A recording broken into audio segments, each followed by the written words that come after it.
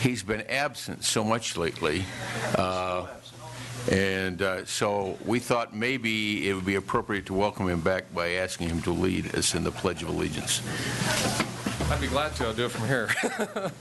I pledge allegiance to the flag of the United States of America and to the republic for which it stands, one nation, under God, indivisible, with liberty and justice for all. What did I do with that? There it is.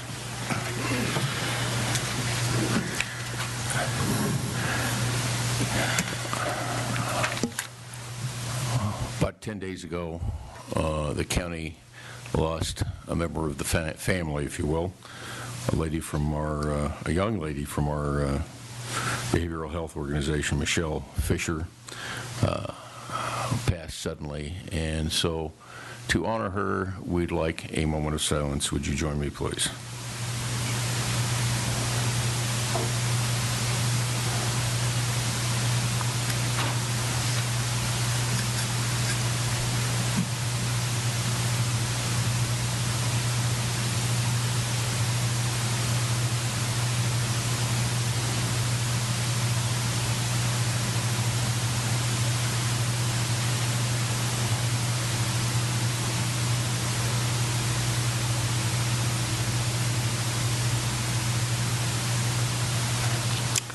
Thank you very much.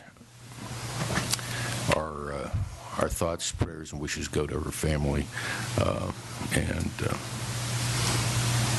don't know what else you can say. It's tragic to lose someone that young for any reason. So we just pray her family deals with this well. It's time for oral communication, and the public may speak on any item not on the printed agenda, and no action will be taken by the board. Is there anyone who wishes to speak? Please come forward. Thank you. I'm John Zock, a local business owner, member of Trainhart Rotary, and a supporter of Railtown. As a supporter of Railtown, I'd like to announce the second annual Spotlight on Railtown is this Saturday, the 20th of July, from 6 p.m. to 8 p.m. The event will be held in the Roundhouse like it was last year, where there will be hors d'oeuvres, wine tasting, there will be entertainment, a silent auction, and a live auction for 4 to 5 items. The event will end with a train ride that will also have refreshments and entertainment on board. There will also be a raffle for a classic 1966 Mustang. The drawing for the car will actually be held the following Saturday at the Rods to Rails event. Tickets for the Spotlight and the car raffle can be purchased at Railtown or at the event itself, which is at Railtown. The money raised this year will also be matched by the state of California, as was the $150,000 that was raised last year. The money raised this year will go towards projects at Railtown that will help Railtown ability to increase the visits to the park and its revenues. If you have any questions, but otherwise, thank you very much for letting me to make the announcement. Thank you. Thank you. An important event for our community. Yes, thank you. Anybody else wish to speak at public comment? Ms. Shane. Good morning, Mr. Chairman, members of the board. I'm Bev Shane, Community Resources Director. Last fall, your board applied for a Cal Home grant. These are funds that you apply for each year, and they do fund our first-time home buyer program. And this is in addition to the home program that you've also requested funding under. The Cal Home program did advise us earlier this month that your board has received $375,000 in grant funds for our first-time homebuyer program.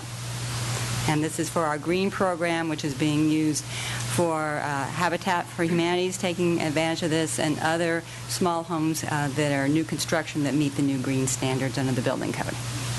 Very good. Thank you very much. I like good news. Anybody else like to speak at public comment period? I guess it's my turn.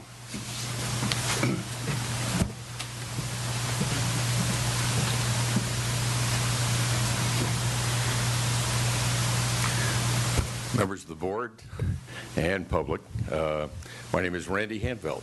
I'm a citizen of Tuolumne County. I'm also an avid supporter of an event that's coming up.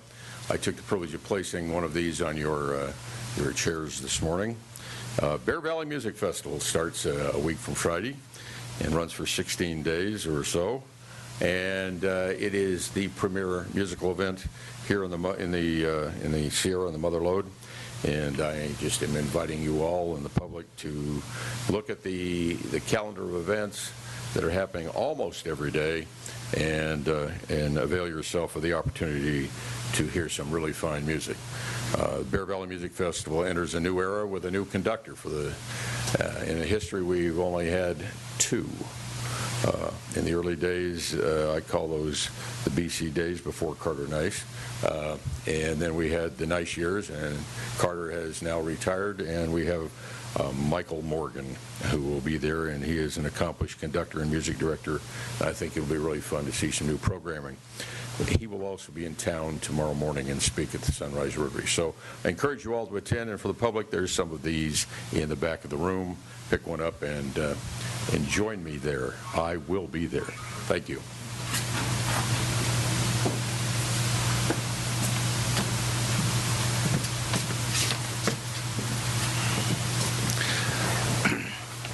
Okay, before we go to the consent calendar, I have a confession to make that I have been remiss. In my enthusiasm to appoint members to our water committee, I neglected to appoint an alternate to that committee from the board, and there is a need from time to time because of the activities for an alternate to be present. So I'm going to appoint the alternate now, and that will be myself. I'm going to be the alternate to the water committee. So with that, thank you very much, and we'll move to the consent calendar and ask the clerk to read that.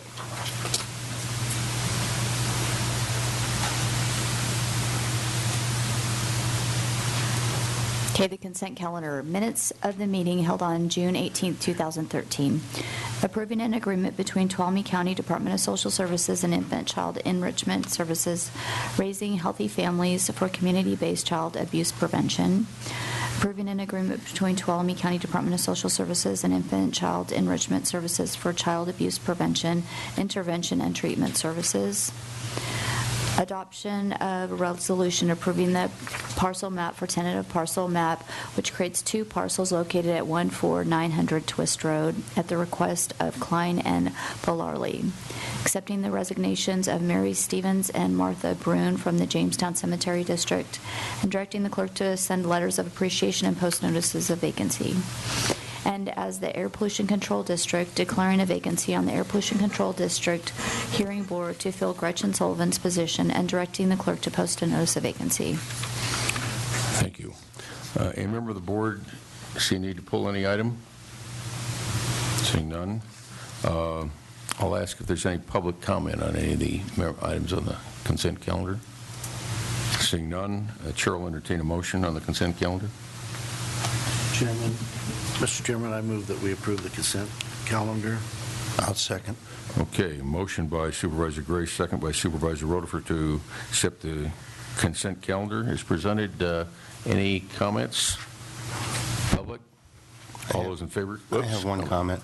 I'd just like, since two members of a currently four-member cemetery board in Jamestown are retiring effective with the consent calendar, I'd like to encourage members in the Jamestown Cemetery District to volunteer. We really need your support. Thanks. Okay, thank you very much. Any other comments from the public? All those in favor signify by saying aye. Aye. Any opposed? Carried unanimously. Would you read item 7, please? Consideration of approving a certificate of recognition commending Patrick Stone for his 10 years of dedicated service to the county as a member of the Tuolumne County Planning Commission. Okay. Any member of the board like to comment on this? And I would entertain a motion.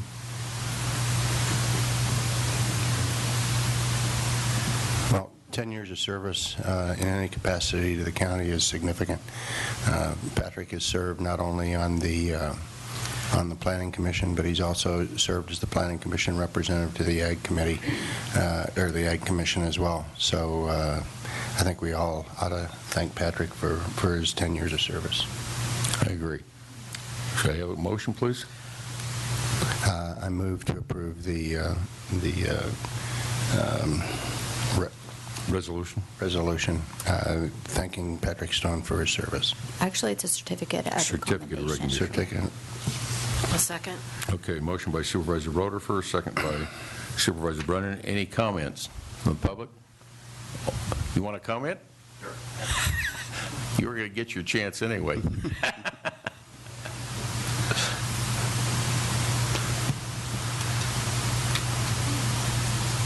Gentlemen, ladies, my name is Patrick Stone.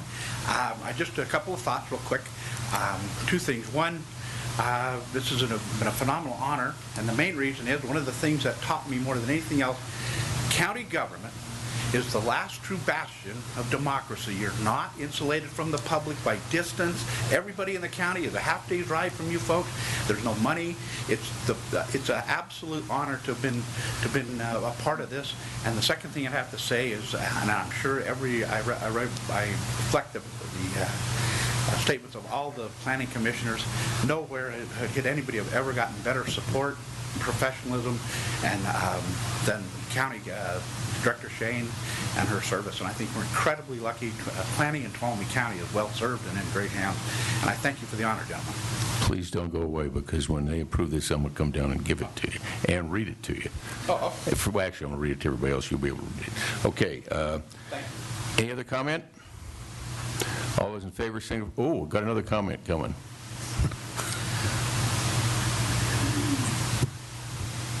Vicki Helmer, Agricultural Commissioner. I just want to publicly thank Patrick. He has served as the representative to the Ag Advisory Committee from the Planning Commission, and in the last 2 years we have done some incredible work in trying to develop our ag element of the general plan and put in agritourism into this county.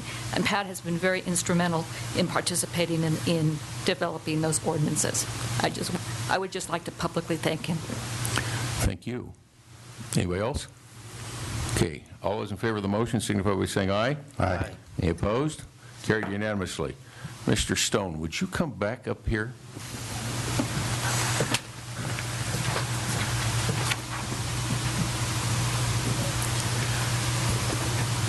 Before I read this, I want to tell you something. Serving on the Planning Commission, I don't know what motivates people to do that, because that can be very painful. Patrick knows what I'm talking about.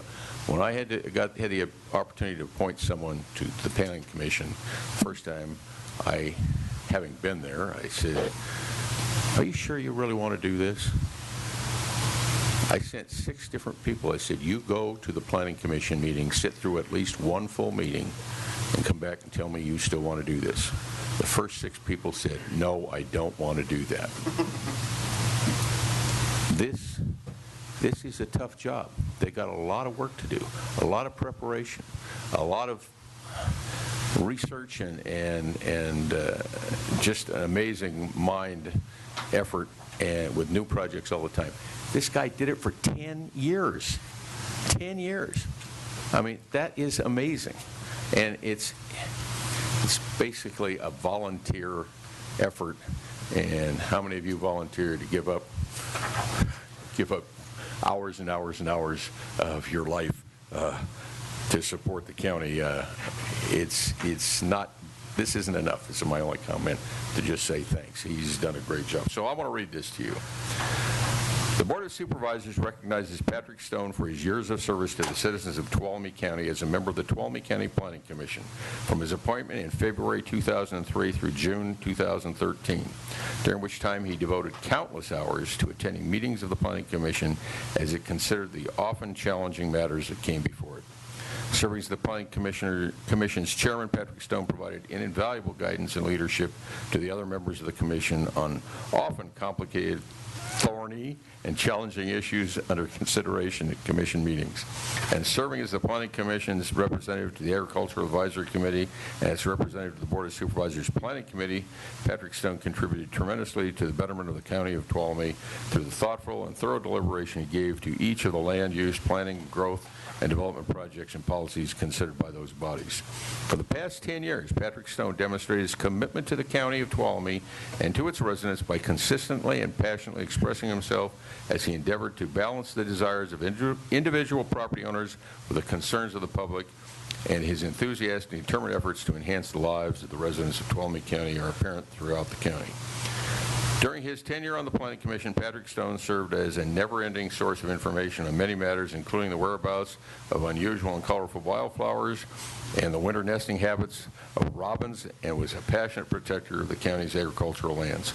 The Board of Supervisors does hereby join the Tuolumne County Planning Commission and the Tuolumne County Community Resources Agency in expressing their sincere appreciation for the many years of service, commitment, and dedication that Patrick Stone has given to the County of Tuolumne, and for his years of dedicated service as a mentor of the Tuolumne County Planning Commission. Thank you very much. Thank you.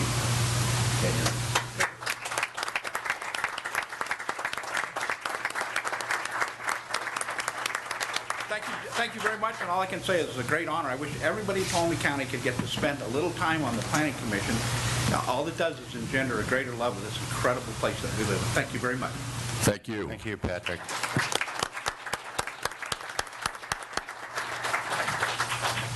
Would you read item 8, please?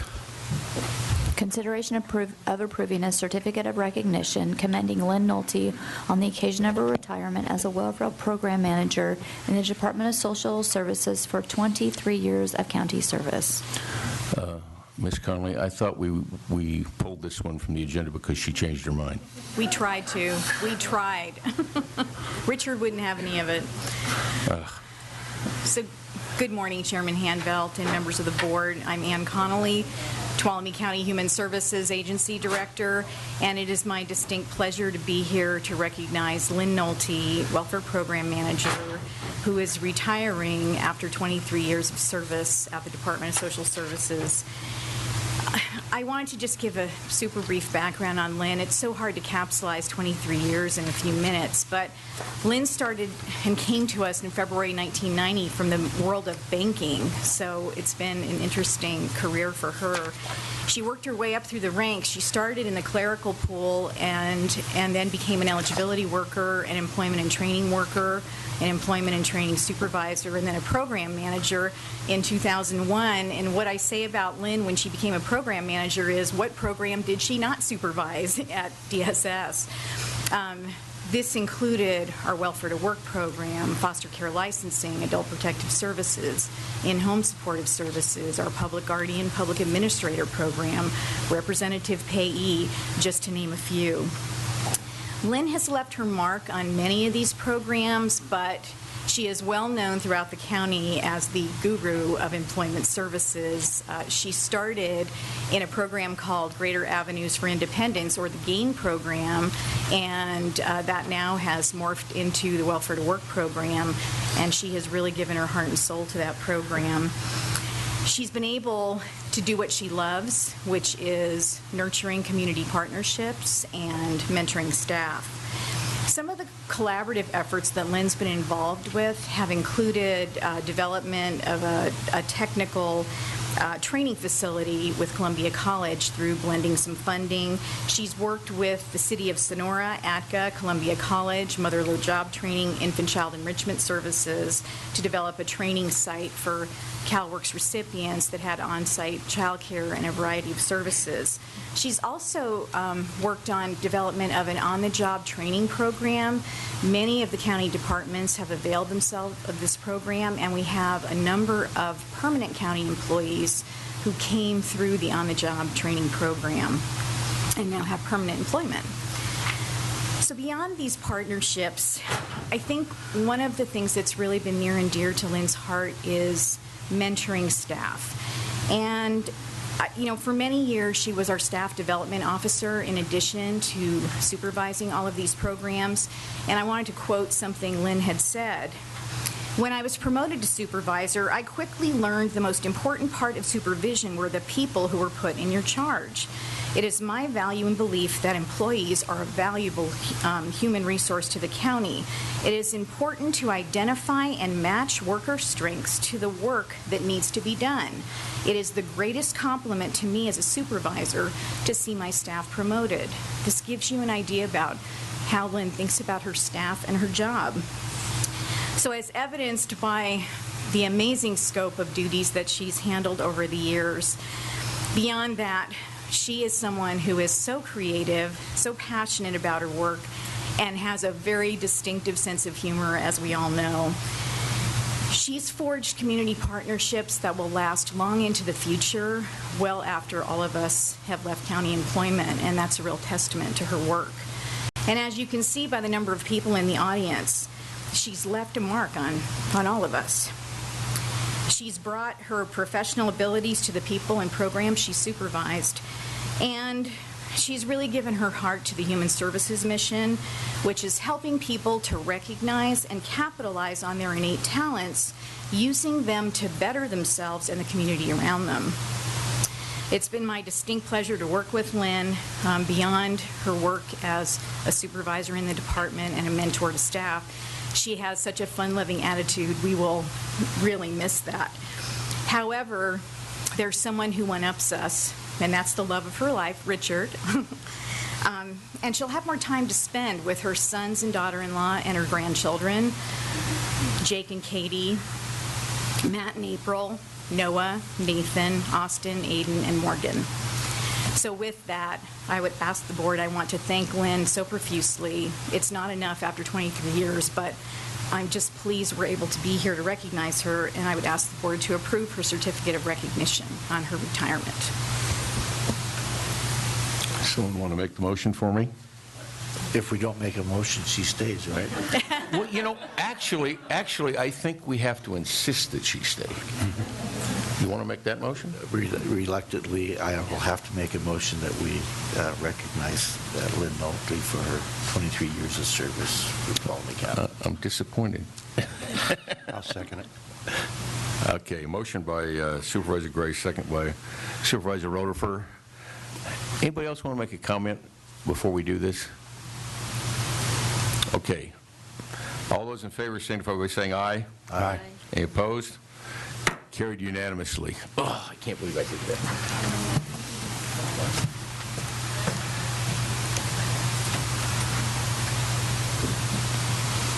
that. You know, I do have to say something before I read this.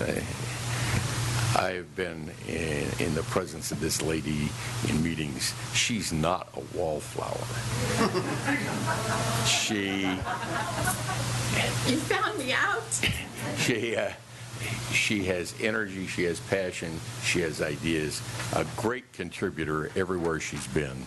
And this is your last chance. I'll give you one more opportunity. Please say you'll come back. You won't do this to us. I know you won't. We wish you well. I must say that. I'm not gone completely. Really? Oh, should I not read this? Read it. Okay. On February 7th, 1990, Lynn Nolte was hired as an Office Assistant 2 at the Tuolumne County Department of Social Services. After only 2 months on the job, Lynn was promoted to an Eligibility Worker 1, determining eligibility for individuals needing Medi-Cal, CMSP, and food stamps. 6 months later, she became the Eligibility Worker 2.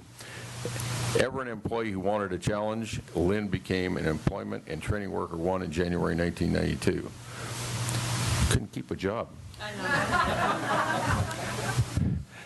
She was working in Greater Avenues for Independence GAIN program, teaching job readiness skills, working as a liaison with local employers, and demonstrating an affinity for case management, focusing on individuals' strengths to help them on the path to self-sufficiency.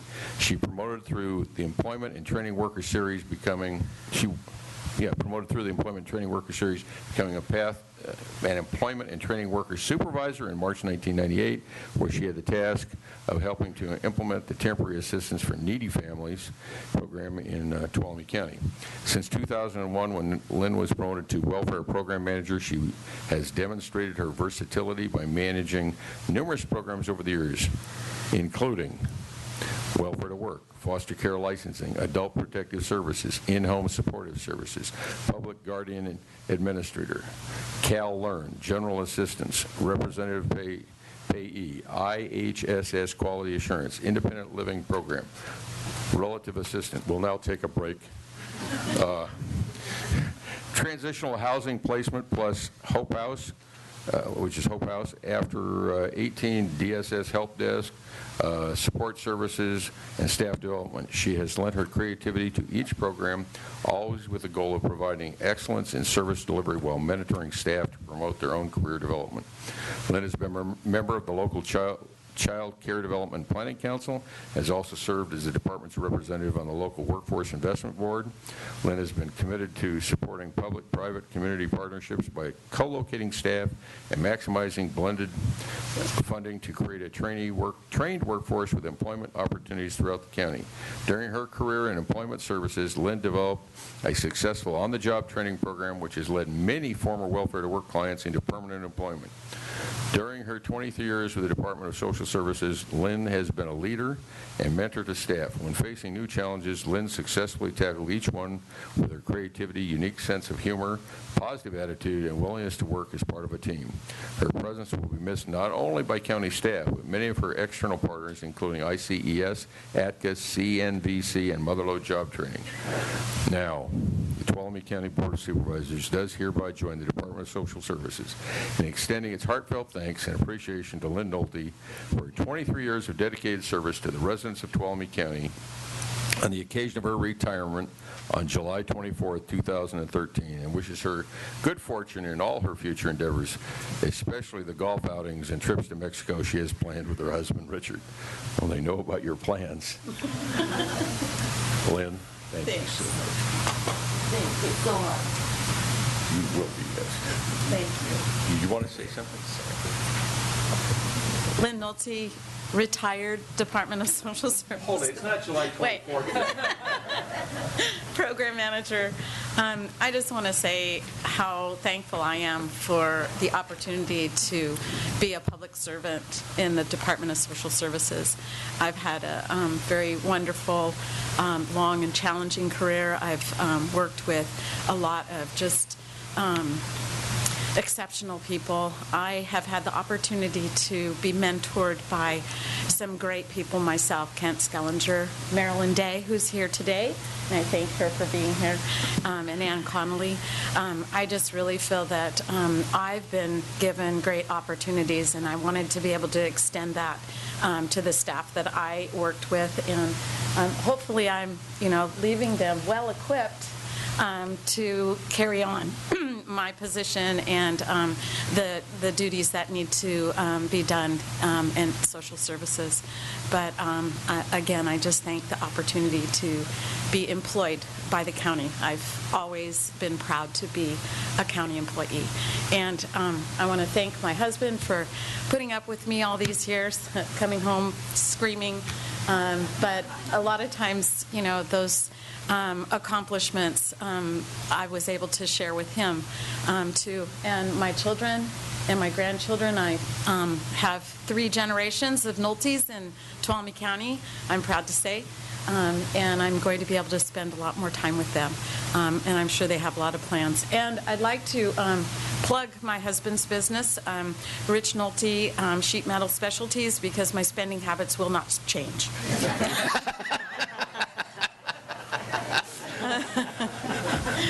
But thank you. Rich, did you want her to continue working, change your mind?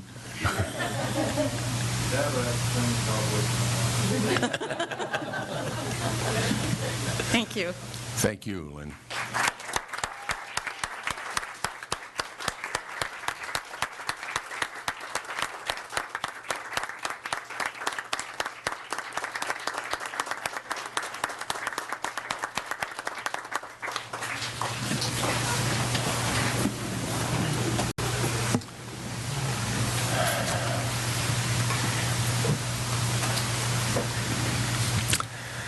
Okay. We'll take a brief moment. I guess no one's interested in what we do other than... Did I say that? I didn't.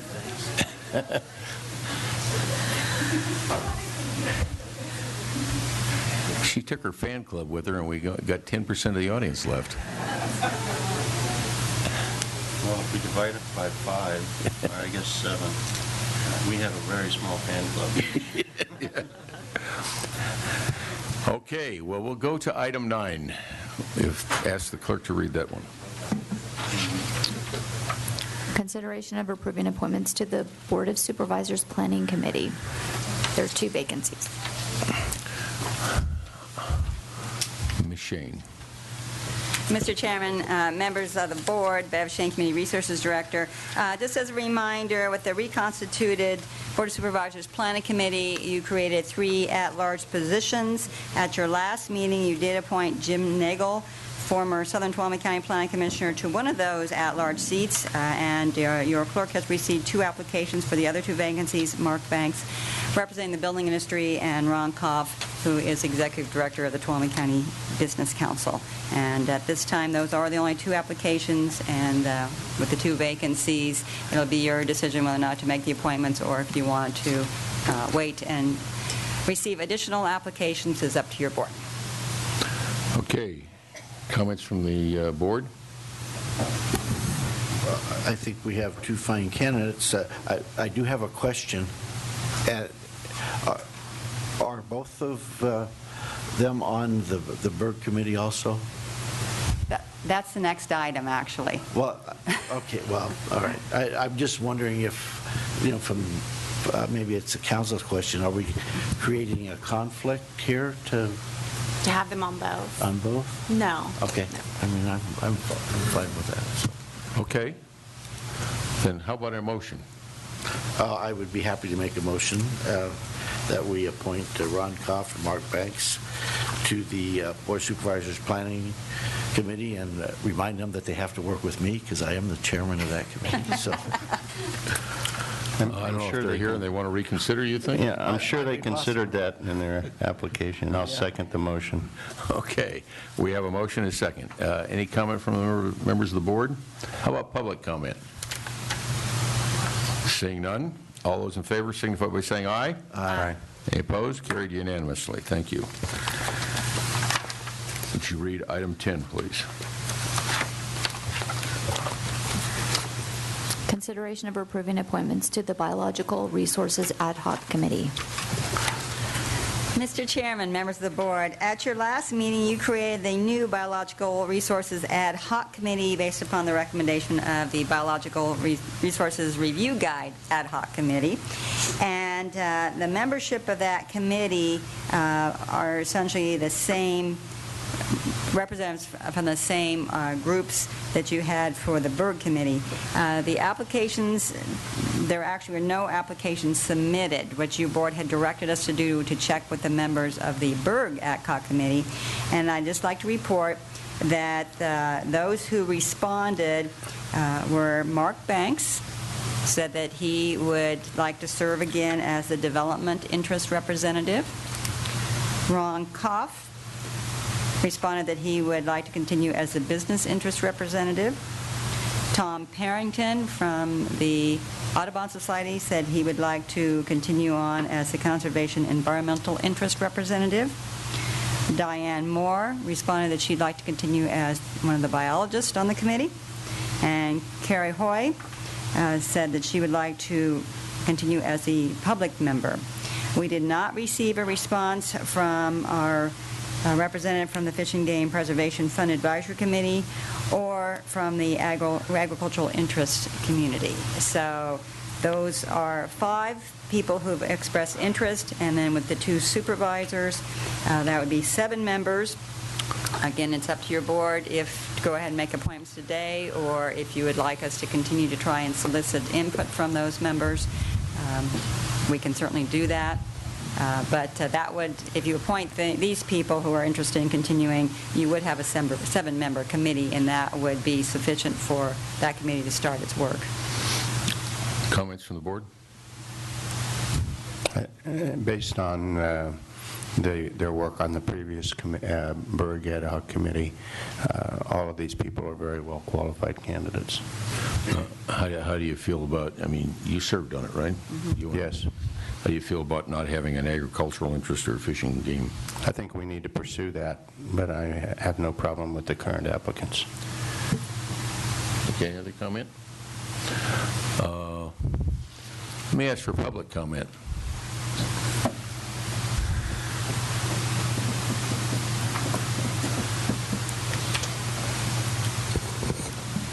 Mr. Chair and board staff, Mark Banks, Tuolumne County Building Industry. The way the committee works, as the two supervisors that serve on the committee can attest, it's pretty open. We have the general public there.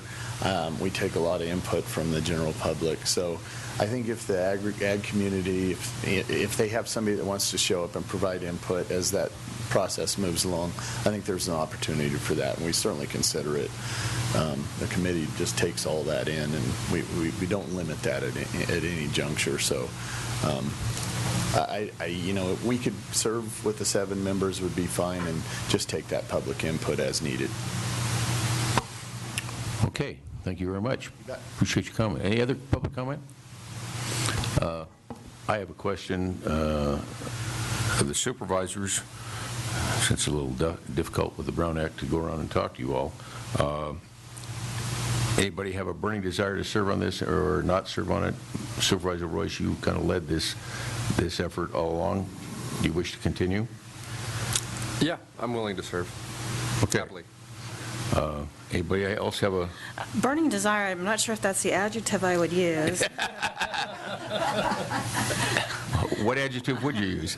I have had a brief conversation with Supervisor Rotifer, and I would be happy to switch and move into the one of the 2 appointed positions. And Supervisor Rotifer, I believe you're going to be the alternate. Sure. I would be very happy to defer to Supervisor Brennan. She has a wealth of expertise in this area that I think would be very useful on the committee, and I would be very happy to serve as an alternate. Do you have a burning desire to do that? I will concur with Supervisor Brennan that burning desire is probably not the correct word. Well, I still didn't hear the preferred adjective, but okay, I've heard that. Okay. So, please. Yeah, just another quick comment about the 7 members. It was nice during the process to have all the different interests, but it's also, as a chairman, easier to manage a committee with less members. And 7 is an odd number. It's a good number, I think, to get a lot of different viewpoints. And I think we have a well-rounded panel with anything from biologists to business interests to building interests to environmentalists. And I think that being that it's an open meeting, anybody that would like to provide information would be able to attend and participate, and then keep it manageable with the number 7. I think there's going to be a lot of detailed information that goes into a lot more depth beyond what the original committee had to deal with, which was just kind of an overview, what direction we wanted to go policy-wise, what kind of a vehicle that we were creating. This is getting into the nuts and bolts, and I think wordsmithing a lot of the detailed information we're going to have to deal with will be easier with 7. So I think this is a great committee to start with. Okay, Supervisor Rotifer. And I would add that nothing would preclude the chairman from inviting specialists to come and speak on specific issues where they're needed. In my view, it's a very important task that this committee has, and so I would encourage personally the public, if they have any interest at all, to attend these meetings and participate. So, someone else? I would just like to encourage the ag community and any representative from Fish and Game to participate. Supervisor Gray, you and I are the only ones that don't have a burning desire. To serve on this thing. So would you make the motion, please? I would be happy to make the motion to approve the makeup of the committee as stated. Okay. Would you like to second, Mr. Rutherford? Sure, why not? I've been seconding John all day. I like being first. Okay. Any final comments from the board? Public? So that's just the makeup, and you're going to be appointing separately, right, as the chair? I will, but I'll Okay. appoint as we've discussed, and I'll do it right now. Okay, As soon as we're done. just checking. Okay. Okay, given that, all those in favor signify by saying aye. Aye. Any opposed? Carried unanimously. Supervisor Royce will chair the committee, Supervisor Brennan will serve on the committee, and Supervisor Rutherford will be the alternate. Okay, item 11, please. Consideration of approving the first and second quarterly status report on the Board of Supervisors goals of 2013. Mr. Chairman, members of the board, Welcome back, Mr. Pedro. I'm so glad to be back. I have a burning desire to be back. Love it. Anyway, Mr. Chair, members of the board, this is a slight departure from the past in that we've combined both the first quarter and the second quarter activities in one report. In the middle of this period, I checked with the board chair. We were having a lot of very lengthy agenda items, a lot of natural resource land use items, and he felt it was okay to just do this this one time. So that's why you have this combined. I do want to just point out this does have a slightly different format. It now has some additional broken out sub-goals per the prior discussion of the board. And there's some target dates, first shot at putting target dates in here, as well.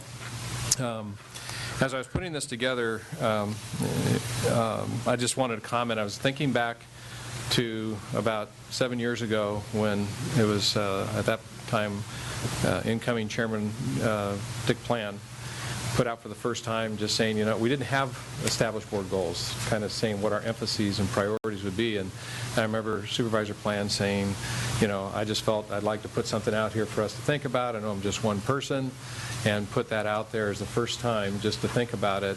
And it was the following year, with the support of the board, that they said, let's start developing some annual goals. And it was baby steps. It didn't even start with quarterly, reviews, and it has grown into the process that we have now, not only in robust goals, but they're, just by way of reminder, they're tied to a 5-year program plan that this board has had, and this is only the second year that we've done that, and it's now part of a regular planning and reporting cycle. So as I was putting this together, I just couldn't help but I just wanted to share that, a reflection of how far we have come in a relatively short period of time, and we continue to hone and improve the process as we move forward. And at least I hope you feel that that is the case. There's so much in here. Again, talking to the chairman this morning, I'm going to, I just out of necessity have to kind of hit this popcorn, take some of these issues and just highlight them, and at the end of the report, of course, be available to answer any questions that the board may have. Starting off, on the very first 2 pages of the report is an example of the breaking out into sub-goals. In the area of health care reform and integration, this was just one line, before. But talking to Mrs. Connolly, breaking it out, and I think this is probably important to have done this, particularly with this, because it really does demonstrate the breadth of things that Ms. Connolly and her staff are doing to implement health reform, in Tuolumne County. And I'm just going to hit on some of the topic areas, and Ms. Connolly's here with staff to dig into anything that you might like. But we're ranging everything from ensuring that there are health insurance exchange MOUs that are in place. In the coming year, we have electronic health system changes, technology things that need to be done. There's billing systems that need to be set up to make sure that we can indeed bill and be reimbursed for the services under this new regime. There's Medi-Cal recipients that need to be moved to Medi-Cal managed care plans. I'm just scanning down these on item sub-E. Pursuing federal funding for county jail inmates. So if there's a way that we could use this to our advantage to use some of the federal dollars to help us with our jail inmate costs, that'd be great. Being pursued. Working with Sonora Regional Medical Center to develop a community needs assessment And I want to pause there and just say that Sonora Regional Medical has expressed an interest from the get-go in partnering with us, because this obviously has a huge impact on them as other providers. Your board will recall we had that workshop months ago with them and the tribal clinics and so forth. This isn't just a county issue. This is the entire healthcare system, issue. And Sonora Regional has been, stepped up to the plate early. Met with Jeff Eller, the president, last week, and again, he just renewed that offer of support and desire to work together, and that's happening. We're transitioning some of our CMSP Path to Health caseload to Medi-Cal. We're implementing the Community Transformation Grant programs. Again, more technology projects that we're working on. We're creating and distributing educational materials for current recipients and the public moving forward. That'll be critical. Once we think we have the system set up, we got to inform the public and our recipients how to use it. We're transitioning folks from our Healthy Families program to Medi-Cal. We're working with Merced County, who will serve as a call center for us in a contract arrangement. There will be recommended staffing changes that Ann is working on to make sure she has staff in the right job roles to pull this all off. Again, more technology things that are going on, and anyway, just a number of things. You'll notice the target dates are scattered primarily between September and January of the coming year, because that's when everything is supposed to happen. We'll see if there's any more delays. You notice at the federal level there's some changes that happen as far as large employers. Who's to say as we get closer to the deadline if there's any more changes? There's more details coming down constantly from the federal and state level that, again, Ms. Connolly and her staff are having to work with.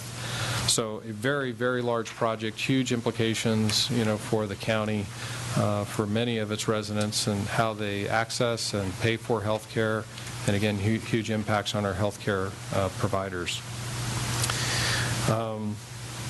At the bottom of the second page, I do want to mention also AB 855.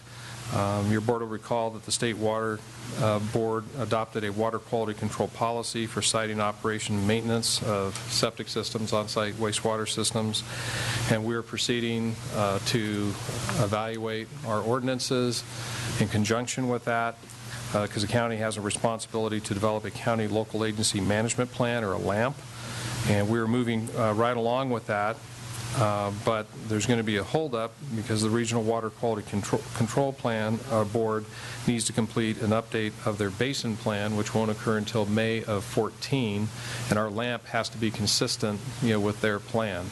So it's going to slow us down. Our staff was totally on their toes on this, but they're going to be necessarily slowed down because we can't adopt something without knowing that it's consistent, with that basin plan. So Mr. Kostlevy and staff are monitoring that. On page 3, I just wanted to point out under safety, we've talked about a lot of these things in the past. I wanted to point out at the very bottom, the insurance improvement strategic plan. Just under that goal in general, what that's about is it's getting harder and harder for people to get insurance, it seems, for fire insurance, get it at a reasonable cost. Enjoying discussions with CAL FIRE about helping us with that, and they have their connections with the state fire marshal and in turn the state insurance commissioner's office, because this is much bigger than Tuolumne County. It's a global issue. It's a particular issue in the rural communities. So there's been some discussion of they're trying to find some segues at the state level. We're also talking about renewing what we did before, talking with our local insurance brokers as to what they think would be helpful. I think ultimately what we need to do, and this was part of this goal, is also indeed to get the state insurance commissioner involved, because it's not just ISO, which is that one agency that does ratings. Some insurance companies don't even use ISO. They have their own rating systems for determining who they will cover and the cost of those premiums.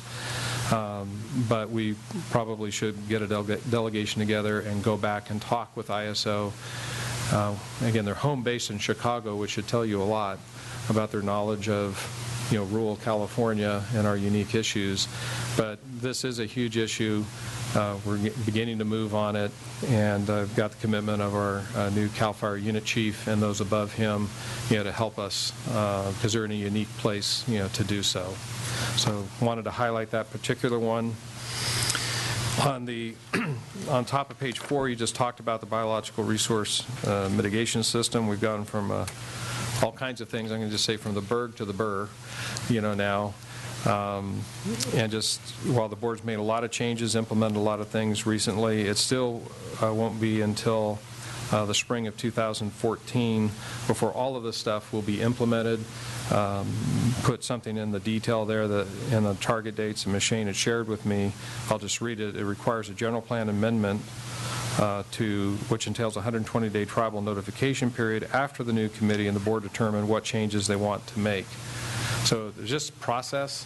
You guys have set the strategic course, and so we know the policy things that need to happen. It just takes time, to go through the system. And that's the only message, there, that the policy direction is really, really clear, but it's still going to take time before you get the final product. I wanted to point out down under water planning, item B under the IRWIM, that's the Interregional Water Management Plan. That draft plan has been drafted. It's a voluminous document. From what I can discern, the document itself is not particularly controversial, with most. But there is one element of it which gets to the governance. Once the plan is adopted, who's going to administer, grants that may be secured as a result of having the plan. The planning team is pointing towards a potential use of a joint powers authority to do that. That's something ultimately your board's going to need to decide if you want to be part of creating another governmental agency to oversee this process. I've just asked questions because unlike our other JPAs that have permanent missions with permanent funding and ongoing funding sources with staff of their own, this is different in that it has a very finite mission.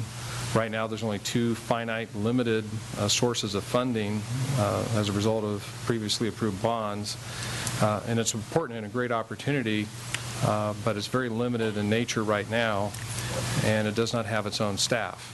So they've just asked questions, are there other ways of doing this rather than creating another governmental entity to oversee it? And that's something that's going to be discussed specifically on July 24th. I believe it's from 9 to noon. There's a workshop that's going to be held. I would encourage each board member, I've checked it with council and we're good.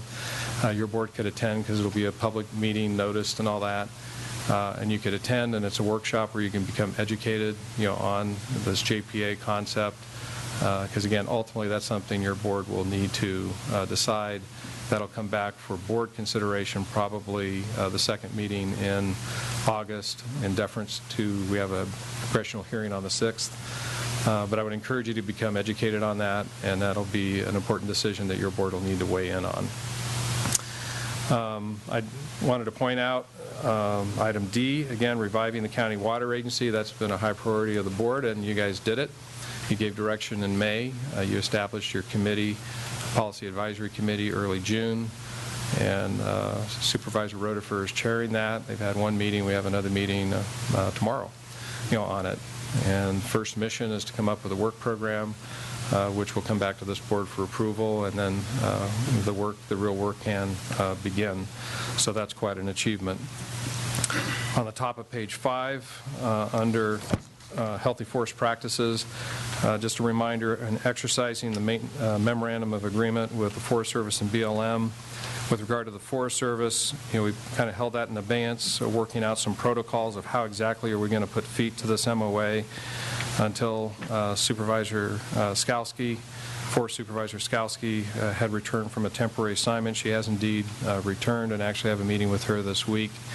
The game plan is to establish some draft protocols, procedures of how to actually put feet to this MOA, and by design that will be reviewed by the board's Natural Resource Committee en route to the full board for approval.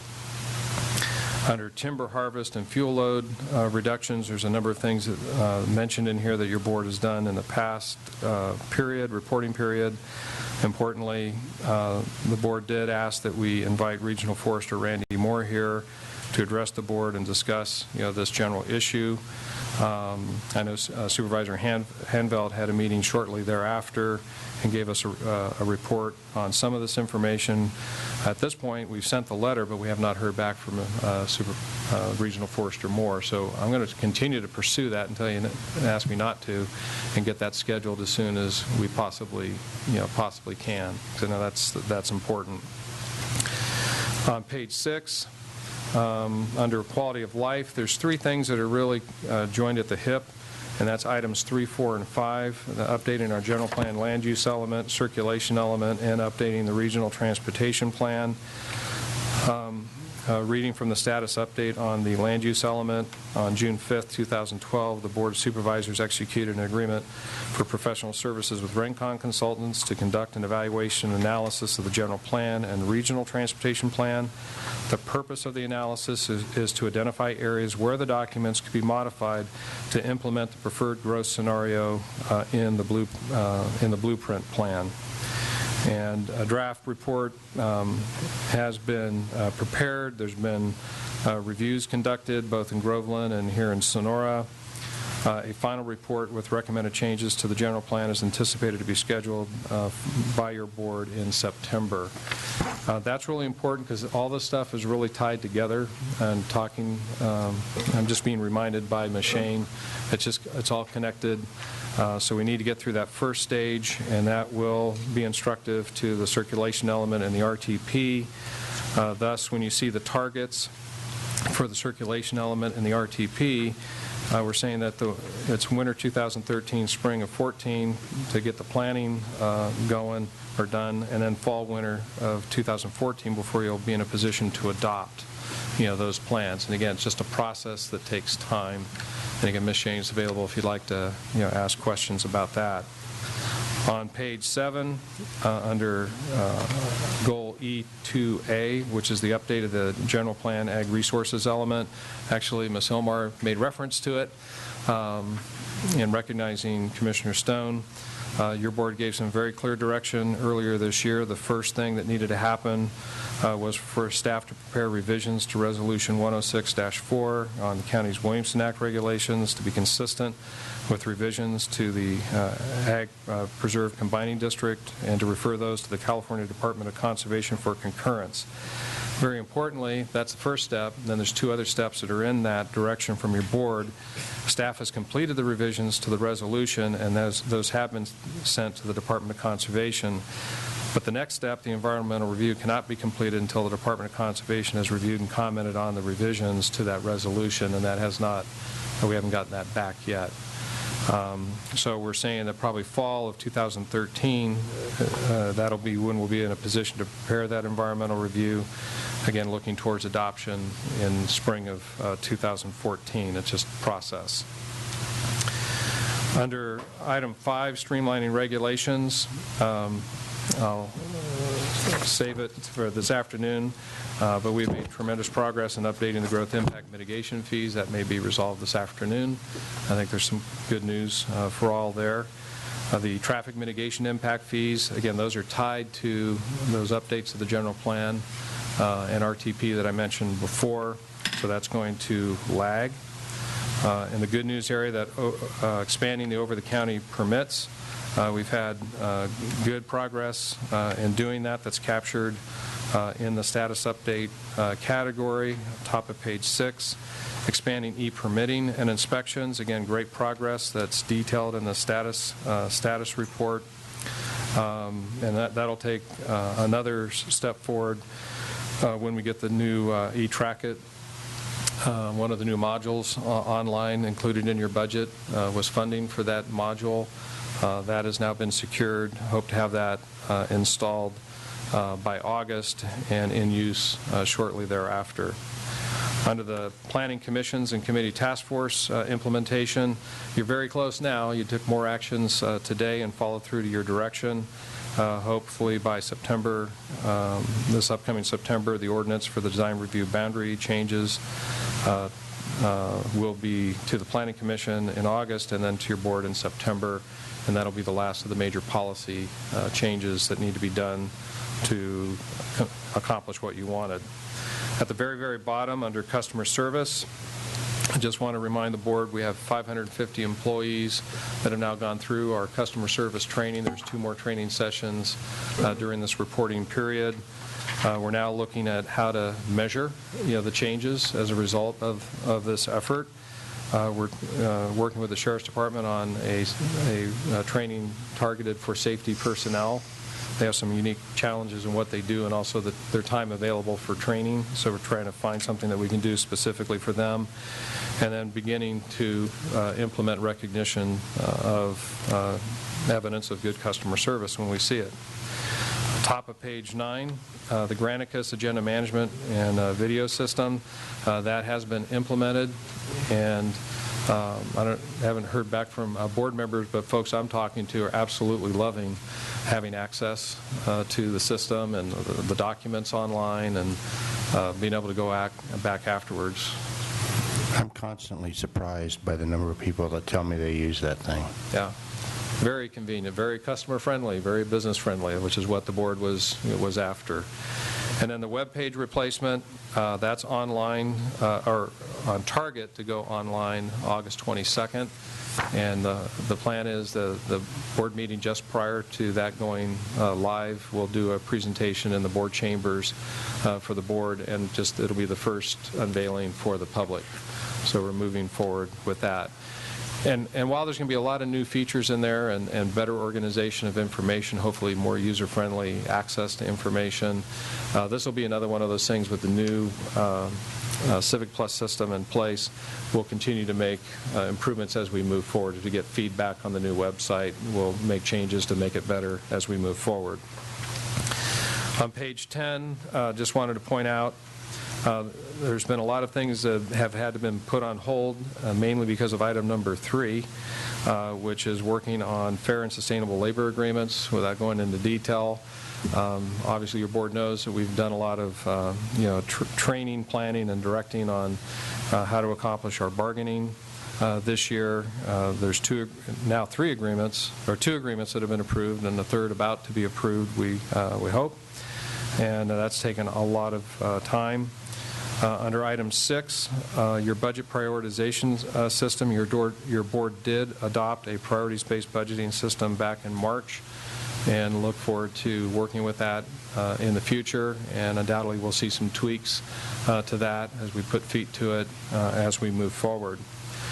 Your legislative platform was actually approved at the very end of last year, but the first 6 months of this year has been working with all of our legislative delegations and providing that to them. And I know board members have been very active in sharing that with our state and federal representatives and encouraging them to do things with it. And one example put in here is Assemblyman Bigelow did introduce AB 923, intended to allow our public power agency to use some of its unallocated power via direct access to be used as an incentive for business expansion and attraction. That was made into a 2-year bill because of some of the resistance that we ran up against. But Kathleen has been working on that with the staff, trying to melt away some of that resistance. That's going to be critical if we see that bill move forward in the coming year. On page 11, just 3 things project-wise. Actually, on that page, the juvenile detention facility, the planning for that design work goes well. We have Ms. Arnold working with her peers that had signed the MOUs, Amador County and Calaveras, just going back and refreshing memories and trying to make sure that we still have support with that. Ms. Frank and I will be following up as well with the CAO's office and the probation offices. That's really important that we have to have the support of those regional partners. This was always meant to be a regional project. And if we don't have that continued support to work together in a regional manner, we may have to revisit that project, whether or not we actually go to bid on all that kind of thing. But hopefully that'll come to a head, if not next month, at the latest in September. and your board will receive a full report on that. On the new jail, actually, I wish I'd reworded this a little bit, because really there's a couple different efforts going on. One has been led by Supervisor Rotifer in making contact with Dan Cummins with State Department of Finance and other elected officials, CSAC representatives, and trying to get them to understand the severe need that we have here and see if there's some unique way that funds can be made available to us to replace our aging jail, and those efforts continue, and Supervisor Rotifer could speak to that better than I. And staff is still working from my office with the Sheriff's Department in trying to secure the grants that are available, including AB 1020 funding, which is just a partial solution. That's not going to be sufficient. But we've also been meeting and working with state board staff and trying to find other ways, perhaps unused AB 900 funds and so forth, that could be used to put together a funding package that will allow us to build that new jail. On the Armory, I just wanted to point out there's been many efforts that have been underway trying to get that rented. We've been unsuccessful to get a realtor of record, if you will, to peddle that for us.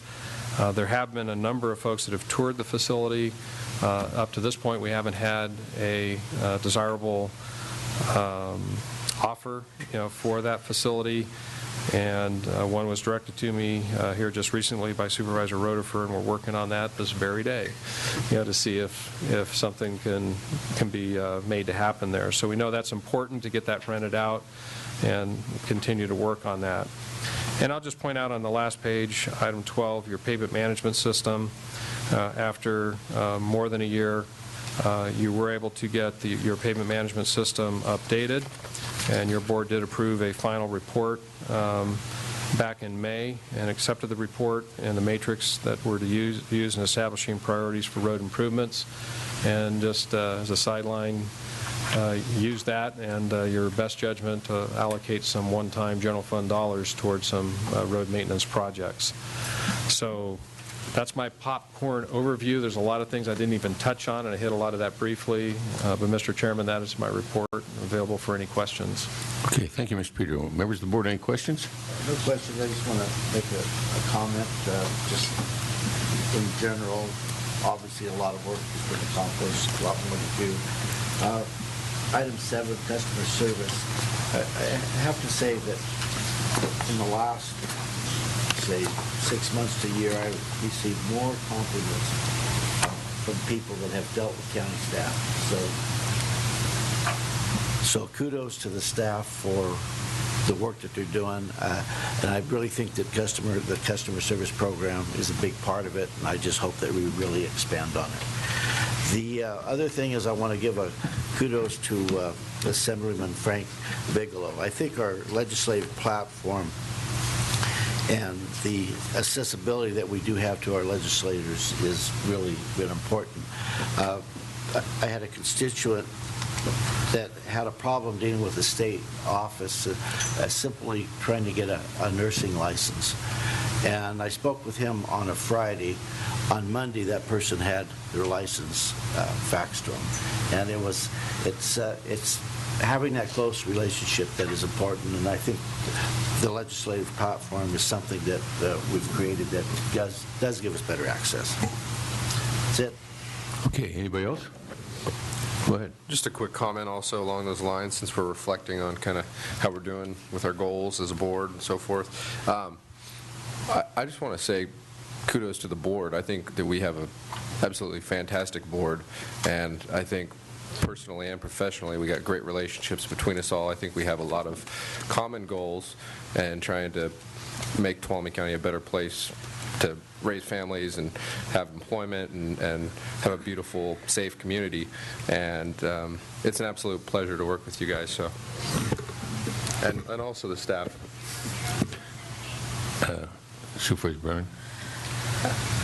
Yeah, I personally want to compliment staff. And we heard it this morning with the report with Lynn Nolte, and we have so many individuals in this county that just go above and beyond So they have their, their normal workload that they're doing, and then all of these other goals that we've set. And I just cannot thank them enough for all of the efforts and time that they put in accomplishing these tasks. I do have one quick question, though, because I continue to get questions from folks out there, and that's with the Merced County Region 5 call. And so that's with the 911 system, correct? Oh, Or is that something different? are you talking about the call center related to health reform? So that's why I'm asking. So this Region 5 call center, establishing the protocols, that does not include the 911 emergency system? Ann Connolly, Human Services Agency Director, it does not. This is actually a call center that will do the initial screening for all questions about becoming eligible to health care. So it could be someone calling, just needing health care insurance. Okay, great. So then my questions on the 911 system are not appropriate at this time. Okay, any further comments? Supervisor Rutherford?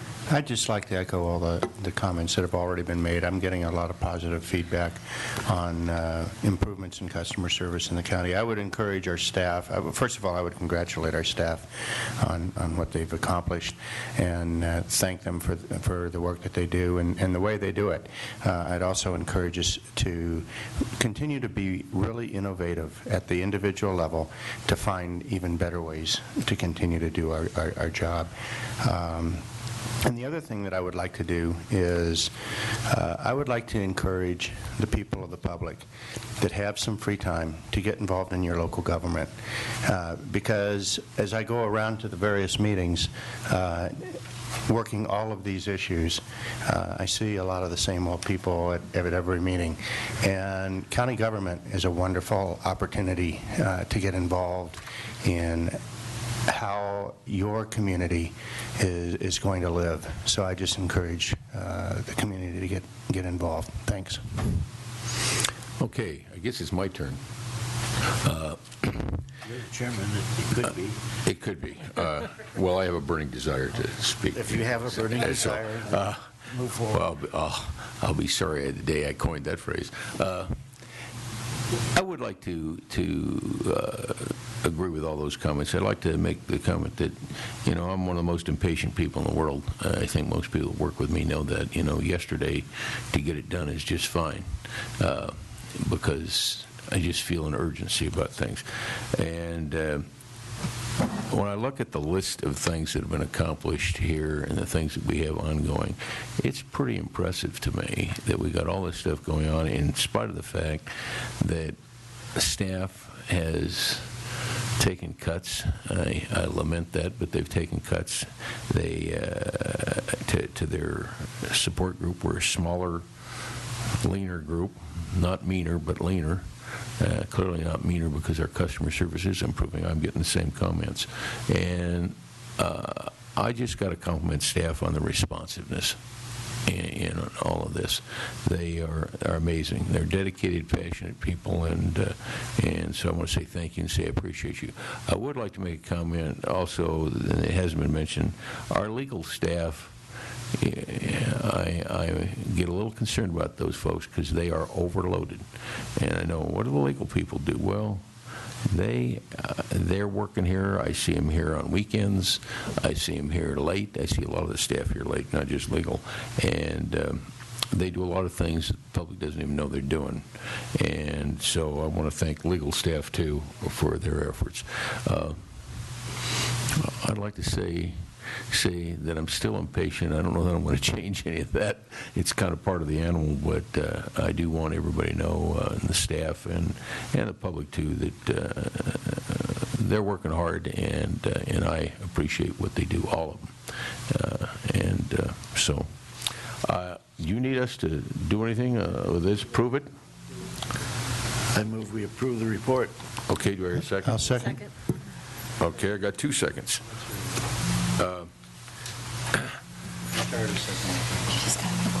Oh, you withdrew your second, Brennan. Okay. Come on, guys. Motion by Supervisor Gray, second by Brennan. Is there any public comment? Okay, any final comment from the board? All those in favor signify by saying aye. Aye. Any opposed? Carried unanimously. Thank you, Mr. Pedro, and thank the staff, please. Okay, go to item 12. Consideration of approving the 2013 through 15 Tuolumne County Physicians Unit Compensation Plan. Good morning, Mr. Chair, members of the board, Ann Fremd, Human Resources Manager.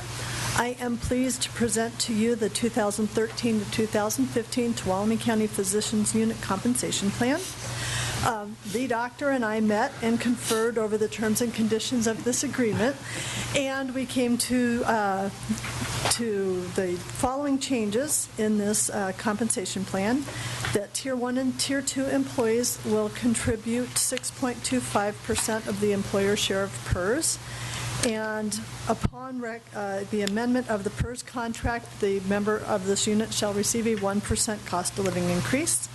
There is a second tier of personal leave that will be implemented effective July 1st, 2013, with an accrual cap of 500 hours.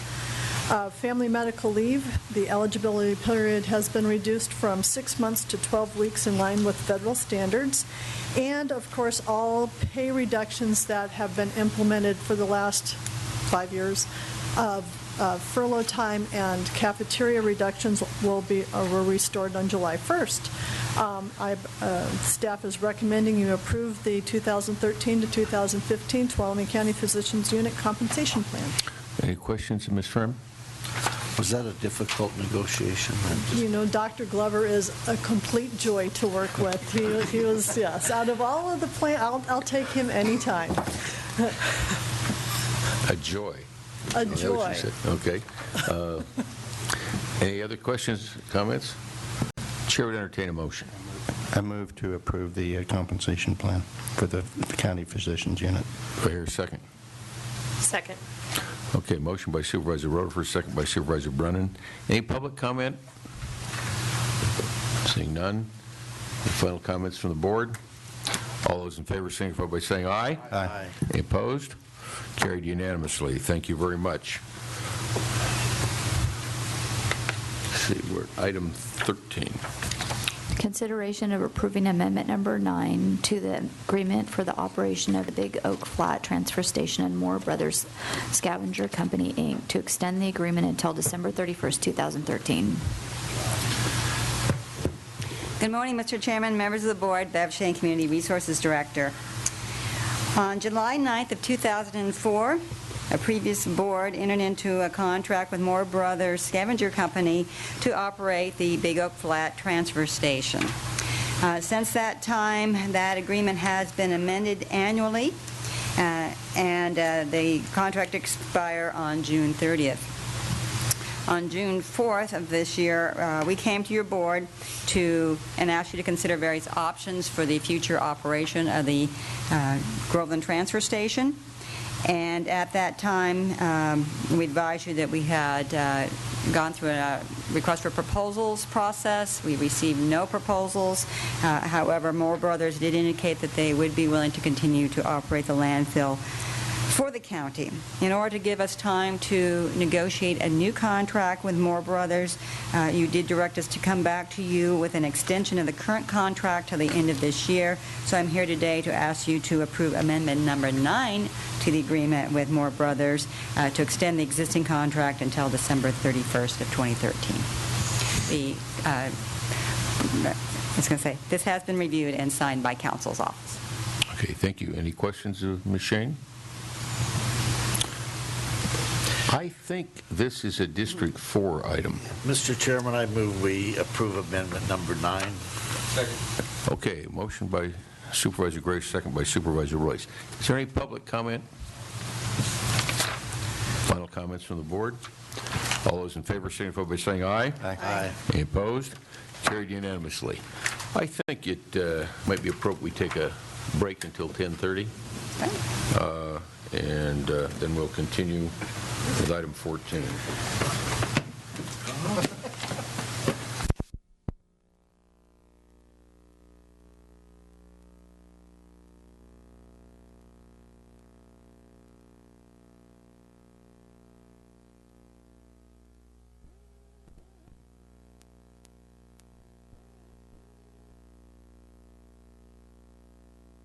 The California legislature passed the paint stewardship law. This requires manufacturers of paint to develop a program for the management of post-consumer paint. What that means is after you used your paint, then there must be a way to safely dispose of it. And the manufacturers created a nonprofit organization called Paint Care that is to manage that new stewardship program. In accordance with the paint stewardship law, Paint Care actually addresses how paint is to be collected, transported, recycled, and processed at its end of life, as well as how public education and outreach will be used to promote proper purchasing, using up remaining paint, and properly recycling or disposing of unwanted paint.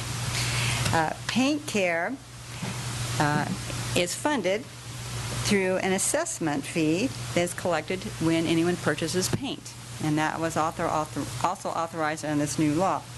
So Paint Care has funding that, because they are responsible for administering this program, extends payment to collection facilities. So Tuolumne County, which collects household hazardous waste, including Paint Care type products, can qualify for payment by Paint Care of our costs for the containers, transportation, and disposal of certain types of paint. Last year, the county spent $44,000 for this service. Now, not all of the paint and products that were collected by PSC meet the criteria for the Paint Care program, so we don't expect to get the full funding of $44,000. But we do expect, once this amendment to our contract is executed, that the county would receive at least 50% of that, possibly much more. So this is a true savings to the county's solid waste program. Again, there's a funding source by the payment of the fee by consumers when they purchase paint. And this is a very good thing for Tuolumne County. Your Solid Waste Committee considered this amendment to the agreement at its meeting on July 9th and endorsed it. At that time, the committee also discussed that if a citizen in Tuolumne County was only bringing their paint, which again will then be paid for the disposal costs by Paint Care, to the transfer stations or to our MRF, that gate fee that we charged would be waived. Now, that is not before you today, but that is a recommendation of the committee that we will develop a proposal and bring back to your board as a separate item. And that would only be for people who have paid this purchasing fee and then would not pay a fee just to give us the paint, which we are getting reimbursement for the collection. So again, I'm very happy to ask your board today to approve amendment number 1 to our agreement with PSC in order for us to qualify for funding under the Paint Care program. Okay, any questions, Ms. Shane? Just a comment. This is pretty much a Dick Plan no-brainer. We're going to make money on this one. But I want to add to the last comment Ms. Shane made, or add to the last comment that when people are bringing paint to the drop-off areas, that I don't believe they should be charged double for them. So when that comes before us, I think it's really important that we look at that. How are you going to know? How are we going to know? If they have the paint, they bought it from somewhere and they paid an extra disposal fee. Okay, I agree. I mean, but so any paint they come in, okay. Okay, anybody else? Chair would entertain a motion. I move that we approve Amendment 1 to the Household Conditionally Exempt Small Quantity Generator CASQG and Load Check Hazardous Waste Collection Agreement. Is there a second? Second. Okay, motion by Supervisor Roderfer, a second by Supervisor Royce. Any public comment? Any other comments from the board? All those in favor signify by saying aye. Aye. Any opposed? Carried. Thank you unanimously. Item 15, please. Consideration of approving plans and specifications and bid book for special district maintenance project for 17 county service areas and issuing a call for bids to be due on August 8th, 2013 at 2 p.m. Good morning, Chairman, members of the board. I'm Tanya Allen, Supervising Engineer of the Community Resources Agency Engineering Division. In front of you today is just a consideration of a bid book that includes the CSA maintenance. Last year, our focus was on pavement preservation. This year, we are focusing on minor safety improvements in the special district, so it includes 17 different CSAs. This work consists of dig-outs, dike repairs, shoulder backing to protect existing pavement out there and their edges, clearing and brushing, and then there is a separate concrete item for a concrete ditch in one of the other CSAs that's listed. This project, construction contract is estimated to be $237,604, which also would include your 10% contingencies based on if there's any change orders in the contract. And then all of that has a 15% construction engineering admin fee, which a question has arisen, what does that constitute or where does that come from? And in 1992, in April, the board adopted a policy that put a 15% percentage on that construction cost for those admin fees. And that goes towards everything from having an inspector out there measuring quantities, identifying payment. We have staff members that are reviewing certified payroll, doing progress payments. So there is a lot of administrative work that goes into those projects. And in front of you today is just that consideration of approving the bid book and issuing a call for bids on August 8th at 2 p.m. Okay, any questions, Ms. Allen? Okay, Chair would entertain a motion.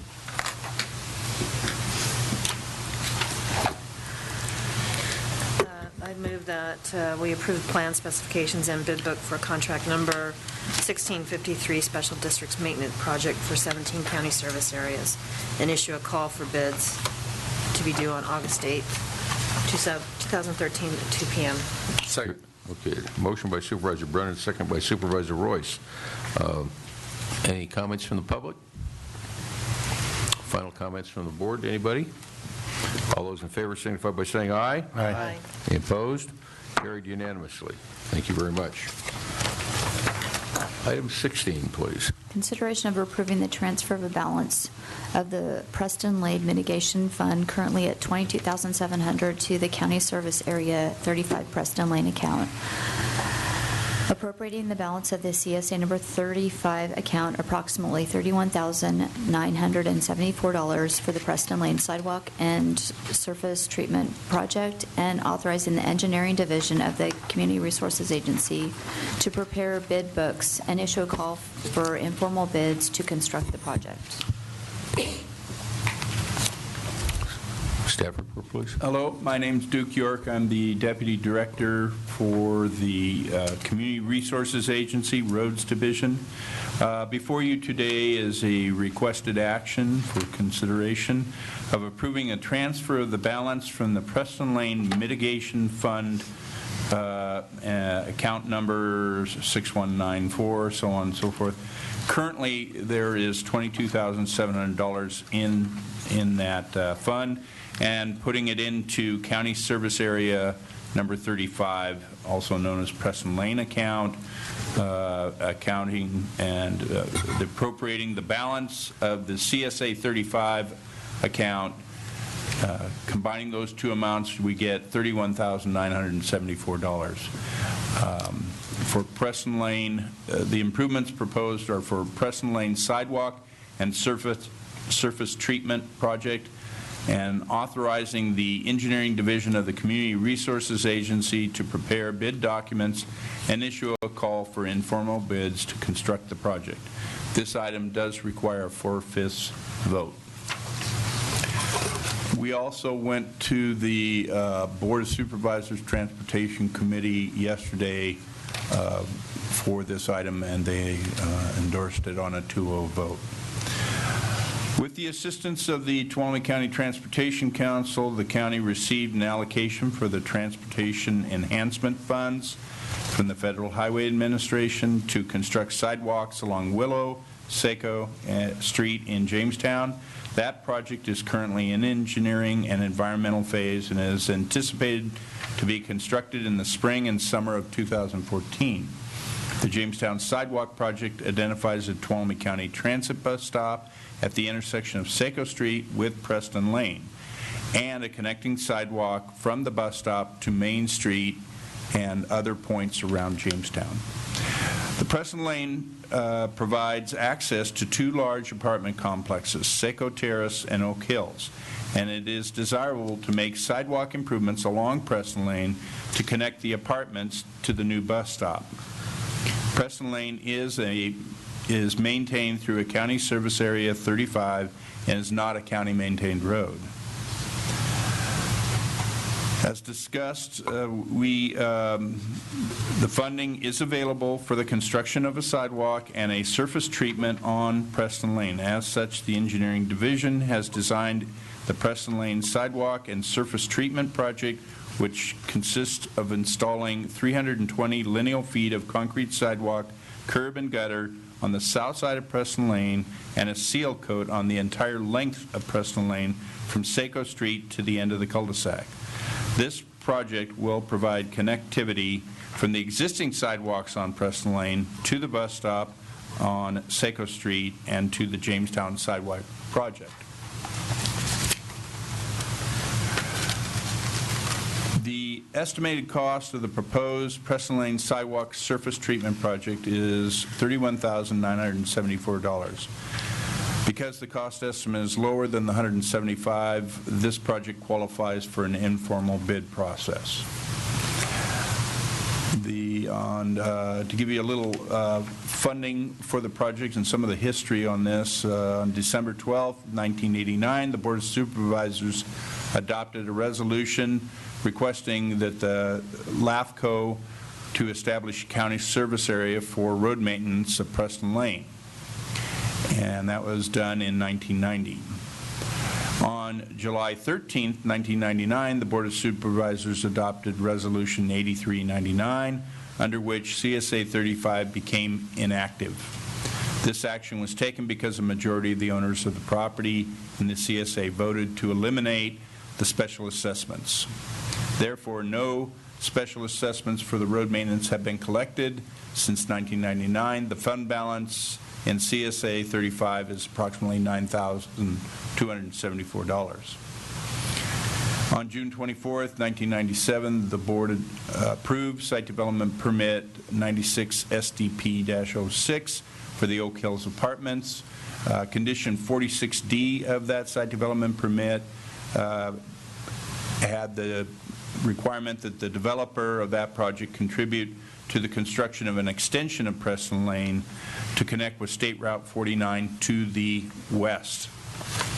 The current balance of that fund is $22,700.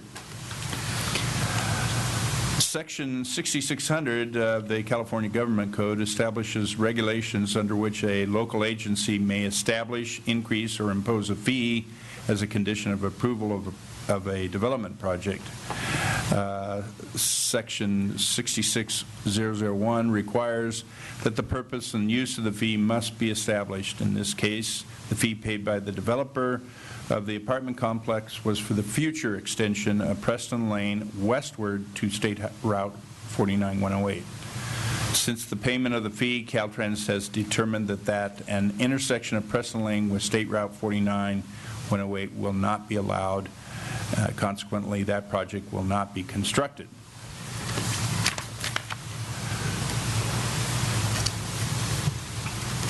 The record owner of the owners of the lots as identified based on the last equalized assessment roll of the development project, the unexpended portions of the fee and any interest accrued thereon, they have to approve the use of those funds.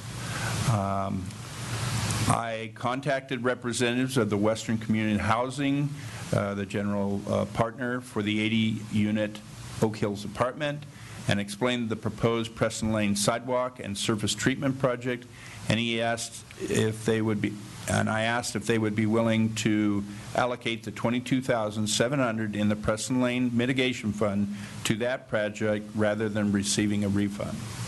On June 7th, 2013, the Community Resources Agency received a letter from the Western Community Housing. That letter is attached to your packet, approving the use of the funds in the Preston Lane Mitigation Fund. The approval was conditioned on the installation of the surface treatment on Preston Lane. The fund balance, therefore, the combined two funds would be $31,974 to allow for a sidewalk connection to connect existing sidewalks that end 320 feet short of Preston Lane and bring it all the way to Saco Street and tie in with our sidewalk project and the bus stop. That bus stop also serves for the high school bus. So a lot of those kids ride the bus to Sonora High. CSA 35 does not have a perpetual funding source as required by California County Service Area Law, and the Preston Lane Sidewalk and Surface Treatment Project will deplete the remaining funds in CSA 35. Consequently, once the project is completed, the CSA should be recommended for dissolution by the LAFCO, and that would be done at a later date for consideration of your board.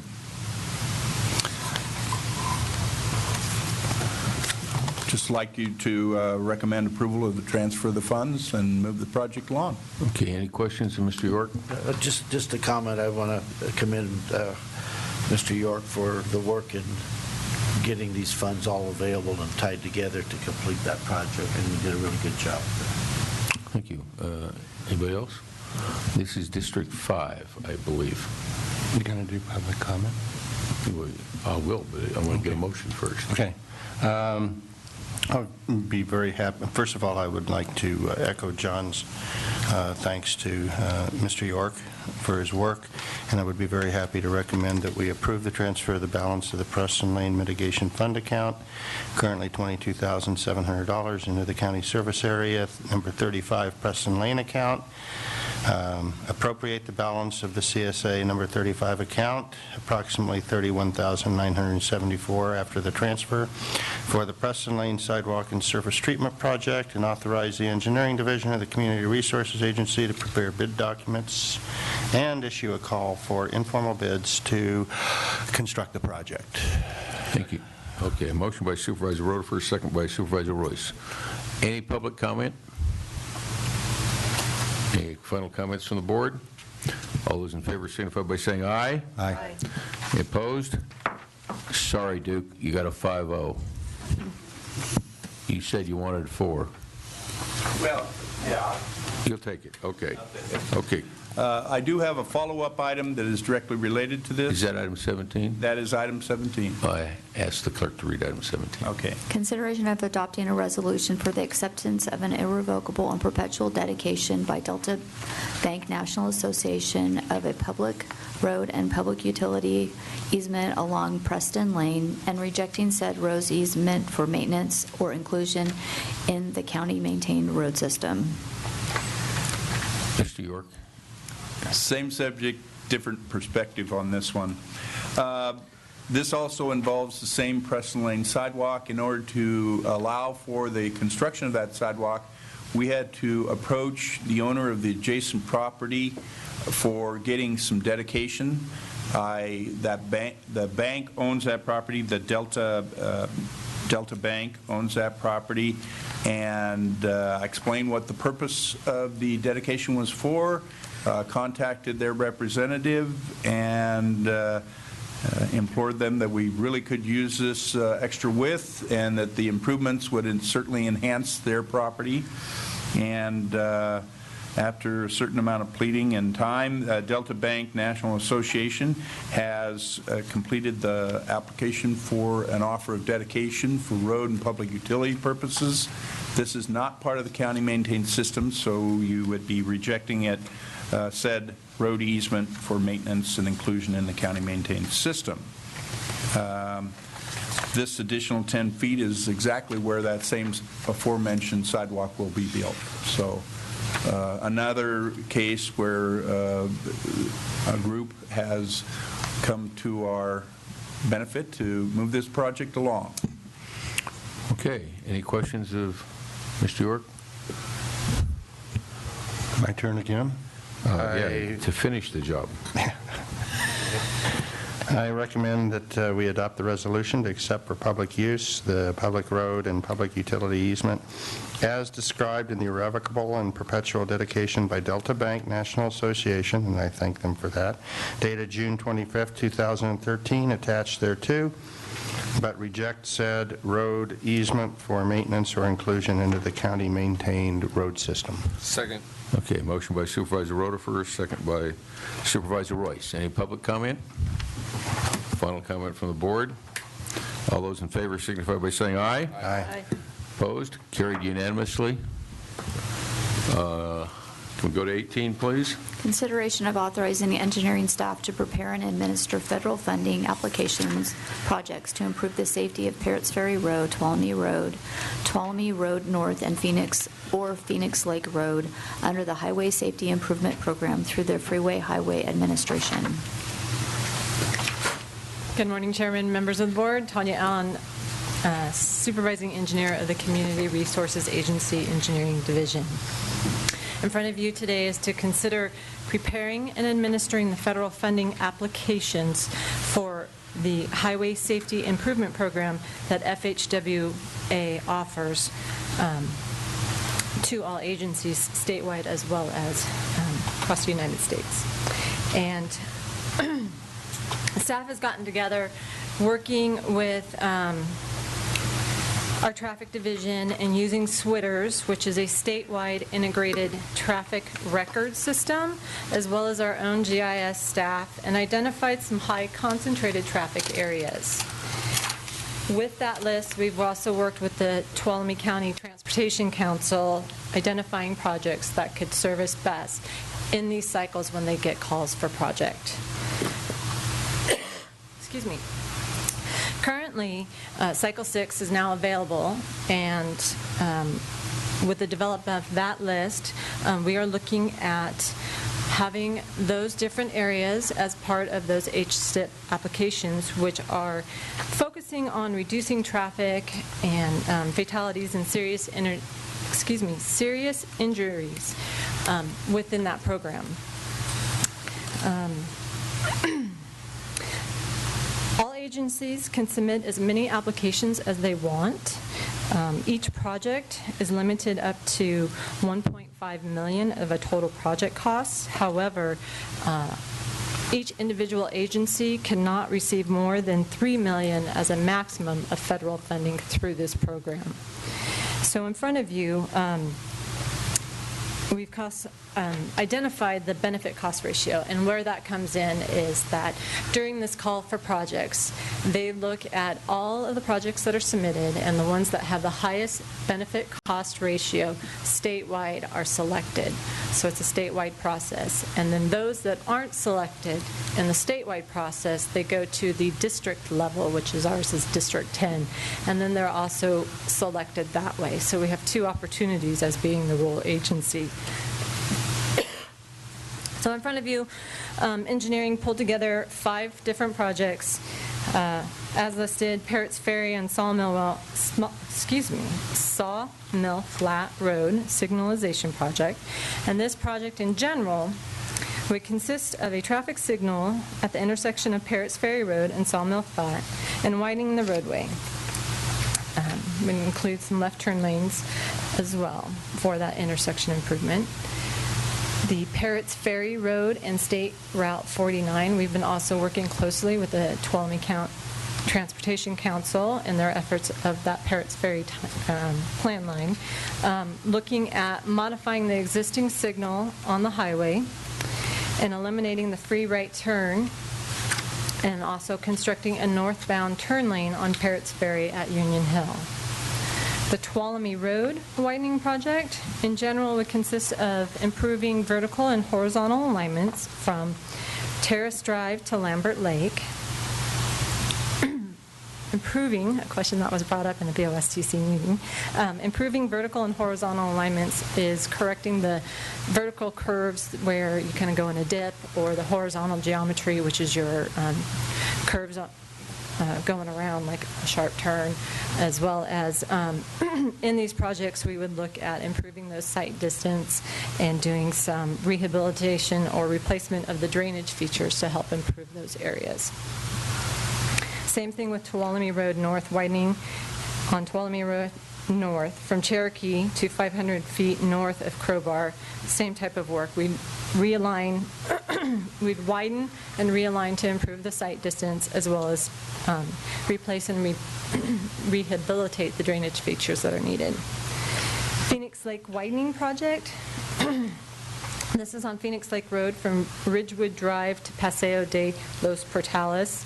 Same type of work, improving the sight distance, widening the road, and improving the drainage features in there. So as listed, there's a table that we identified those project costs, identified what we would receive through the HSIP grant, our local match, which is 10% of that total project cost, and then the benefit to cost ratio. So engineering felt that certain ones would be selected higher based on their benefit cost ratios, as we listed options A, B, and C for you. So option A would include the Parrots Ferry and Sawmill Flat signalization, Tuolumne Road widening, and Phoenix Lake Road widening, for a total of 2.4. Now option B is Parrots Ferry at State Route 49 intersection project, Tuolumne Road widening, Tuolumne Road North, and Phoenix Lake, for a total of 2.4 million as well. Option C, projects Parrots Ferry Road at Sawmill Flat road signalization, Parrots Ferry and State Route 49 intersection, Tuolumne Road widening, and Phoenix Lake Road widening, for a maximum amount of 2.9. This keeps all that federal funding under that $3 million that we are allowed to actually receive. As you note, if we were to do all 5 projects, that's 3.6, which would go over that authorized amount. So we brought this in front of the Board of Supervisors Transportation Committee, and they considered option B, but I know a constituent also had some concerns about one of these projects, which I will bring forward back to the board. Supervisor Gray? Yes. At the Board of Supervisors Transportation Committee, we did vote on option B, but since that time, I did speak with a person that owns property in the area that would be directly affected by the Tuolumne Road North widening project. And I do understand that we have another way that we could possibly address those improvements. Could you go into that? Yes, there is a mitigation fund, that's a tribal mitigation fund that we could also look at improving some of those draining features and cleaning up the then site that would distance. allow us, I think, more time to work with resolving whatever the issue Yes. may possibly be. So I would be prepared to make a motion for option C when time comes. Okay, let's get some more comments. Supervisor Rutherford? I would certainly be in favor of option C. I really think that area from Sawmill Flat Road 249 is becoming a major thoroughfare in the county, and we really need to do both those projects when we can. Any further comments? Where was the matching funds come from? We have to come up with matching funds, so have we got that budgeted? Where do we come from? Not this time. First, we'll submit the applications, and if we are awarded any or all of the projects that we are requesting, then we would identify funding sources potentially through the RSTP funds, through the Tuolumne County Transportation Council. The Tuolumne Road project would also qualify for matching funds through our tribal account. That's what I thought. Yeah. And so there are some potential funding sources, but I would think we would primarily be working with TCTC to identify where the matching funds would come from. Potentially the general fund if there was going to be one-time money, but again, we would prefer to see that used on resurfacing projects if possible. But as long as there's funding coming through the TCTC, we would work with So go after the money and then we'll find it. Yes. It all Okay, becomes that's- moot if we don't get this money. Got it. Okay. Supervisor. Still Hodges to come back and rub 2 nickels. Dell, are you listening? Can I share one thing, too? Supervisor Brennan? She has Go ahead.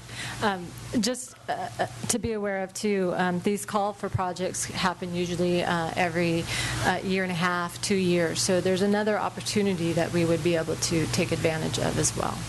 Let's not miss the bluebird when it's flying over. Let's go after it. Ms. Brennan? I agree with that comment. And I'm in favor of option C also, and think that the 2 projects, in particular out in Birds Ferry, talked to a number of truck drivers out there, and they really felt very strongly that those would be great additions, providing some safety, particularly with fixing the Horizontal curve. yield right, yes. And that was interesting, hearing their explanation as they're making their left-hand turn.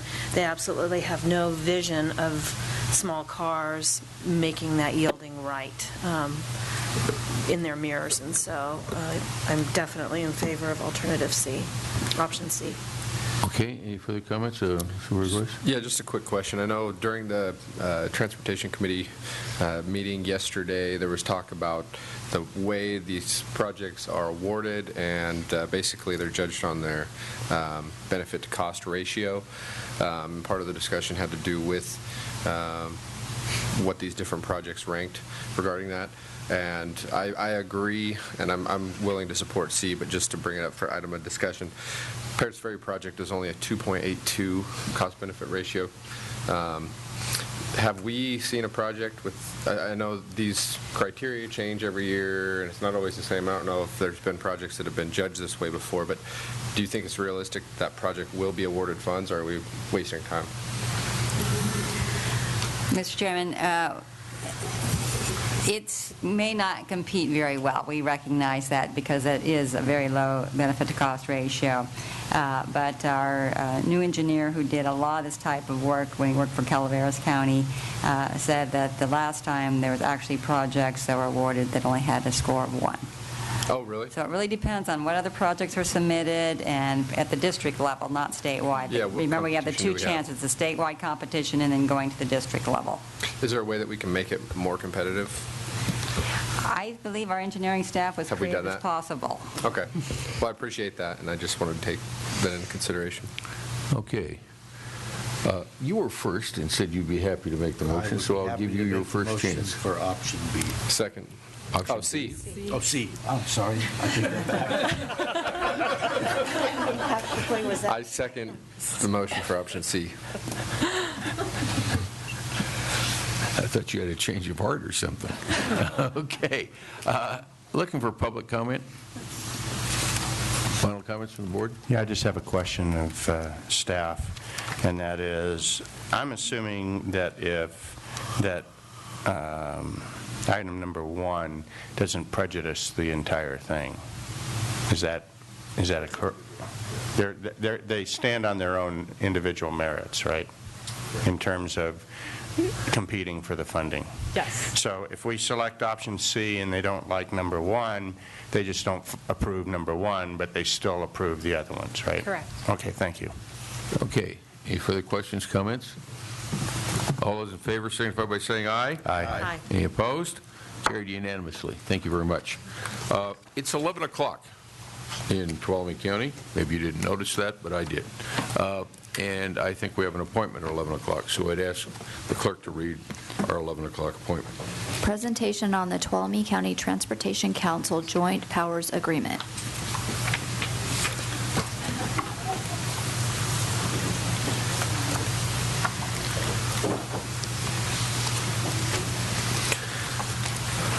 Good morning, Board. Darren Grossi, Executive Director of the Tuolumne County Transportation Council. I'm going to need just a second here to get set up.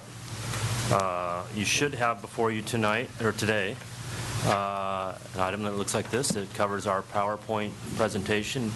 It really addresses everything that we do as the Tuolumne County Transportation Council, kind of an overview approach. Feel free to jump in and ask me questions as we go through it. I'd be happy to stop and answer those questions.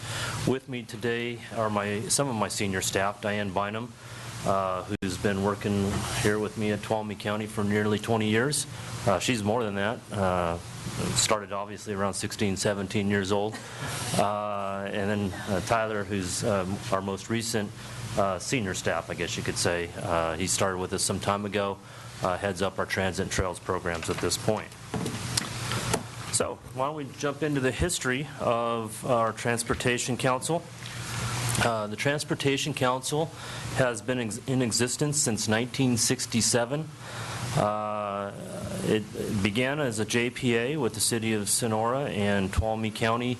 Ron Stern, believe it or not, was a signatory and voter on some of those original resolutions creating this agency and has been with us the entire time. Ron provides us great perspective on things. In '72, we were designated as the Tuolumne Transportation Planning Agency for Tuolumne County Region. I might add that at the beginning our name was the Tuolumne County Cities and Areas Planning Council, which you can see has no reference to transportation in there, and that's why we did a name change later on about 2003. In 2003, we did update the JPA to recognize the expanded authority, which I'll talk about a little bit more later on in this presentation. In 2010, we separated out from the county as staff. We largely maintained the same functions, but I became the executive director. We're all at-will employees of the board, and I'm very happy with the arrangement we're at right now. In August 2011, we did create the Tuolumne County Transit Agency. I'm not going to talk a lot about the transit agency. It's kind of a second part of what we do. It's really worthy of its own discussion, but we did separate out because the state did feel there's a little bit of conflict being the funding agency and the operator from a Transportation Development Act perspective. Some of our primary functions as a regional transportation planning agency is create the regional transportation plan, which reflects the needs and concerns of all the agencies involved in the region, which extends out beyond the city and the county to Caltrans and school districts and service districts, and everybody gets involved in helping us identify our needs. And then we develop what the list of projects that we need are, and we provide the funding to it, or at least try to provide as much funding as possible. Our mission statement is to make strategic investments for transportation and mobility and positively impact economic development, the environment, and quality of life in our region. That's a mission statement we take very seriously. I'm very happy to say many of our investments in the community are very strategic from an economic and quality of life standpoint. Our purpose is to provide a forum for discussion on county-wide transportation problems of mutual interest among the member agencies. A good example is the Monoway Widening Project. We facilitated some discussions there between the city and the county. We're a little bit of a small player from a funding standpoint, but the project is moving forward to construction next spring. Great thanks to the partnership that the county and the city have entered into. We also identify and inventory, comprehensively plan our transportation system. We maintain a traffic model that's based on the county and the city's land use plans, working with population estimates. And an example of that is a discussion we had just the other day talking about options in Groveland to deal with future traffic congestion in that area. Believe it or not, if there is a build out of certain projects and and community identified land use plans that we will have to look at a bypass project, and we recognize that there could be a significant amount of traffic growth in the Groveland area in our regional transportation plan. And that's why we show the long-term need for a bypass. So that's kind of some of the longer-term vision that we create. Excuse me, could I interject? Sure. Back street, Second Street. I did use the wrong terminology, didn't I? I apologize for that. Moving right along. We also like to facilitate actions, agreements among our member agencies. Again, another example is the Green Monroe Way intersection. We are working with the city and the county to look for long-term solutions there. And we act as a lead for planning, programming, monitoring. And then finally, we help take actions to qualify local transportation projects for funding. A good example is what you just heard on the previous item, Parrots Ferry 49. We've been working in partnership with the county on identifying solutions on the Parrots Ferry corridor, and now we're moving towards funding that. And that's, today you saw one element of the funding of that overall project. There's multiple components to it overall. Our board is made up of 2 members of the Board of Supervisors, Supervisor Gray and Supervisor Royce. We have 2 city council members, Bill Canning and Ron Stern. And then Mike Ayala has been appointed the citizen at large. He's also our chairman. We typically meet on the second Wednesday of each month. Our agendas are always posted on our TCTC website and can be downloaded with attachments. As far as our organization goes, we are created under the city and the county by JPA. We work under the Transportation Council Board, 5-member board. Caltrans is an ex officio member. You have me, the executive director, and staff with input from advisory committees such as the Technical Advisory Committee, Citizens Advisory Committee, and Social Service Transportation Advisory Council, which is created by the Transportation Development Act. On our Technical Advisory Committee, we have membership from mostly staff of the city and the county, including the Highway Patrol. We also have a Native American representative, which we're happy to have, and Caltrans regularly attends and participates in those meetings as well. We also have a Citizen Advisory Committee. We have a number of vacancies, so anybody out there listening that thinks they'd like to participate should contact us and let us know that they're interested. But the City Council does appoint 2 members, while the Board of Supervisors appoints 6 total members on that committee. We're really happy about having that participation from the public, as well as the technical committee, because they give us a little perspective that we don't always, we try to anticipate everything as we bring projects forward, but they've always got some input that we hadn't maybe thought about that needs to be considered before an item goes before the board for formal approval. We also have our Social Service Transportation Advisory Council. Its membership is dictated by the Transportation Development Act. I won't get too much into it, but as you can see in the list below, there's about 7 different types of appointments that go on there to represent all segments of society that might need public transportation services. We have a lot of participation from social service agencies to help us make sure we're meeting the needs of people that are what we call transit dependent.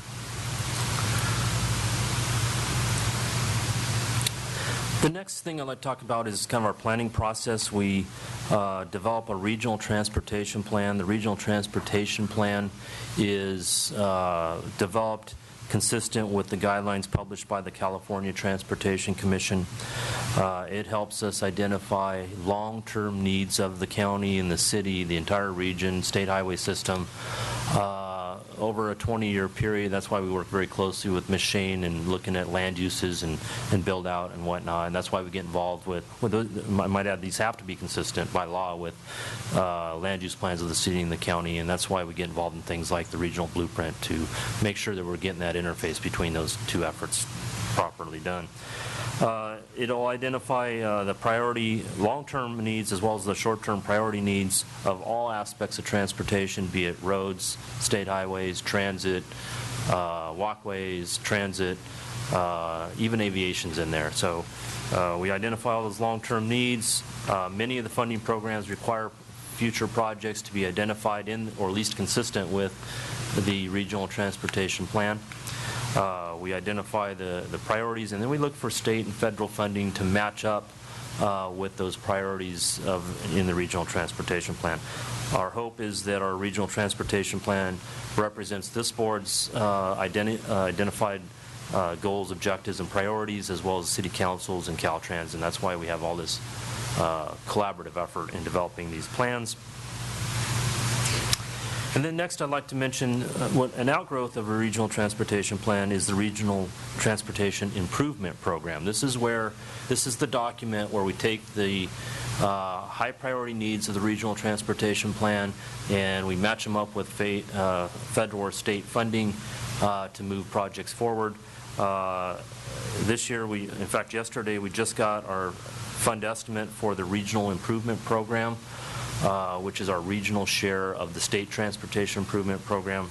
It looks like our RIP share is about $11.2 million. Now, don't get too excited, because I think that a lot of that money is already earmarked for things like the Monoway project. And when I say Monoway, I mean the relinquishment project east of Peaceful Oak Standard Road. That's going to take about $2 million. This board has also expressed in the past interest in seeing the Peaceful Oak interchange move forward. A lot of interest from business owners out in that area for economic development purposes. We need to see that interchange go forward. So that's going to take a good chunk of it too, and we'll have some money left over, and then we'll decide what we should do. In all likelihood, what we've done historically is put a lot of the extra money in reserves. These funds can only, this particular funding source can only be used for improvements on the state highway system, except in rare instances in things like Mono County or Siskiyou County, where there are no capacity needs on the state highway system. But as long as there's needs on the state highway system in terms of capacity needs, we have to spend it on those needs. We'll also be looking at programming some of our transportation enhancement funds as well in this next RTIP cycle, hopefully. We have about $540,000 available there. Things like the gateway monumentation at Parrots Ferry, 49 are kind of high priority projects that have been identified previously. Each year we adopt an annual work program. This is where we identify the variety of funding sources I'm going to talk about next, and identify where all those funds are going to go to in terms of work efforts. We start that effort around about February of each year. We publish or January, we'll publish a list of new projects and activities and programs we're going to work on each year. And then we get the board's input on that and make sure it's consistent with what the board feels are high priority efforts. Then we develop our draft work program usually by March with a draft budget, and submit it to Caltrans for their review and approval, and then end up adopting it usually about May in our work program. That pretty much sets our activities for the year as well as our budget. As far as funding programs go, it's always changing. We're always getting more clarity on new programs while other programs get exhausted and have run their course. One of the ones that has been here since the beginning is the local transportation funds and state transit assistance funds. Those are developed way back in the early 70s. One of the primary purposes of founding the Transportation Council. We also get RIP funds, which were, again, that's that chunk of regional share that we get. That was the impetus for our 2003 update of our JPA to recognize the new role that was created under SB 45. We get rural planning assistance funds. Sometimes we share those funds with the city or the county to further efforts that they're doing. We also get planning and programming monitoring funds, surface transportation program exchange funds, which has been a lot of talk about. Transportation enhancement funds, I mentioned we have about $540,000 available for programming. Then we get some capital funds I won't get into, but we do have a significant amount of Prop 1B public transportation modernization funds. In the next year, there's going to be a lot of discussion about bus stops in Tuolumne County, the Law and Justice Center being one of probably my highest priority one. But we have a lot of needs in that area, and the money's sitting here in our accounts. We're ready to move projects forward. And then finally, MAP 21 is the newest federal program. It's been out for quite a while, but yet we're still receiving guidance from the federal government how that program will be administered. Here we are about a year and a half into a 2.5-year program. The thing I don't really care much for is that this federal bill moves away from regional apportionments or county-city apportionments into a much more discretionary competitive program at the state level. So that's something we're going to have to gear up for. Your HSIP discussion on a prior item was a good example of a competitive program at the state level. Prior year accomplishments, we're happy to say that we've put out about $927,000 on the local pavement, both at the city and the county. There's just never enough money, as you guys know, to meet the needs and long-term maintenance needs, but we do everything we can, as you do too. Our local transportation funds is a great funding source for your maintenance programs, but the Transportation Development Act has a methodology for allocating those funds. It went from over $2 million back in 06-07, dropped down to about $1.3 million, which was just enough to fund basic operations of transit, left very little, or if anything, for road maintenance. But that fund is now recovering with the economy, and for this year we're hoping to allocate about $273,000 to the city and the county based on a population formula, most of that going by about 91% to the city.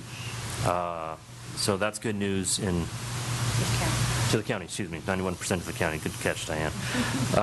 She's my numbers person. She knows all that stuff.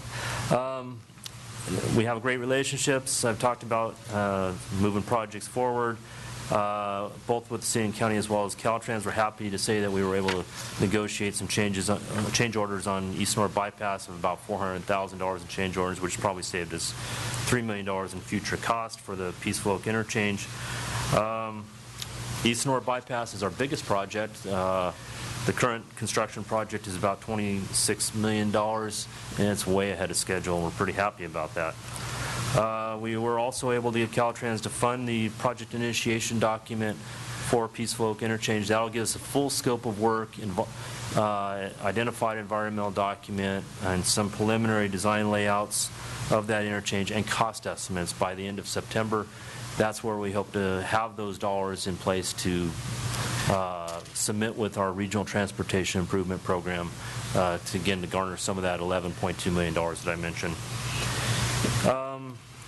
Some community projects that we're real happy about is Vision Sonora, I think, as well as Dragon Gulch Trail project in Miss Brennan's district. Very highly supported projects of the community that we're happy to be a part of.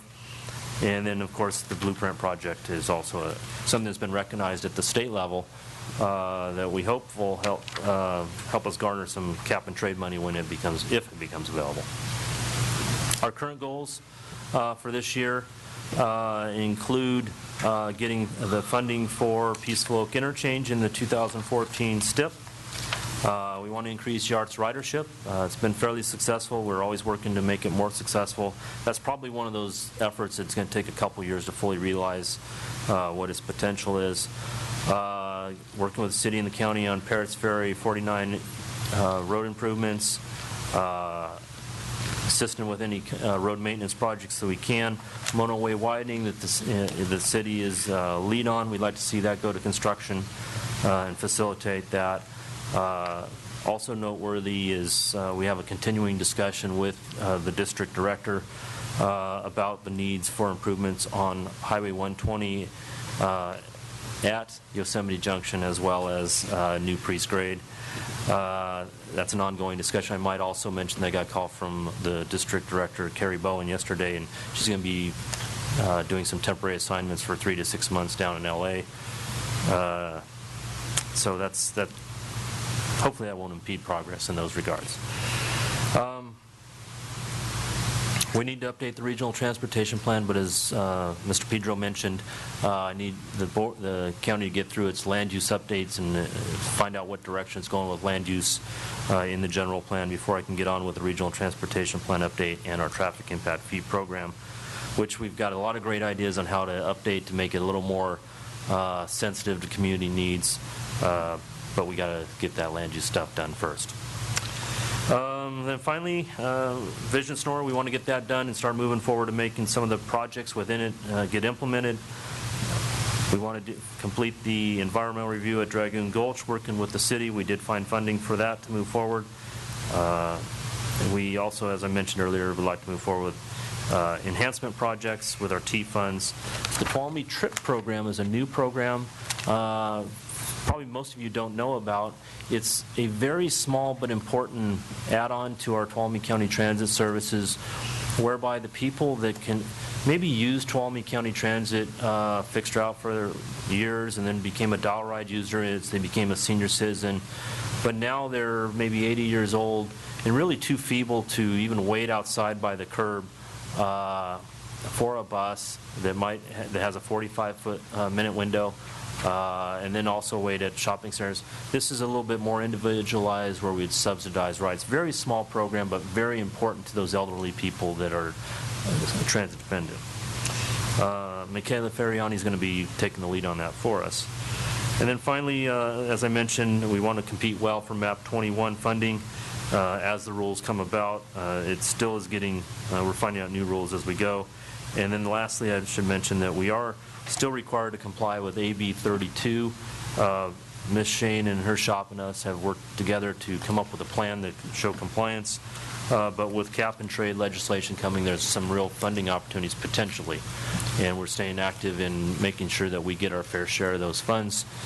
We are certainly supportive of a regional apportionment as opposed to a completely discretionary program that's administered by the state. So with that, I'd be happy to answer any questions you have. We've got all the top staff here, and we enjoy our time working for the community, and it's a great job, and we love it. Any questions from the board? Just a comment. As your representative, one of your representatives on TCTC, I truly enjoy working with the group and the staff. You guys do a great job. And I also like the good relationship we have between county staff and TCTC. I think it really is working good. So thanks. Mr. Grossi, could you at some point come back and tell us what your long-term plan and priorities are? I specifically am interested in the 108-120 junction project, as you know. Caltrans didn't act like they were very happy about my comments, and that it kind of became an agenda item. But I see that as a traffic bottleneck, if you will, and a kind of a bad PR issue for tourism in Tuolumne County. Yeah, I couldn't agree with you more. This comes into that targeted investment we make on the economic strategy. And, I know that I've spoken to my brother who lives in the East Bay, and he doesn't come up on weekends anymore because he doesn't want to deal with Sunday traffic on the drive home on many summer weekends. If he's feeling that way, then many others must be. So we need to deal with those traffic tie-ups. We do have a strategy at that intersection with some geometric improvements that the state has accepted, not the preferred ones by Duke and I and Caltrans or CHP's perspective, but it is a strategy that will improve things. We need to get into the SHOP program, and that's going to take continuous pressure. It won't happen overnight. The SHOP program's a long lead time effort, but working with the district director, I think we can get it in there. Yeah, well, what was of concern to me was the Caltrans comment that it wasn't on the list anymore. And we need to make sure there was a $30 million project that was kind of on a candidate list. That dropped off. We've got I'm going to call it a $1 to $3 million project that we need to get on the list. Okay, good, thank you. Any further comments? Thank you very much for coming and giving us an update. Appreciate it. Thank you. Okay, let's see, I think we're at item 19.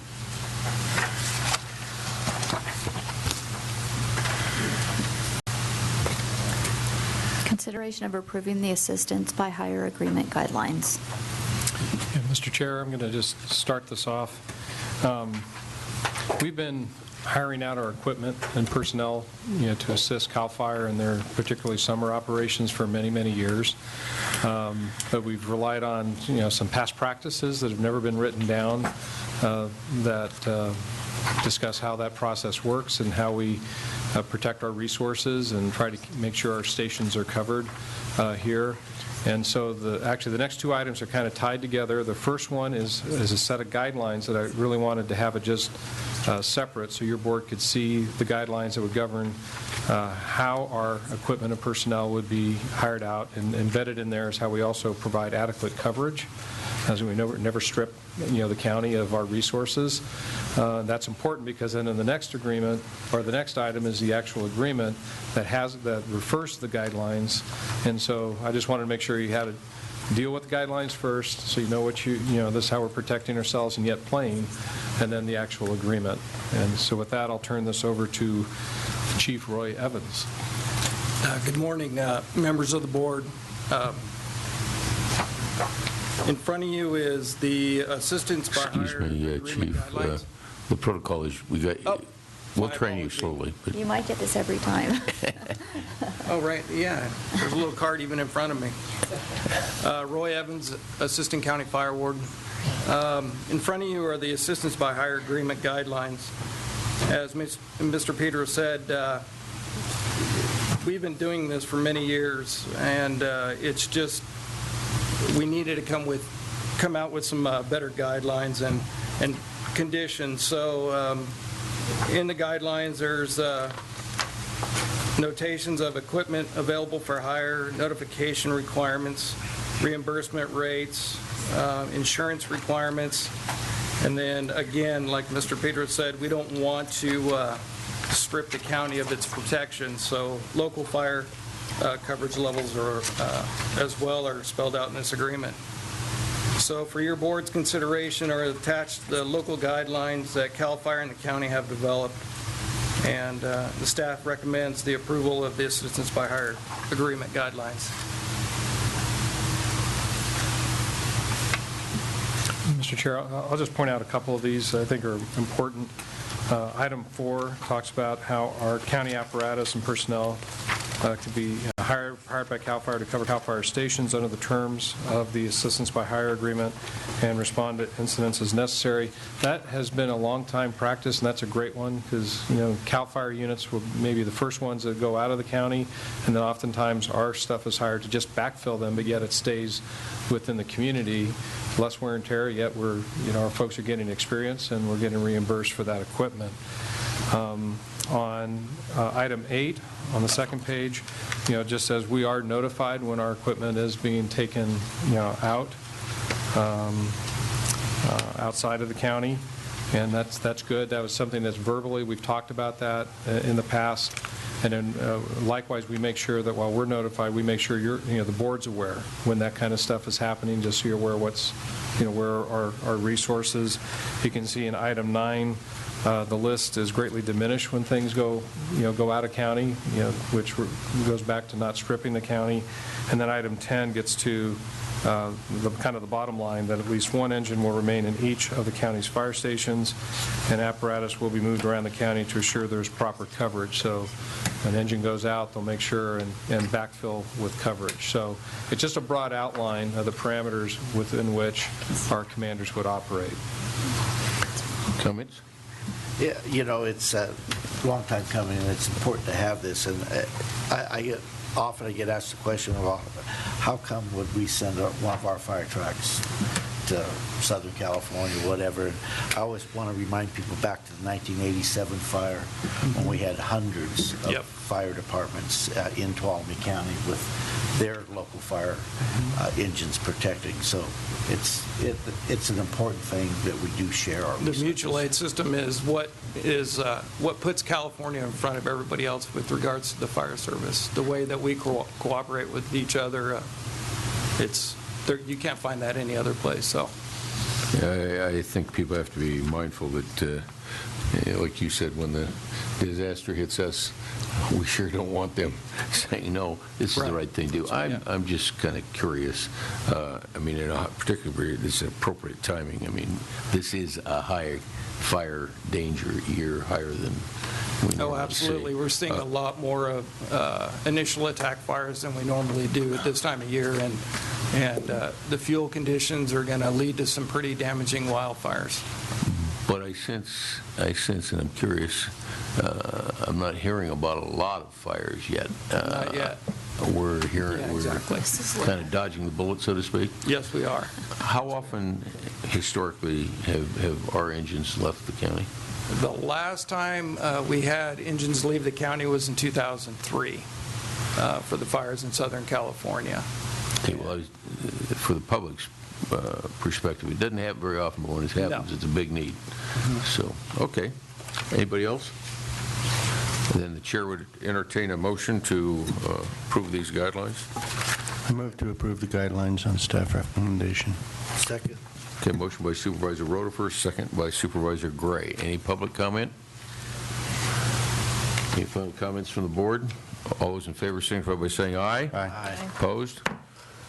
Carried unanimously. Thank you. Item 20, please. Would you read that? Consideration of approving the assistance by hire agreement with CAL FIRE. Mr. Chairman, board members, Roy Evans, Assistant County Fire Warden. In front of you is the assistance by hire agreement. We just went through the guidelines, and this is the actual agreement. In the past, the agreement has been basically a rate letter. This year, we were directed by the state to come up with something a little bit more formal. So in front of you is the actual agreement. This agreement is a 3-year agreement and will expire on January 1st, 2016. And the recommendation is staff recommends the Board of Supervisors approve this agreement and authorize the chairman of the board to assign the 2013 assistance by hire agreement on behalf of the county.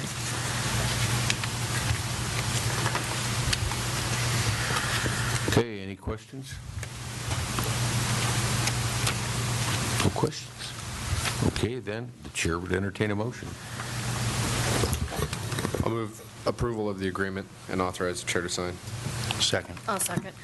Okay, motion by Supervisor Royce, second by Supervisor Rutherford. Is there any public comment? All those in favor signify by saying aye. Aye. Any final or no's? Okay, carried unanimously. Thank you very much. Thank you. Good job.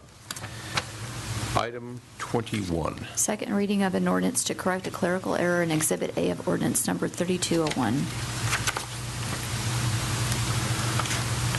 Do we have any presentation here?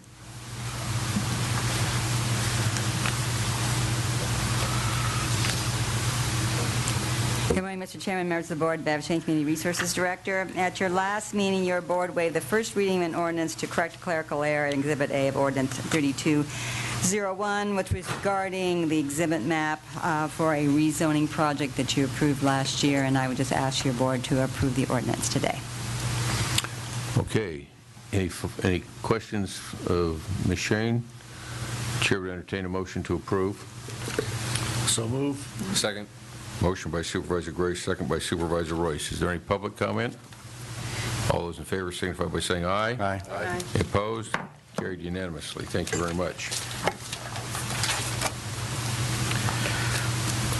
I guess we can go to item 22. Reports. Mr. Pedro, since we have not heard from you for an extended period, I think we'll ask you to go first.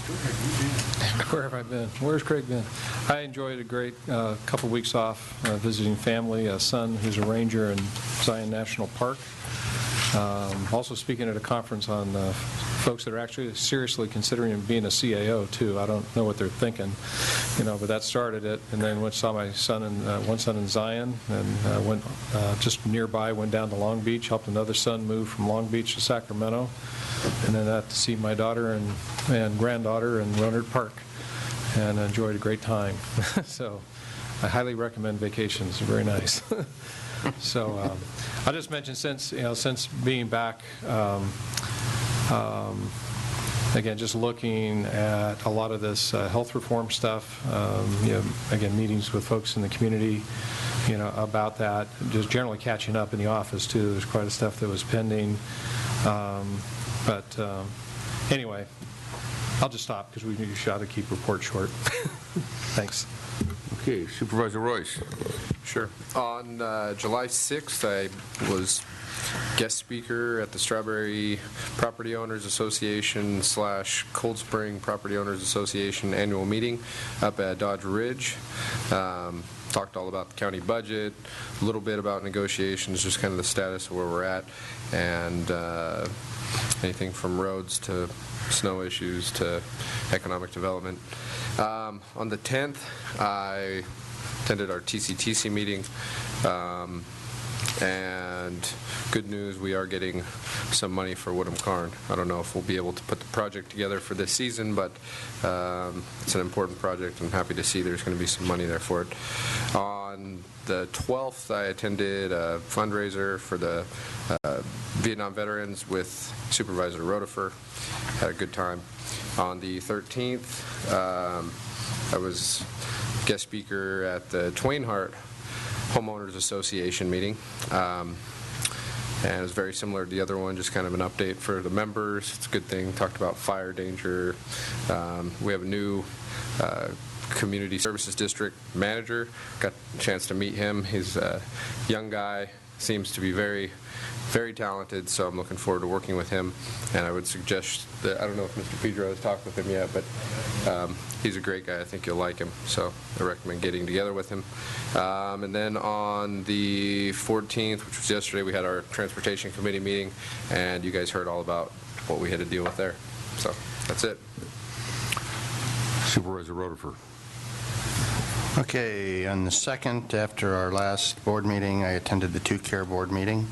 On the 4th, I was very privileged and honored to join Chairman Hanbelt at the Columbia 4th of July parade, and actually got to be the parade announcer for that. It was a lot of fun. It was a good crowd, great fun, excellent barbecue, and with the trees, shade helped. The weather actually cooperated pretty well. I didn't sweat too badly. That's one opinion.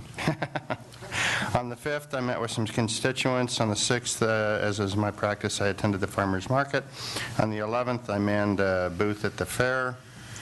And on the 12th, as Supervisor Royce has already mentioned, we both attended the Vietnam Veterans Annual Golf Tournament, and it's one of their biggest fundraisers, and it was a very enjoyable event.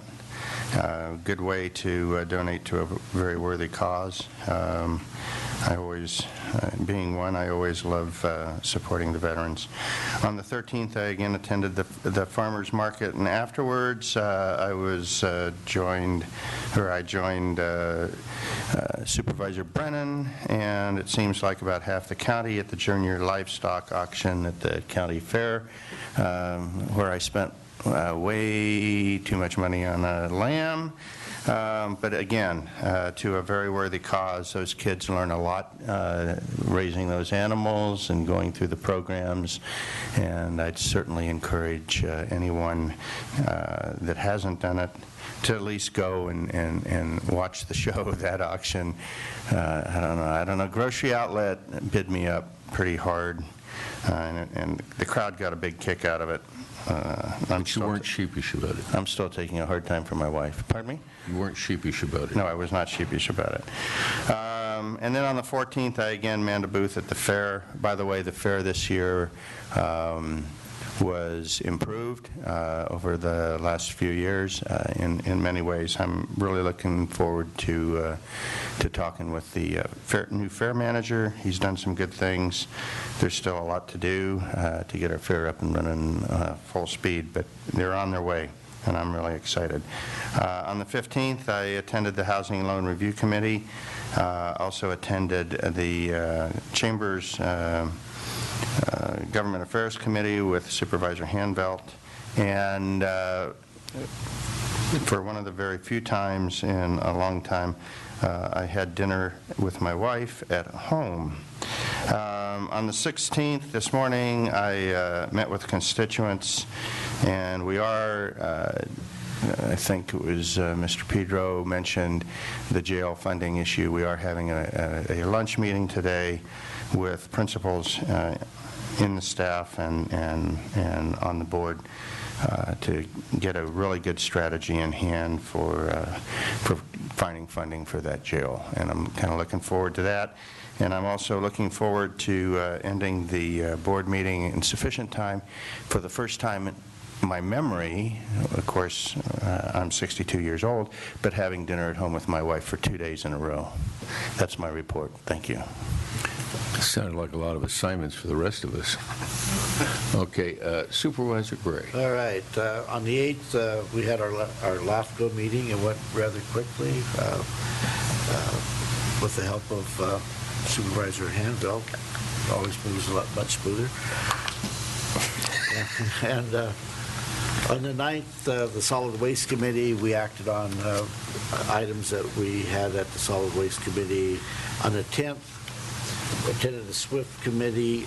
There was a presentation on grant funding, and if our Fire Safe Council is looking for grants and for some money, go to the SWIFT website. There's some really good information there.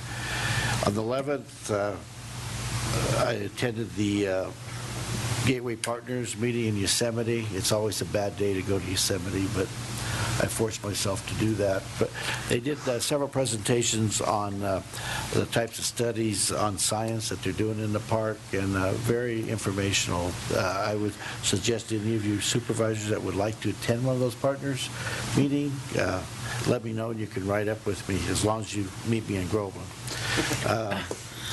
That's like meeting you halfway. Yeah, meet me halfway.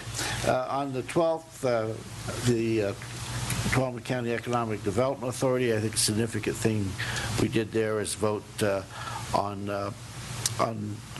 some reserve funding recommendations to make sure that that Economic Development Authority is always solid and on good solid ground.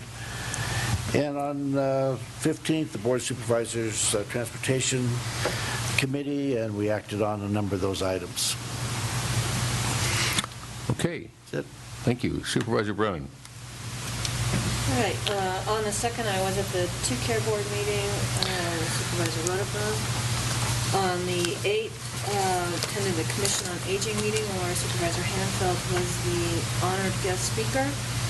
Did have to leave early for a meeting that was up on the Forest Service discussing in the Summit Ranger District, Road 501, which the county has participated with some grant funding on. It was a topic of discussion on at the Natural Resource Committee meeting the following day. That item, a number of folks are going to be up on the forest looking at the road and the investment up there, making sure that everything is the road is in good shape by the different users that are up there. Additionally, on the 9th, after the Natural Resource Committee meeting, we did have the Solid Waste Committee meeting, which Supervisor Gray already spoke to. On the 10th, I met with some representatives of the Tuolumne County Realtors Association, and they had some very encouraging reports that they shared where housing starts appear to be up, and they feel that the housing market is starting to move in a positive direction. It was real nice to hear good news. On the 12th, I attended the ATCA planning meeting in Jackson with Supervisor Hanfeld, and just would like to say, interestingly enough, a lot of the discussion centered around a project that is moving forward in Amador County. Just would like to note that a little over $1 million is going to be spent to rehab a building that will house 4 apartment units. I think the project is probably an incredibly worthwhile project, but it is a little bit frustrating that over $1 million is going to be spent to rehab this building, largely driven by prevailing wage. And it would be nice to see a little over $1 million actually. I'm sorry. I'm so sorry. A little over $1 million actually provide more housing than 4 units. So while I commend the efforts to finding that transitional housing, we still do really have a problem with what prevailing wage does in driving up the cost of these projects. The evening of the 12th, I had the distinct honor of judging the Outstanding Livestock Exhibitor Contest at the fair. And as Supervisor Rotifer mentioned, those kids are amazing, and it's just one more example of, the youth in our county and how exemplary they are. I would suggest to Supervisor Rotifer that he do what I did, and that's partner with someone and let them raise the cards in the bidding process so that we're not the target of... You are a target of opportunity when you show up as a supervisor. And so, but it was an awful lot of fun at the livestock auction. On the 15th, we had a downtown meeting. A group of folks met here to look at some of the concerns, activities that are going on in Courthouse Park, and how we can kind of work together and find some solutions to some of the concerns out there. And that's my report. County Council. Yes, thank you. Well, like Mr. Pedro, I took a couple of weeks off too, and during that time I got to spend it with my family and actually did a little early celebration for my parents' 40th wedding anniversary. So that was really fun.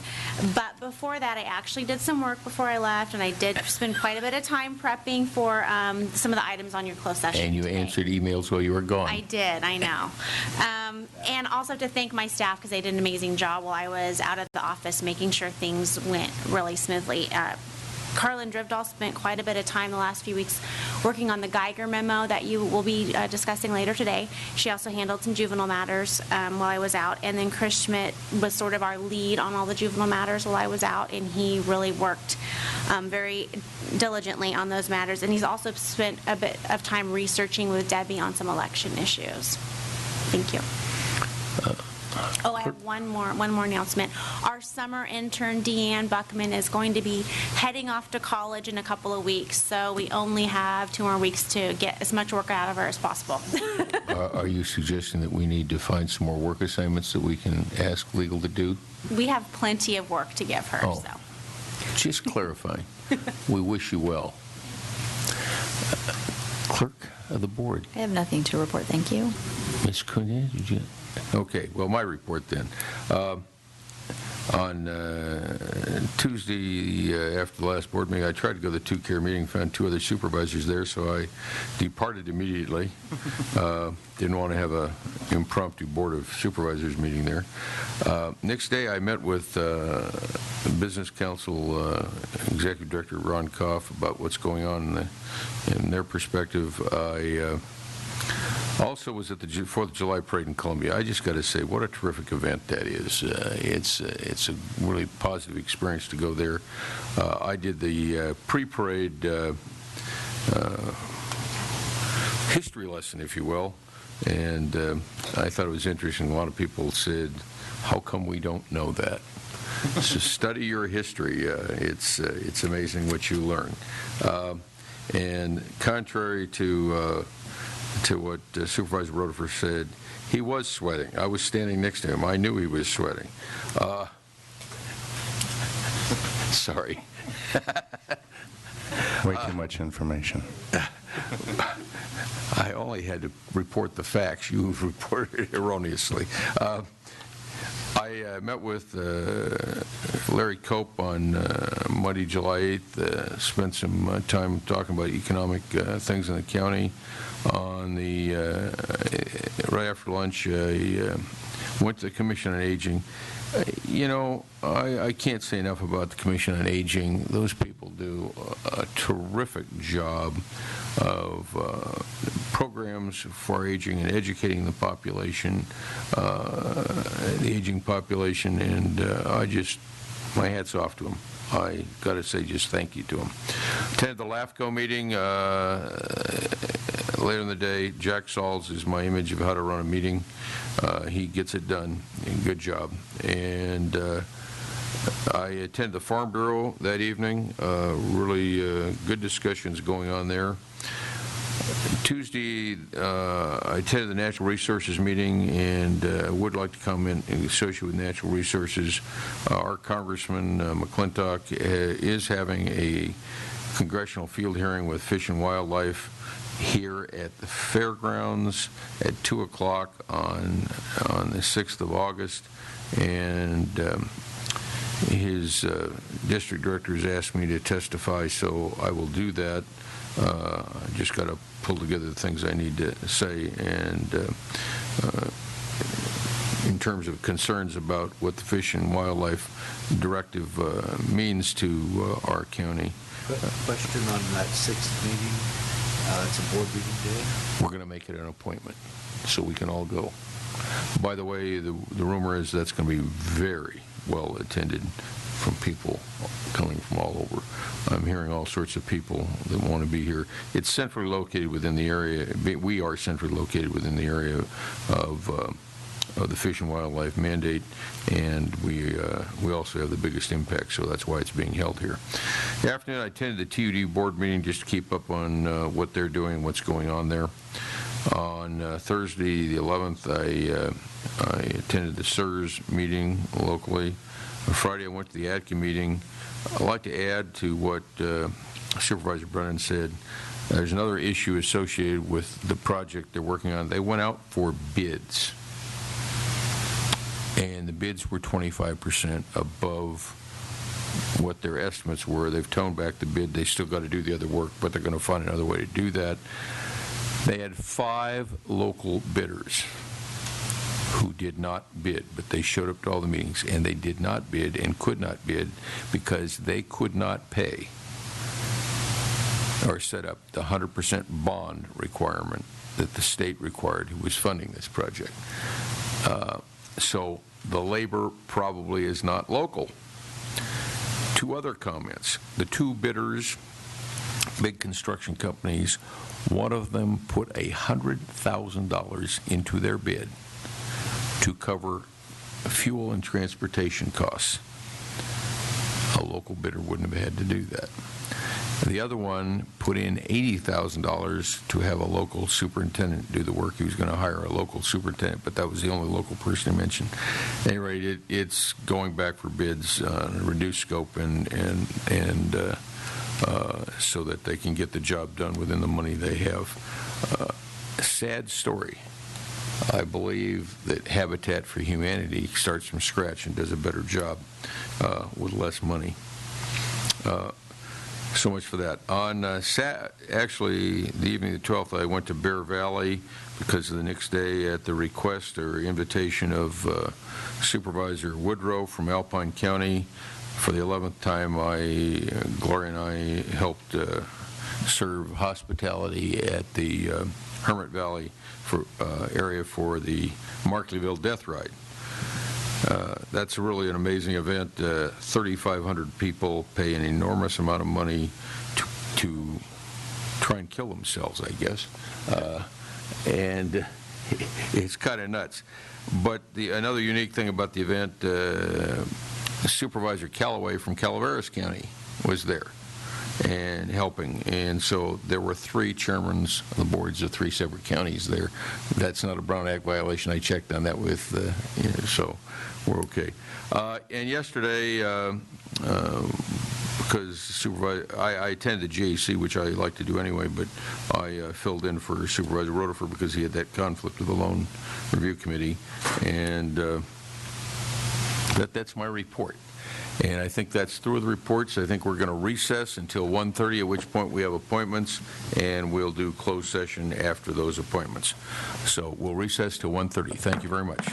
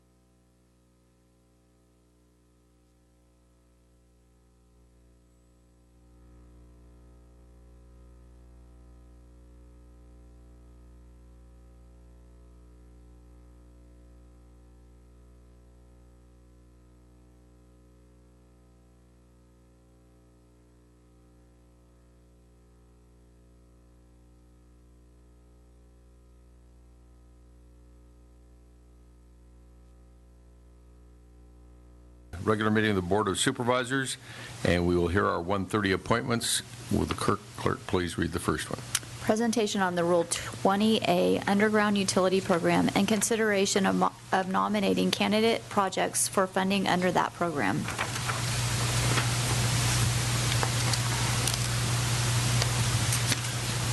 Good afternoon, Board. My name is Duke York. I'm the Deputy Director for the Community Resources Agency Roads Division, and got a little brief presentation for you this morning about the Rule 20A project.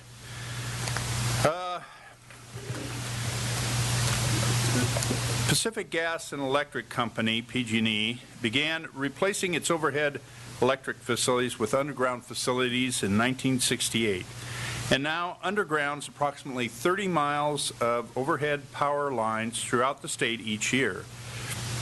This work is done under the provisions of the company's Rule 20A program, an electric tariff filed with the Public Utilities Commission. Rule 20A basically allocates credits from PG&E to the local government, city, county, and via a formula approved by the California Public Utilities Commission to be used to replace existing overhead utilities with underground utilities. These credits can only be spent by following the program rules. Credits can also be transferred from the county to a city or vice versa to fulfill the need for a joint underground project. PG&E can also take away unspent or uncommitted credits for use in other jurisdictions, so it behooves the local agencies to commit credits to potential projects in order to keep their credits. Tuolumne County's credits balance as of February 2013 is $7,582,000 and a little bit more, none of which are committed at this time.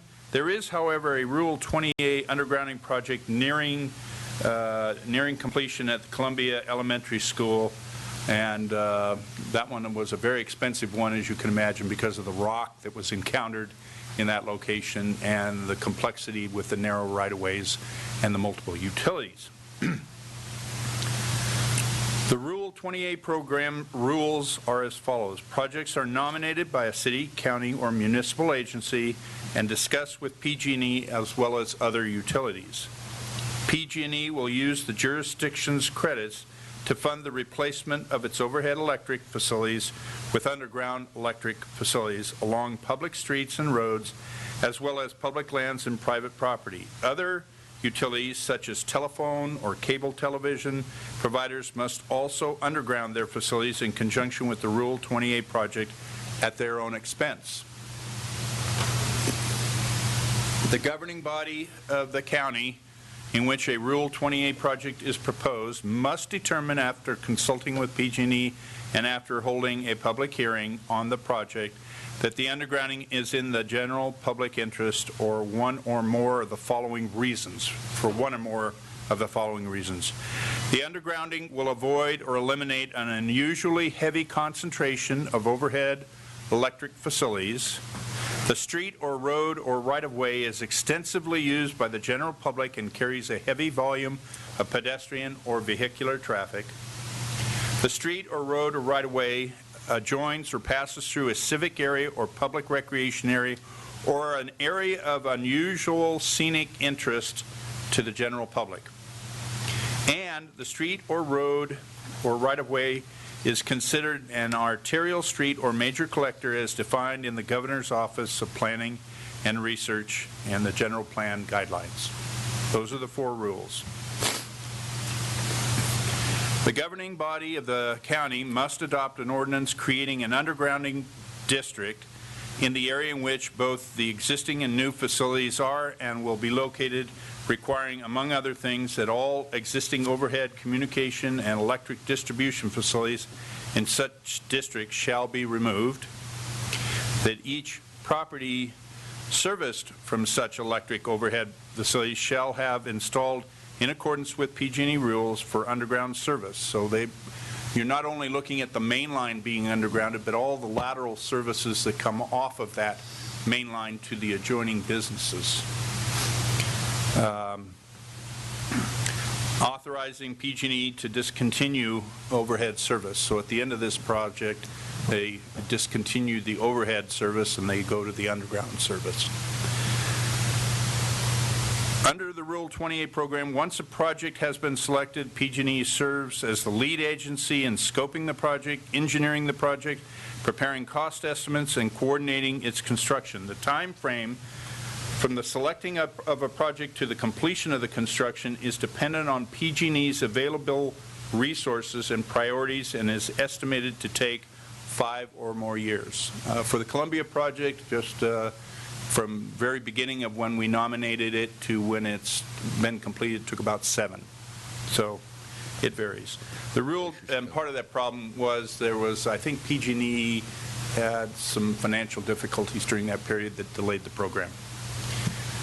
No use repeating that one. Due to the lengthy time frame of the construction of the Rule 20 project, it is recommended that your board nominate at least 2 projects for funding under that program. A list of locations for undergrounding projects that have been considered in the past is attached. Your board may wish to prioritize those projects or identify additional projects to nominate for funding under the Rule 20A project. Although PG&E, under the financial considerations, although PG&E and other utilities cover the cost of undergrounding their utilities, the county will incur costs associated with selected projects. These costs are primarily related to staff time, working with PG&E, doing inspections, and doing coordination meetings with all of the utilities. With that, I'm going to turn it over to my assistants for a PowerPoint presentation, and I'm going to get the light, and we can get a chance for you to look at some of these sites.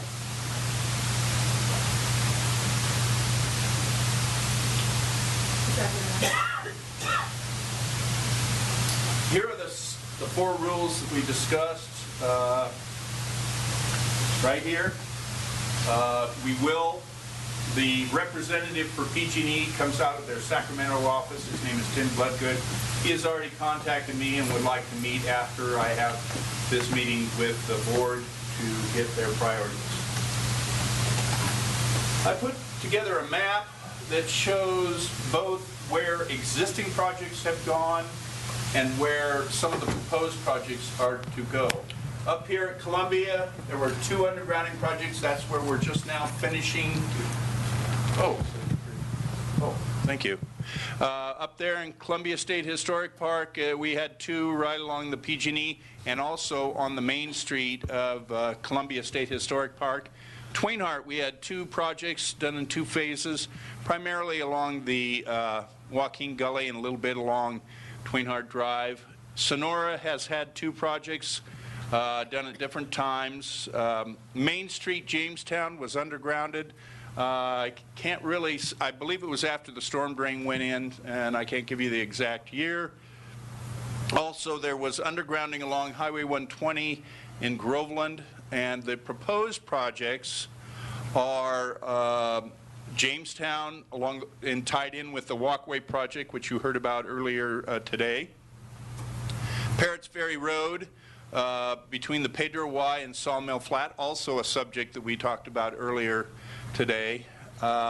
Mono Way between Standard Road, let's go with the Mono Way between Fur and Standard Road, and that was the portion that was relinquished to us upon completion of the East Sonora Bypass Stage 1.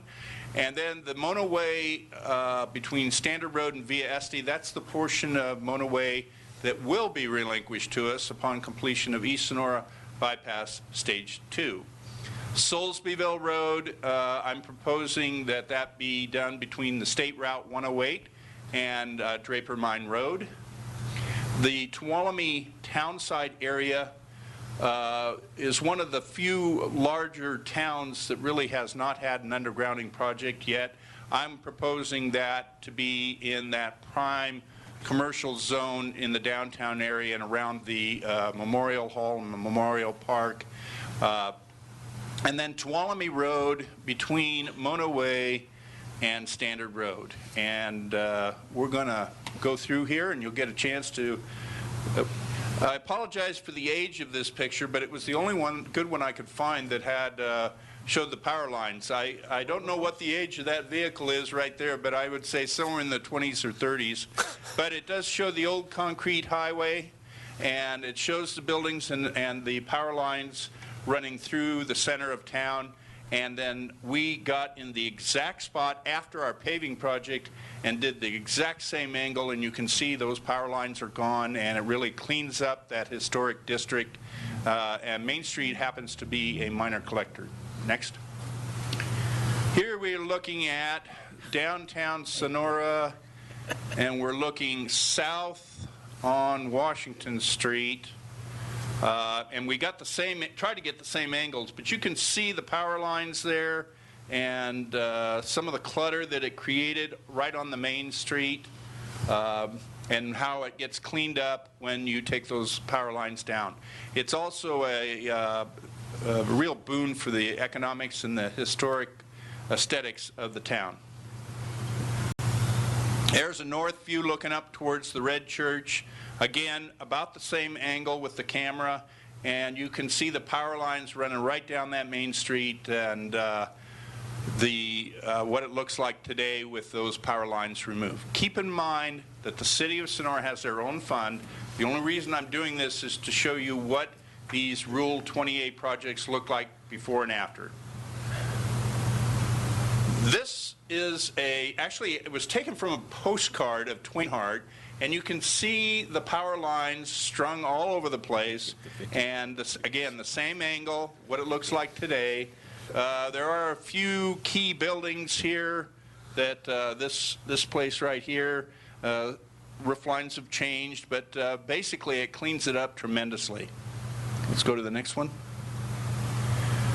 So here is a list of the potential Rule 28 sites. The Tuolumne Town site, Tuolumne Road, Monoway to Hess, between Hess and, or Monoway on Tuolumne Road from Monoway to either Hess or Standard.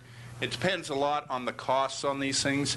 East Sonora, Monoway between Fur and Standard Road, and then Monoway continuing on up from Standard Road to VASD. And keep in mind, we do have a project that we're working on called the Monoway Widening and Safety Program to widen the shoulders of that road. So it would be a really good idea if we could coordinate that, but it all depends on where the need is. Parrots Ferry Road, Pedro Y to Sawmill Flat Road. Again, we're dealing with the gateway to Columbia State Historic Park, so from an economic standpoint, that is also important. Jamestown Walkway Project, there's a list of streets: Willow Street, 5th Avenue, Seco Street, 9th Street, and Seco Street on to Preston Lane, which again we discussed this morning. And then Soulsbyville Road, the portion between State Route 108 and Draper Mine Road. Go ahead. This shows you Pedro Y and what the power lines look right now. You can see the lines are pretty heavy. There's both electric and telephone, and you can see they string all the way down there. This is the bus coming out right at Sawmill Flat Road. Next. These are some pictures in Jamestown on various locations where the walkway, that bus stop we talked about this morning, and the walkway on Preston Lane, it would be right here in this corner here. And these are just various streets. Here's another portion of Seco that's looking up Willow Street by the Willow restaurant. Next one. Here you're looking along Seco, and this is 9th Street. And that's a portion of Sierra right in front of the Columbia, or the Railtown State Historic Park. And this is looking up at 5th Avenue right near the car dealership and the California Highway Patrol. Next. Here's a portion of Monoway between Fur and Standard. If you've driven these routes, you're driving right alongside these big power lines. Very heavy electric on here. All of it would go underground. When we talk about an area like this and we look at those excess lands that are coming to us from Caltrans as part of the East Sonora Bypass Stage 1 relinquishment. This is an economic benefit for future businesses in those corridors. So there is an economic benefit because when people go to develop in this corridor, the commercial businesses are required to go underground with their utilities. So that's Monoway between Fur and Standard. The next. Here's Soulsbyville.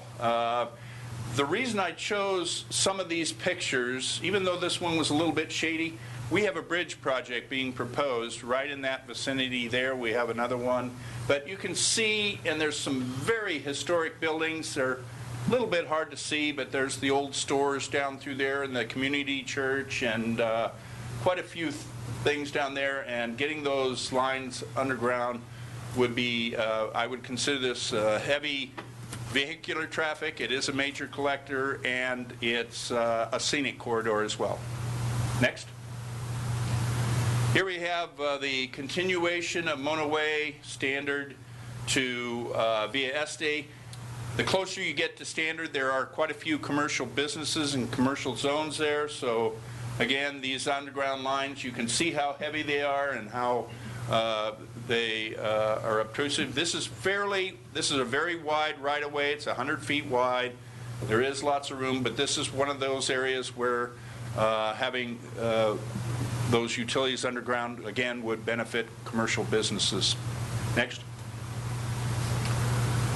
Standard Road, Mono to Standard.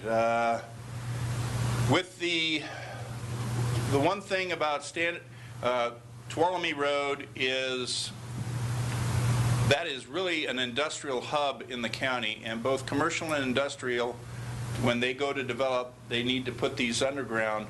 And this has become a major tourism draw with a casino out there at the end. So you have a tremendous volume that has increased on Tuolumne Road. It's a big thoroughfare for the county, and for a lot of people, you know, that's their first impression. So again, these costs with these things run from about $500 per lineal foot up to $1,000 a lineal foot, depending on the obstacles and the measure of underground. I should mention that the portion of Monoway between Fur Drive up to Standard Road, 30 to 25% of that, a lot of it has been already put underground. There really just remains 30 to 25%. So I did some crude estimates on the various costs to get some ballparks on these, but next one. Tuolumne Town site. We got Pine, let's see. No, this is Bay, looking towards the swimming pool. We're right up against the Memorial Park. Here's on the other side of the Memorial Park, looking on Pine. This is up by Carter and Tuolumne Road, I believe, at the intersection there. Next one. And then back to the map. I'm going to leave it on the map just to give you some idea of where these things are spread throughout the county. I did some rough figuring, but the costs of these are all over the board. You really can't predict them, not with that kind of a range. And a lot of it, there we go, a lot of it is has variable factors. You know, how much is already underground, how wide is the right-of-way, how many lateral services you have. So after you name your projects, then I would have a subsequent meeting with PG&E, AT&T, and many of the other utilities that would be affected by this, and we'd sit down and work out some of the details on that. Mr. Gray, I know you have some questions. I do too. I'm sure other supervisors do. Yes, a couple things here. One, that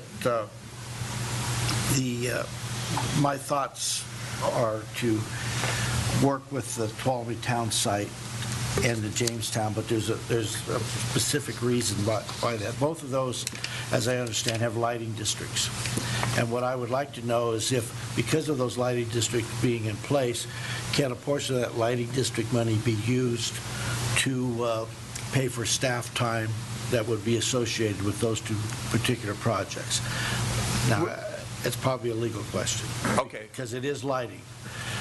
Well, first of all, let me explain about what money we can charge. When these projects come through, as part of our utility permitting process, we do charge for a utility permit, but because these projects are so much larger than a normal utility permit, it doesn't always cover our time. So now, County Council can take a shot at the lighting district. Don't need the answer now, but That would be something we'd have to look into. there is some research has been done on that, so, in the past. But and the reason I'm looking at these two particular areas, in my opinion, you have historic value there, and town side of Tuolumne has really had nothing done to it in years, and I know I'm out of my district, but I think that with what's going on over there, it'd be a great benefit to improve the looks of that town. And then Jamestown, I just look at it as a completion of what we're doing. I mean, we've got the walkway projects going and trying to finish it all up. But my concern there is that if we go ahead with the walkway project, are they going to be digging up the walkways to put the undergrounds in? I can't say for sure, but most of those right-of-ways in Jamestown are quite wide, especially in the older part. So I believe there may be room to get those utilities in behind the sidewalks. Because of the timelines with this Rural 28 project, it's going to happen a long time after those sidewalks are completed. But most of the roads, with a few exceptions as you get into the central core of town, the right-of-ways are quite wide, but SACO's got some challenges. And my last question is, the businesses have to hook up. Is there any charges to those businesses that would have to hook up to it? When the Rural 28 project occurred just recently in Columbia, no, those were covered by the PG&E. All right, thank you. Supervisor Brennan? Yeah, and so I know one of the 4 criteria didn't really talk about economics, but you brought it up, so I do have a question, because in some conversations with Mr. Cope a number of times, he has mentioned that one of the inhibitors to industry or buildings going up the road is, the issue with power failures in the wintertime. And so I know that's not a criteria, but when you talk about the businesses in, Mona Way, especially from Standard Road to Via Este, I think there's some consideration, where there, that is a consideration, is to look at the economics of businesses and the opportunity to start in some small piece, getting some of that underground and having a reliable, uninterrupted power source for those folks in the wintertime. Haven't heard of too many underground utilities getting hit recently, so Right. It's good. Yes, I would agree. It is one of the benefits. Supervisor Royce? Sure. Well, first of all, I'd just like to thank Duke for putting his presentation together. It was a very thorough presentation. This is something for me that goes all the way back to like 2004, 2005, before I even ever thought about this position. There was a group in Tuolumne called the Municipal Advisory Committee, and they put together the Tuolumne Community Plan.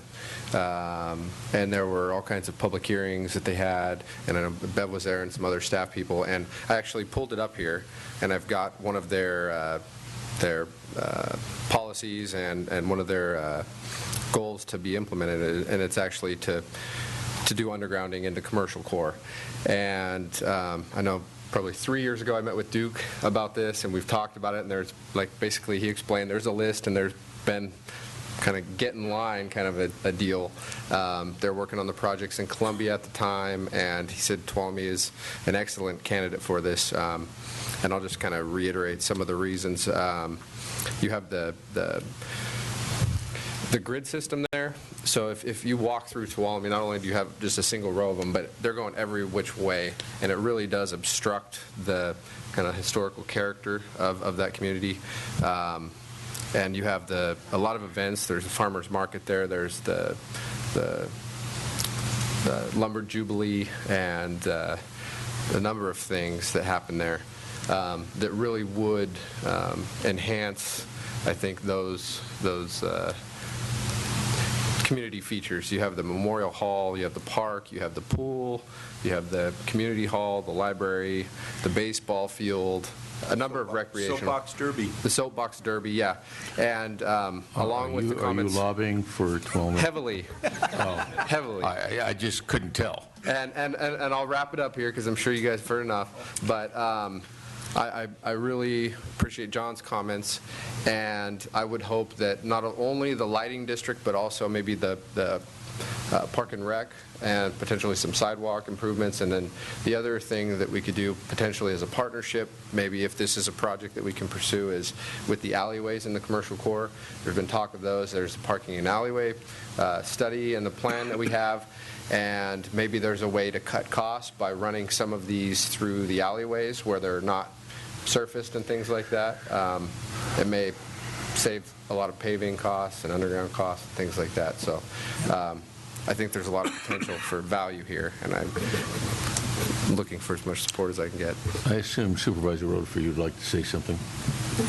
I almost always want to say something. Are you as personally district biased as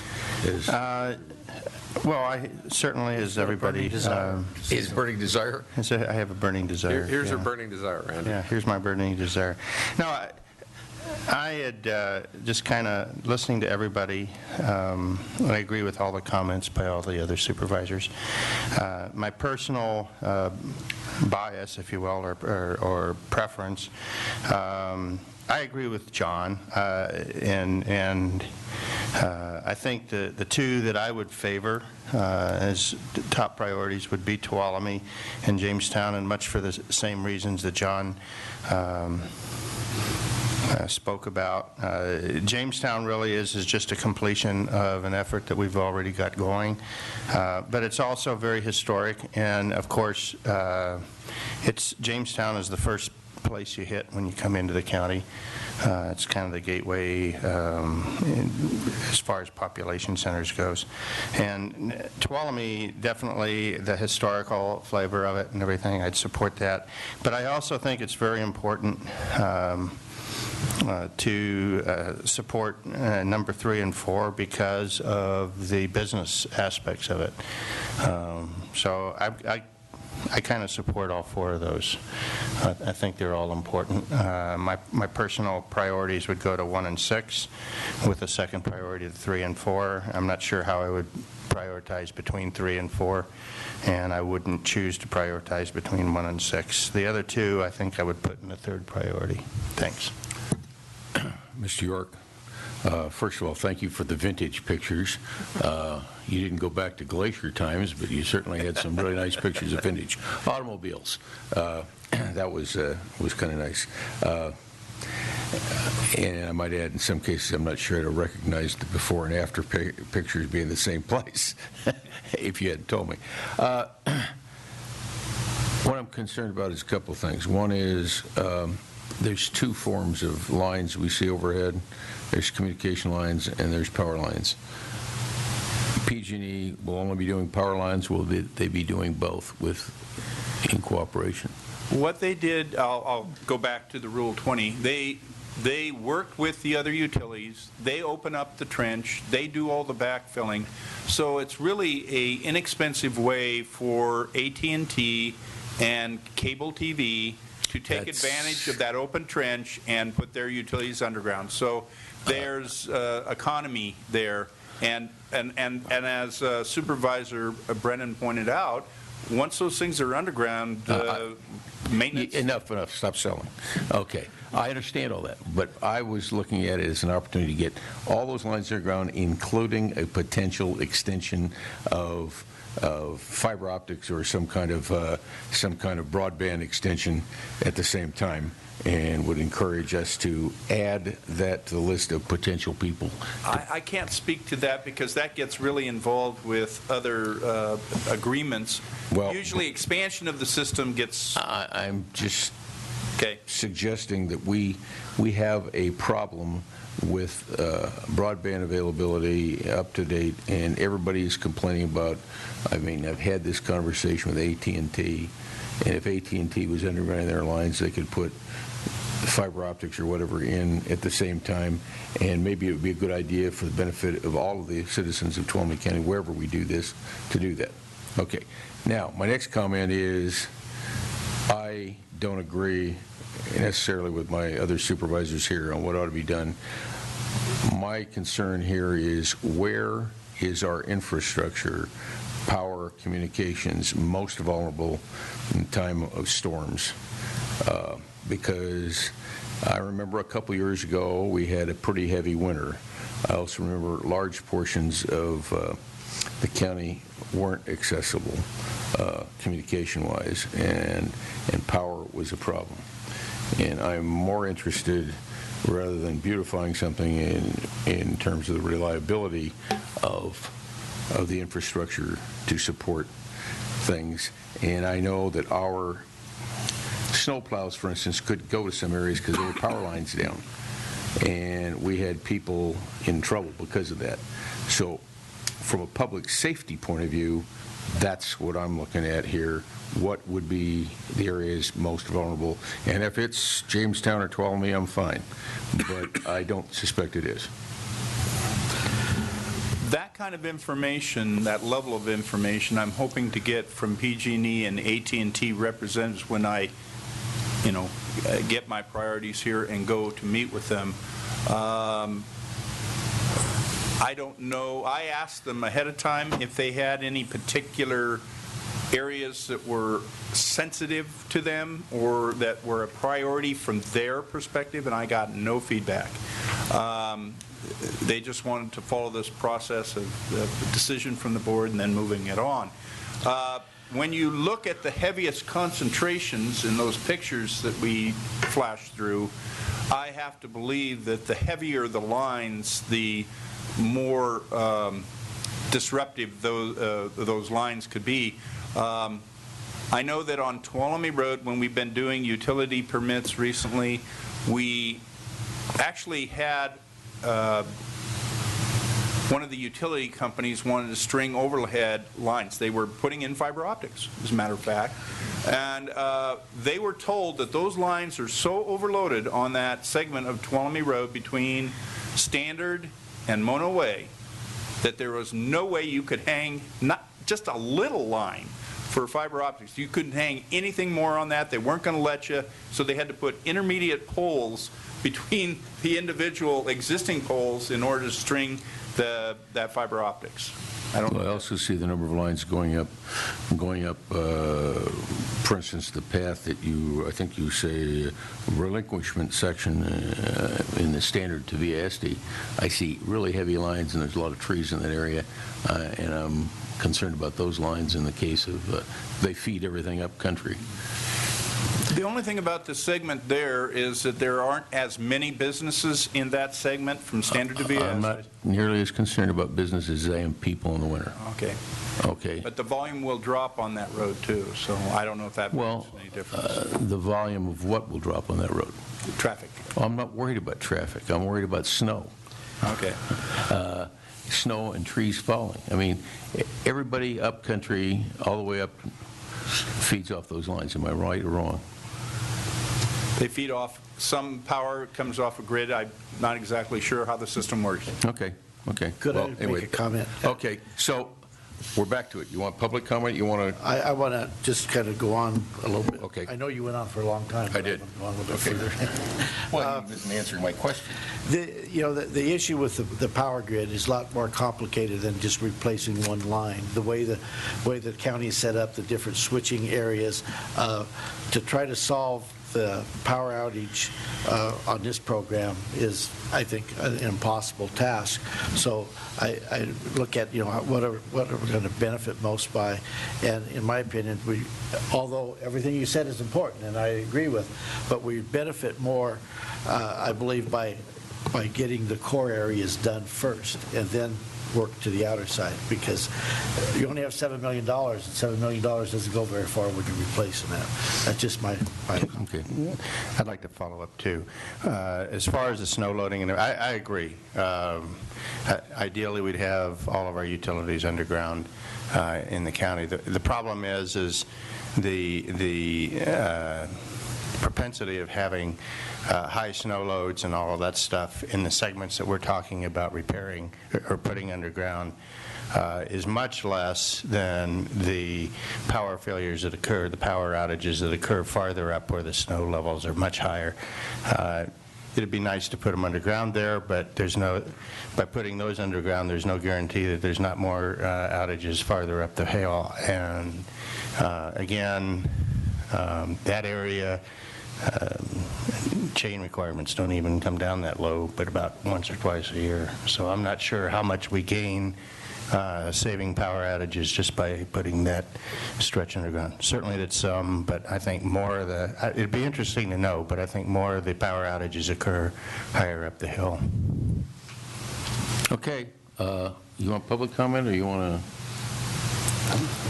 Yeah, public comment. You're the chairman. Okay, public comment. Is there anybody who wants to speak publicly on this issue? Okay.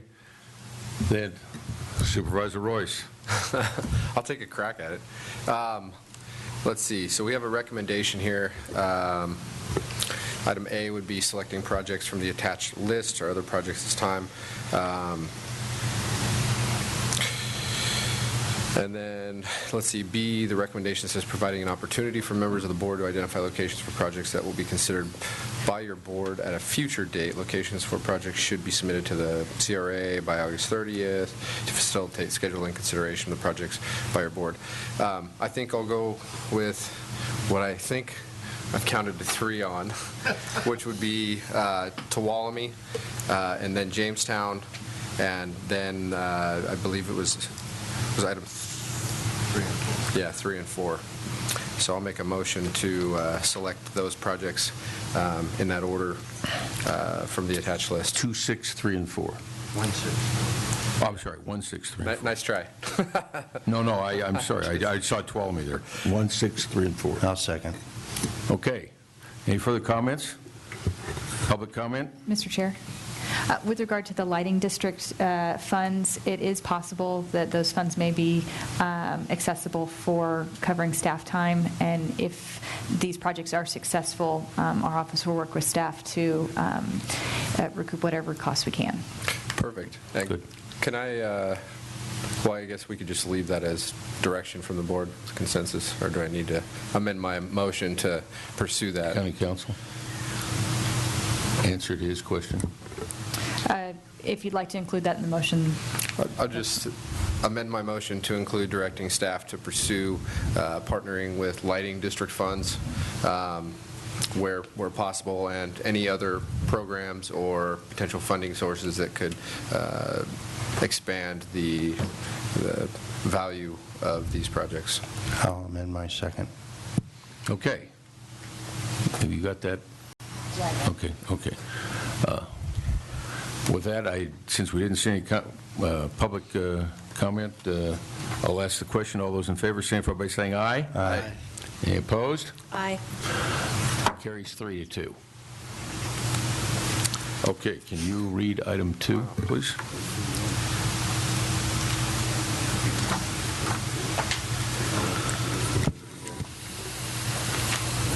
Public hearing to consider submission of the Community Development Block Grant Annual Grantee Performance Report.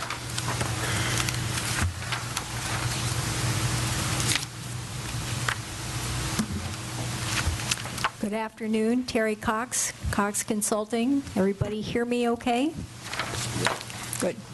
Okay, I'd like to preface my comments by saying that written comments regarding the county's Community Development Block Grant Program can be addressed to the administrative office, and I do have a sign-in sheet for anybody that's attending this public hearing.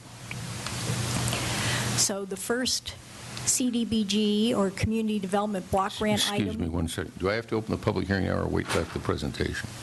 You can open it now. Okay, we'll just open the public hearing then.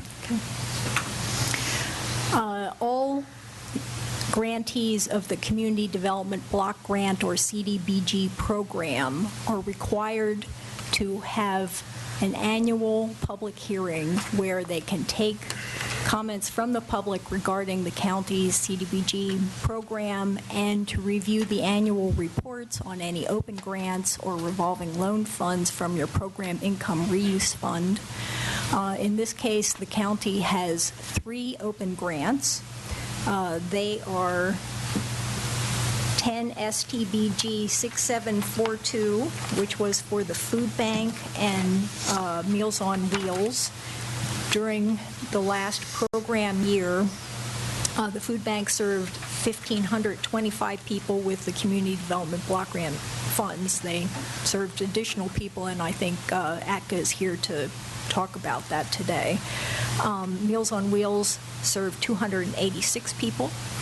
The second open grant is 10 EDEF 7270, which is for the enterprise fund or the small business revolving loan fund. Most of the businesses that we've talked to in the last year have been just beginning startups and have not been able to meet the Community Development Block Grant underwriting criteria. So we do have funds available, and my number is 533-8810. If anybody's got a business loan, I'd be happy to talk to them. The third open grant is 12 CDBG 8421. This was for renovation of the Jamestown sewer system, so the beneficiaries on that project were 1,138. We have 2 programs operated by ATCA. One is the Housing Stabilization Program that had 225 beneficiaries. They also provide a number of homeless services, and 88 people benefited from those programs, and Meals on Wheels had 158 beneficiaries. Now you have 2 operating revolving loan funds from the program income reuse fund. One is for the small business loans and the other is for housing rehabilitation, and there was no activity on either of those programs in the past year. So I'm happy to answer any questions that you have. Okay, any questions from the board? Just a question on how much money is available for those small business loans? We have over $1 million right now. Okay, anybody else? It's a public hearing. Anybody from the public? No. I can't believe you're that shy, Beetle. Terry?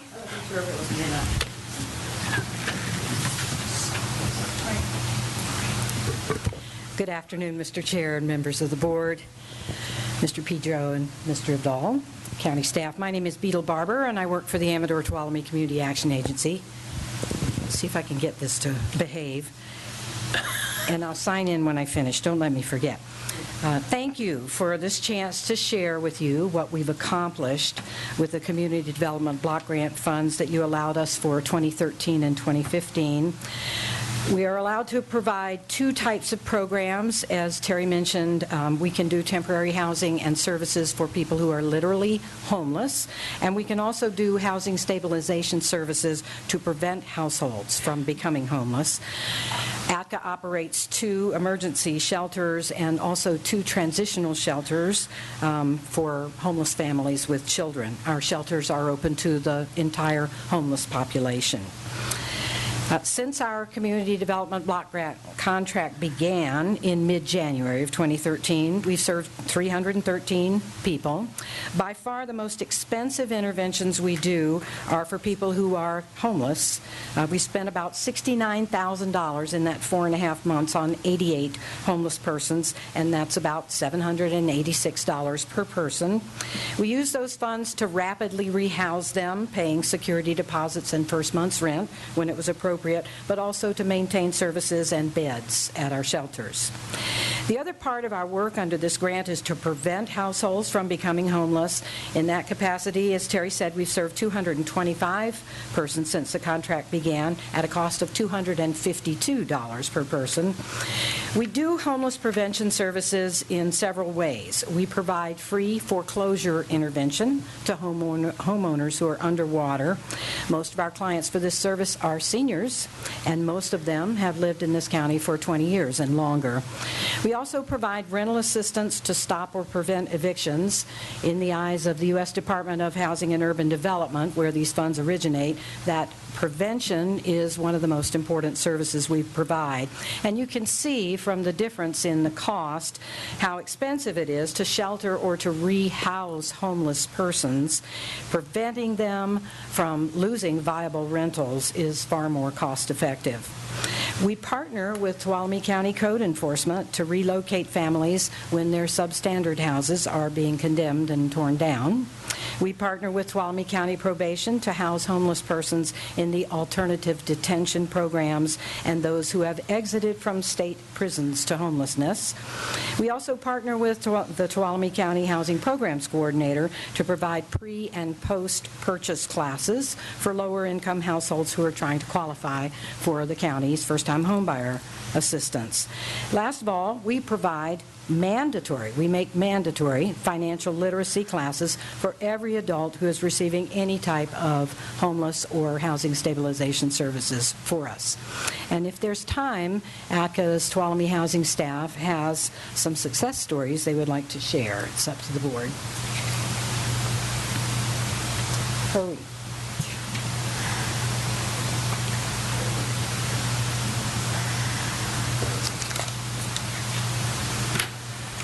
My name is Dan Brisno, and I'm the case manager for transitional housing here in Tuolumne County. And just to share one brief story, family, they have to be homeless for me to get them into transitional housing, and it's a brief program of 3 to 12 months in our housing while they're working through whatever the barriers are that help them become homeless to begin with. So one family I worked with, they were involved with drugs and so on, and eviction, and CWS, foster care, and so on. And so anyway, they went through the drug rehab program that we have locally, DDC, graduated from that. They were able to get their children back, all 4 of them, living with them in our housing. They found full-time jobs. We were able to transition them into permanent housing, which is the bottom line goal from homelessness after about a year. So one family has benefited greatly from beginning to the end of the process. Thank you. Any questions? Questions? Okay, thank you very much.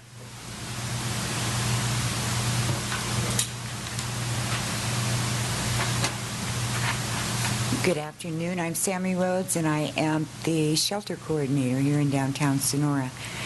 And I wanted to just briefly tell you one couple in particular came into the shelter, a young couple, no children. They'd been sleeping in their car. The house they had been in had actually been condemned.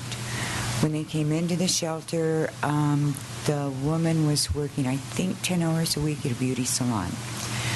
The husband, in their period of time there, found a job. It was a part-time job. She found another part-time job. They both enrolled in the Avalon CNA program. Their time was up there at the shelter. They were able to receive assistance from the housing program, the Home Safe program with ATCA. They got into a house. They finished their CNA program, both of them continuing to work their part-time jobs. They're now working 2 full-time jobs, and they only need 1 part-time job, but they have managed to keep this apartment the whole time, managed to get a car. Their bills are paid. They've asked for no more assistance from ATCA or anybody else. Thank you. Any questions? Questions? Thank you very much.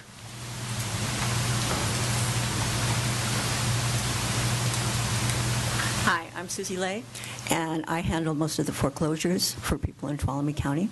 And as Beetle said, there's been a lot of seniors, and I had a woman who was 77 years old and lost all of her retirement funds through United Auto Workers, and she was just on her Social Security. And we got her into a forbearance for a few months, and the bank actually messed up and went ahead and foreclosed on her home. And after working and working and working, we were able to rescind it. And she was able to get back into her house. They had to give it back to her. And they gave her a loan modification. So she's there and 78 now. Okay? Thank you. Any questions? Thank you very much. Anybody else?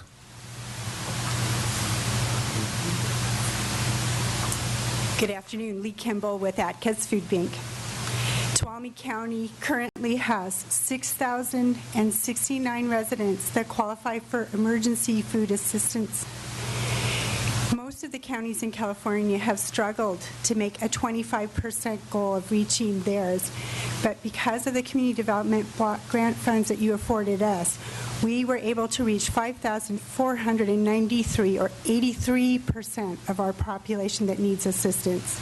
I'm here on behalf of those people, the 1,155 volunteers and the 3 staff, to thank you for that support. It does make a difference. Over the course of the grant period, we were able to distribute 2,674,972 pounds, and 40% of that was fresh. We were able to say yes, not only through those that we directly serve, but through dozens of nonprofit organizations that we help to supply 166,947 times. That success is your success too. Thank you, and thank you, and thank you. And please keep us on your radar. Okay, comment? Yeah, Lee, thanks for all that you do. That is a great program, and it's largely volunteer-driven. And everybody that volunteers, you deserve a great big thank you. And I encourage more people to volunteer if you can. Thanks, Lee. Thank you, my privilege. Anybody else from the public? I don't see any, so I'll bring it back to the board. We are asked to approve the reports.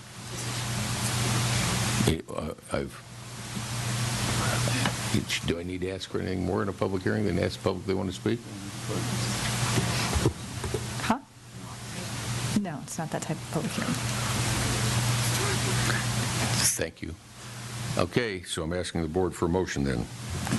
I move to approve the reports. Is there a second? Second. Can we close the public hearing? We caught you off guard.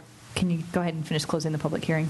Oh, sorry. Close the public hearing. Now I move to approve the reports. Okay, so motion by Rotifer and second by Gray. Last shot. Anybody got any comments? All those in favor signify by saying aye. Aye. Aye. Any opposed? Carried 5-0. Next item, item 3. Public hearing to consider public comments on the 2014 Community Development Block Grant application and direct staff to initiate a request for proposal. Okay, I'll open the public hearing now. Terry Cox.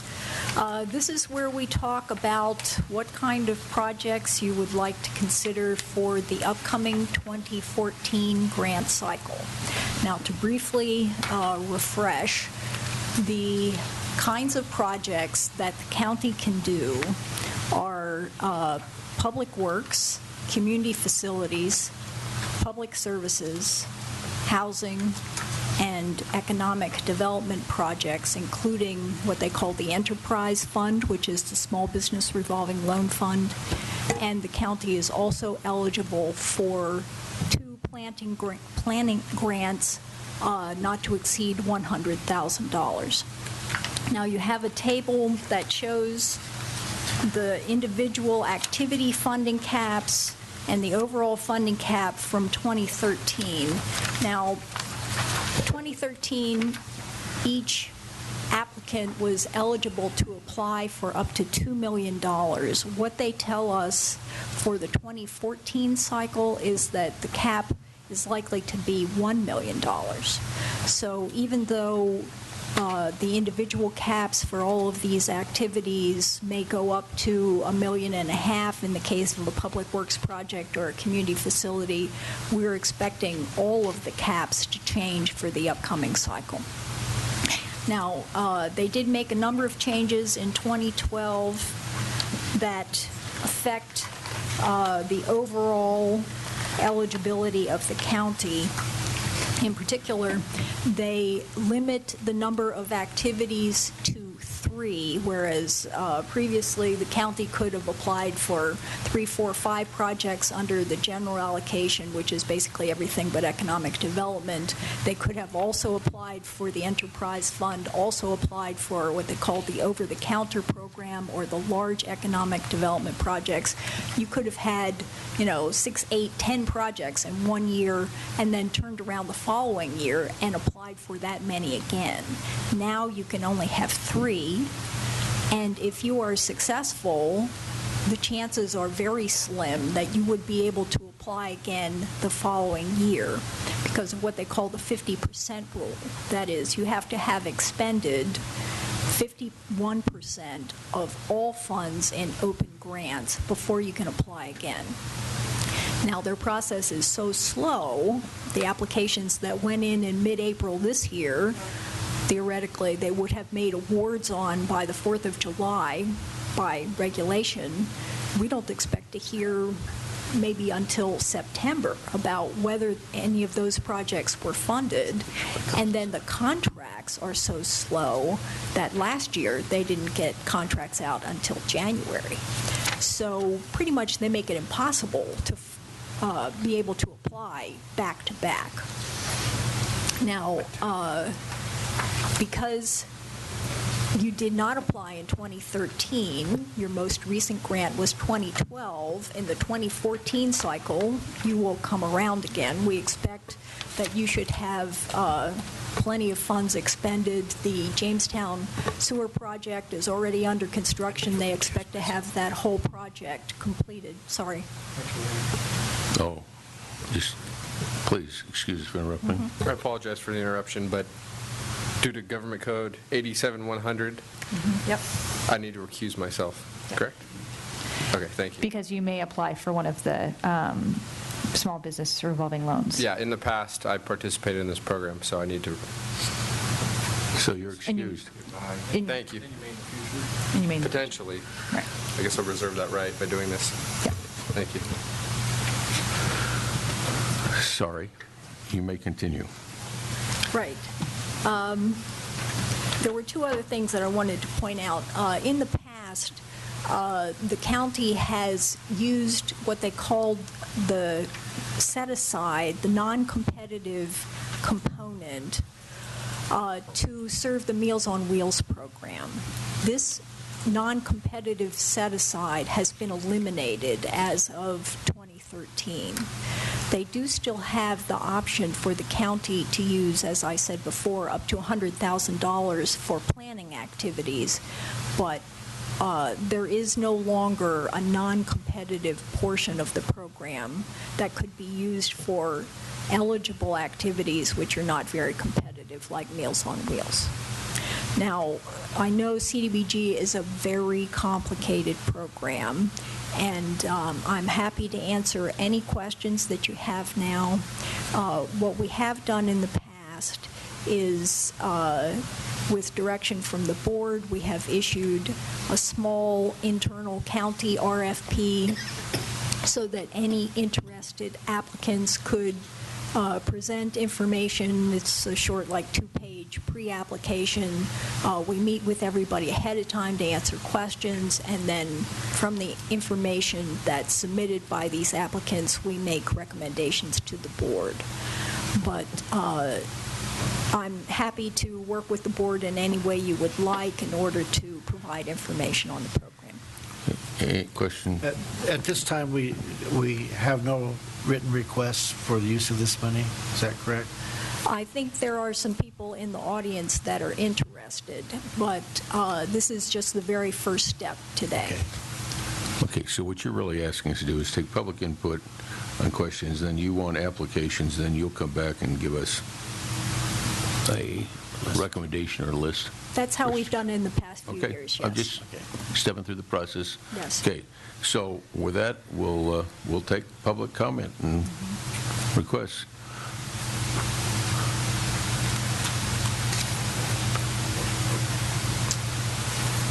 Good afternoon, members of the board. My name's Eric Johnson. I'm with the Tuolumne Utilities District. And I was asked to come here speak today to emphasize how important these funds are to the district and to encourage you to consider wastewater infrastructure in your priorities and your selection of projects to apply for funding. Mr. York showed some old photos of Jamestown, Tuolumne, and I'd be willing to bet there were some pipelines, some water pipelines in the ground about that time, and quite possibly some of them are still in operation. We do have water lines we believe are approaching 100 years old, sewer lines quite possibly in that neighborhood that, of course, used to discharge to Woods Creek directly and are now collected. But we're at a point here at the district where some of the infrastructure is needing an accelerated replacement schedule.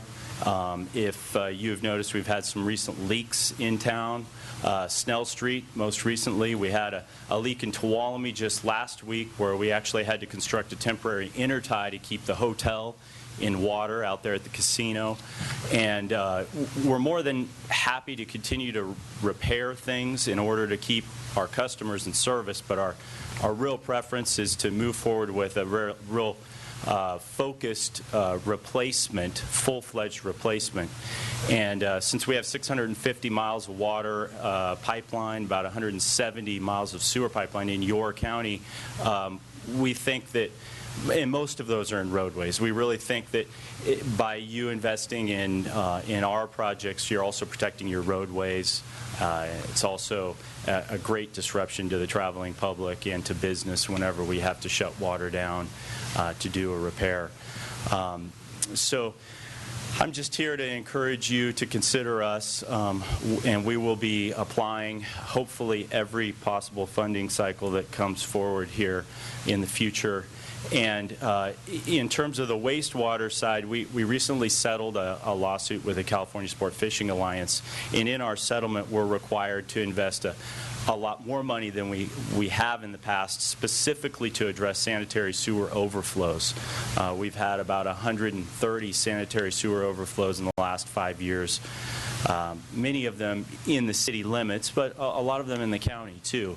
And that investment we need to make regardless, but we really think that if we combine a community development block grant for water and sewer, we can take care of road surfacing, road surface restoration, we can take care of new water services, and handle kind of two issues that are emerging at the same time.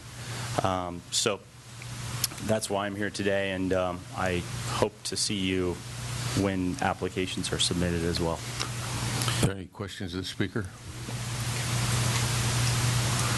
All right, thanks. Thank you very much.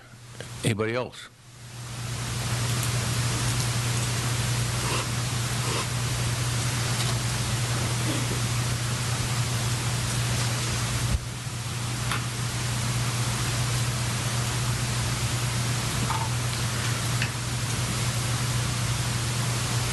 Hello, my name is Hazel Mitchell. This is my husband, Richard Mitchell.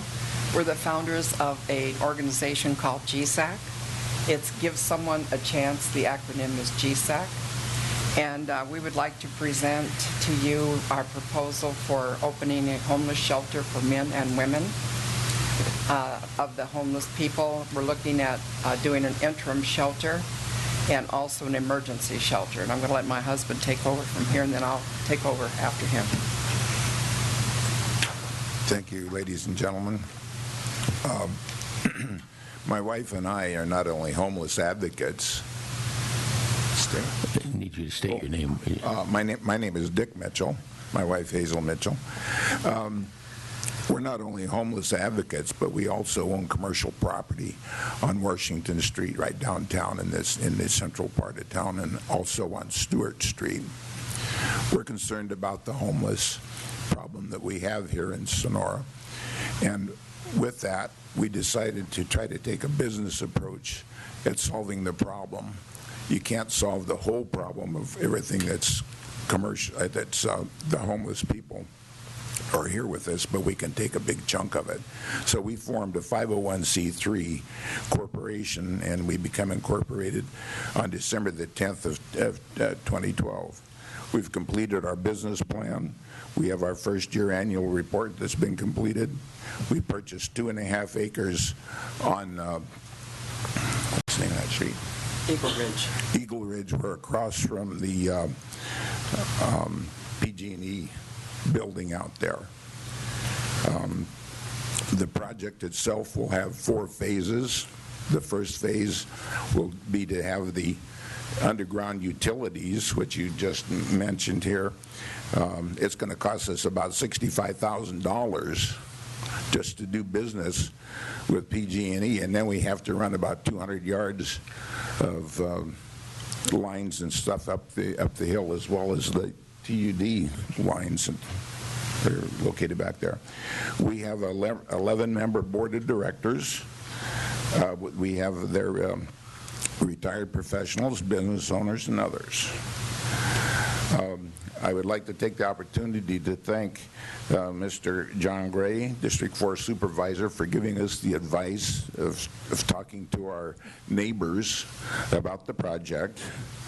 And we, prior to the time that we had the Planning Commission meeting, we had about 30 people. We almost filled this room with supporters. We had one person that objected to the homeless shelter that we're proposing. The one guy, and then we work with him too, and he kind of turned it around a little bit there. The Planning Commission granted us a conditional use permit. At this time, I'd like to turn it back. We work back and forth because she handled some part of it and I handled some part of it. So we'll if that's okay with you, that's the way we'll work it. So she's got the floor now. We tried to practice before we came, but I don't know if we did a very good job. Anyway, we've been working with the homeless one-on-one since 2011. And in doing so, I've taken upon myself, the first year I spent 3,900 hours with the homeless people. That was about 18 hours a day, working with them to see what their real needs are, taking them, transporting them, seeing what they needed for their social services, for their Social Security, for their medical benefits, and for them medically, period, taking them to hospitals and things like that. I am a registered nurse, retired with a master's degree. My husband is an aeronautical engineer and with management in his background. He's the one that primarily wrote the business business plan, along with one of our other members of our board, Sherry Bradley. Anyway, we spoke with Darren Grossi from the Transportation Department in the past, and are trying to work out something with him as far as transportation is concerned and a different rate for our homeless people. And he said that with a couple $1,000s, he could put that into effect for a 6-month trial. We're also looking at purchasing a 10-man van where we can transport the homeless people ourselves. We're looking into a government surplus grant right now where perhaps they can provide us with a vehicle. We also spoke with Bill Pooley about his program with the AB 109s, and we're trying to coordinate with him taking on the responsibility of when his people graduate out of the probation period, that they get further education through our vocational training program, and also for them to have an interim shelter to stay at until they're ready to graduate from there. So they're ready to go out and hold responsible positions. We're trying to make them all self-sustaining before they get out of the interim program. We talked with Stacy Studebaker from the Veterans Administration, because we do plan on housing veterans that have PTSD and have need further support with managing some of their mental health. And we've also talked to them about their per diem program, where they can help supplement some of the income for the per diem vets. We've established a working rapport with the probation department. I've worked with many of the probation people, Kathy Waterbury and Amy Landblum, and several of them, because I have a lot of people that we work at taking them to their probation so that they can get there and stay responsible. We have one gentleman that just graduated. They're going to give him a ceremony, and he's doing extremely well. He's working full-time, and he graduated from the AB 109 program. We've been working with ATCA. Beetle has been a great help to us in giving us direction in what we're doing. She even helped us look for properties. We looked for properties intensely for a year and a half so that we met the requirements of not being in the NIMBY factor. That was real important to us and important to the community, of course, and to public good. And so, excuse me for interrupting. In the interest of moving this along, you're going to open a homeless shelter. You're going to deal with veterans and SSI. And you would like us to consider supporting funding for funding of the buildings of these buildings. Oh, you want us to help build it? Yes. Oh, okay. That's what I'm trying to figure out what you're getting to. I can go into that. If you would like me to, I can go directly to that rather than talk about all the avenues that we've explored. Well, I think that's what we'd like to hear. I mean, I understand you've done a lot of work. Okay. I think we'd like to know where we're going with this. Okay. So that we can understand what we're being asked what to you're do. looking for. Okay. We're planning on building a men's shelter first. It will have interim, which means that they can be there for approximately 2 years with a 90-day evaluation every 2 years. Every 90 days. And also an emergency shelter. The first phase of our program is the men's shelter, along with the emergency shelter, which will house men and women. We're not proposing to have children. ATCA takes very good care of families and so forth, and so we're looking at individual men and women in the shelter. There'll be a gender door between the men and women's in the first portion of the shelter that we're planning on building. Our second phase will be building a thrift shop to train them in. The thrift shop is about 2,000 square feet, and the men's shelter, along with the emergency shelter, is 4,000 square feet. Then on our third phase, we want to build the women's shelter, and that will be 4,000 square feet. And that will house strictly women at that point without the gender door, because it'll be two separate buildings. And the fourth phase of our program would be our vocational training center. Do you have any cost estimates on? Cost estimate is $1.3 million. Okay. My husband and I have put out $200,000 of our personal money to get it started. And we're almost tapped out, but we're hoping that you'll listen and that you'll be in favor of us building these buildings and making it beneficial to the public and to the community. It is community-based, by the way. Okay. Any questions? Just to comment, this type of idea seems to make more sense that you've got a public and private partnership. You just don't have the government doing it all. You have people that are invested their heart and soul in it. So I think that's a very good idea that you've come up with. Thank you. Oh, Sherry, I'm sorry, I didn't see. Just gotta look this way. I looked right past you. And I just would comment that in talking with a lot of the folks at probation, we are in severe need of transitional housing for adult males. Yes. Yeah, and veterans, too. Yeah. I know that.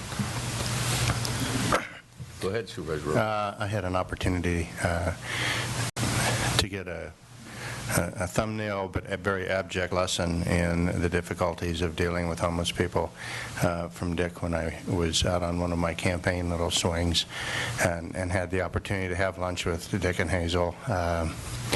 These two people, I have to tell you, through a lot of their own personal sweat and other equity, have really studied this problem. I'm convinced they really know what they're doing and where they're headed, and this is really something that's important in the county, and I, for one, plan on supporting it. Thanks. Okay.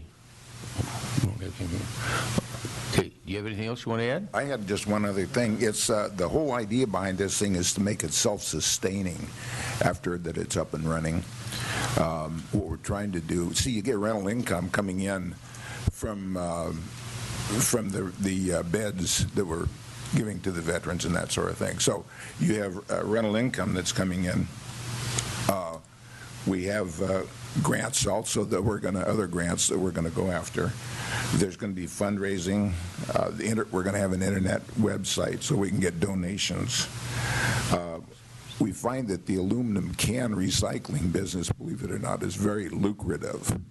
And we're working with Simon's Properties right now to try to locate a recycling center.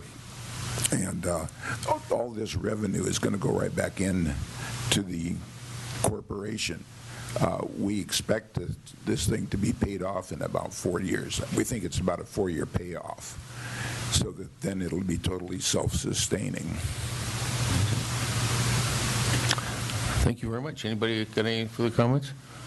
Very good. Appreciate your effort. Not to mention the presentation. A lot of effort. Thank you. It was amateur. But compelling.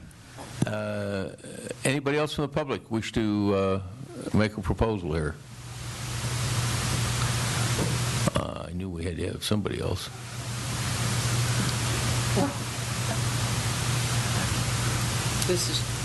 This is Sherry Bradley, the one I talked about. Hi. Thank you, Mr. Chair of the Board and the Board of State Supervisors. your name, please. Sherry Bradley, and I am one of the board members that Hazel referred to with Give Someone a Chance. By way of profession, I'm recently retired. I spent my career working for Contra Costa County. I worked in the Health Services Department, and I was in an administrative role with what's called the Mental Health Services Act. So I have a lot of experience in behavioral health and community organizing, and I'm just here to support what the Mitchells are proposing and to reassure the board that there are a number of individuals who have, in the what I call the better years of our lives, had the ability to give back to the community, and there are a lot of us that are willing to do that, not only in sweat equity, as Hazel and Dick have said, but a lot of us are giving our time and our money as well. We want to see this venture become sustainable, and we want to see individuals who are homeless not necessarily by their own choice. We would like to see a perception change in the community that many people aren't homeless because they want to be. They're homeless because of circumstances. And I always say there, but for the grace of God go I could be in the same situation.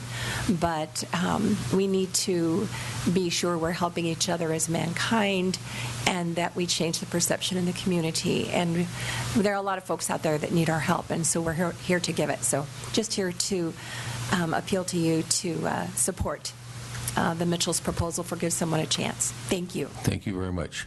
So anybody else from the public have a proposal? Ms. Cox, you've got 2 proposals. How many do you need? Or how many will you take, and how long can you? When we've done this in the last few years, we make an announcement, put an article in the paper, and then anybody who's made any contact with the county that's expressed interest in the program, agencies that we've worked with in the past are all notified, and so people can bring projects forward in that process. Okay. When will you be back to us?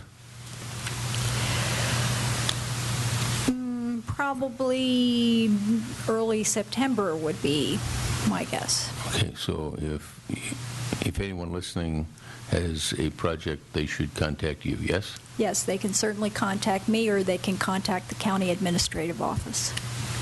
Okay, one last chance. Public? Okay, any members of the board? Close the public hearing. You're not asking us to take any action, but I thank you very much for being here and giving us your presentation, and I thank those who came up to the podium and spoke. It's glad you're here. Thank you. Can we go to item 4, please? Continue public hearing to consider adopting a resolution updating the growth in government expenditures and revenue, Geiger fee. Mr. Pedro? Mr. Chair, members of the board, this indeed is a continuation of a hearing that began back on May 7, was continued to June 4th. In response to some public comment that was received. And this must be Good Government Day, because we heard a compelling story this morning from Mr. Cook about how good it is to participate. And this is also a good story that if you do come to a meeting and you voice your concern, it's listened to. And so in response to a comment, a request that County Council ultimately review the legalities of charging the operational component, I'm just going to call it of the Geiger fee. Carlin, Mr. Ivdahl did some research. Her opinion is included in your packet. Her opinion was that we should drop the operational component of the fee. And just to state for anyone listening, we have both the operational and the capital component. And the capital component, the testimony from folks where they were appreciative of the efforts we took to try and reduce that, reflecting the reduction in our county workforce and space and so forth. Their concern was with the operational component. Also contained in your packet from Blue Sky Consulting was just an addendum to the report, his report reflecting Mr. Ivdahl's recommendation. And I'm going to point out there's one little typo on that. It's Exhibit B. And in there it has the unincorporated, what the fee would be reduced to for the unincorporated, in the unincorporated areas and fire districts. Instead of, in the chart on the first page of the memo, dated July 10, instead of $2,073, it should be $2,093 to sync up with Mr. Newman's memo. And we'll need to make a like change in the resolution. So it was just a typo, so excuse me. But if the board supports this, eliminating the operational component, that with the already reduced recommended capital component, you're going to more than reduce the fee by more than half of what it was.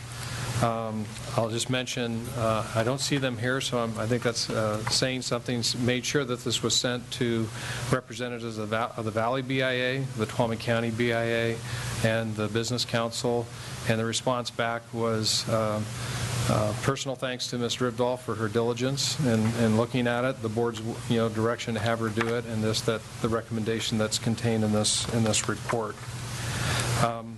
There's one other thing on this matter, that there had been some interest expressed in considering waiving all or some portion of whatever fee is here. Exhibit C of this report is a piece that Ms. Shane put together, that if you wanted to go down that path, there's some environmental work that would need to be done to consider that. But that's contained for your consideration. Exhibit D is the resolution, the revised resolution that reflects the fees that are in the memo. And then just for background, we provided Exhibit E, which just had the prior staff report. So staff's recommendation, based on all of what I just said, would be to consider adopting the revised resolution, which establishes the new growth in government expenditures and revenue fee, and that would be the same rates that you see in the staff memo, with that one change. Instead of the 2,073, it'd be 2,093. So that's more than 50% reduction. And Mr. Cope wanted me to mention on this, I sent it to him as well, and he said that this is something that he can definitely take and help sell when he's trying to attract development. Now, remember, the Geiger fee is only charged on residential. We figure there's an offsetting benefit in the commercial, part of the sector. But Mr. Cope thought this would be great, something that he could really put out there and help sell projects in the county. And Mr. Banks, as I recall, made a similar comment in his email. Okay, any questions, Mr. Pedro, before we open the public hearing? Seeing none, then we'll open the public hearing. Mr. Chair, can I make one clarifying comment?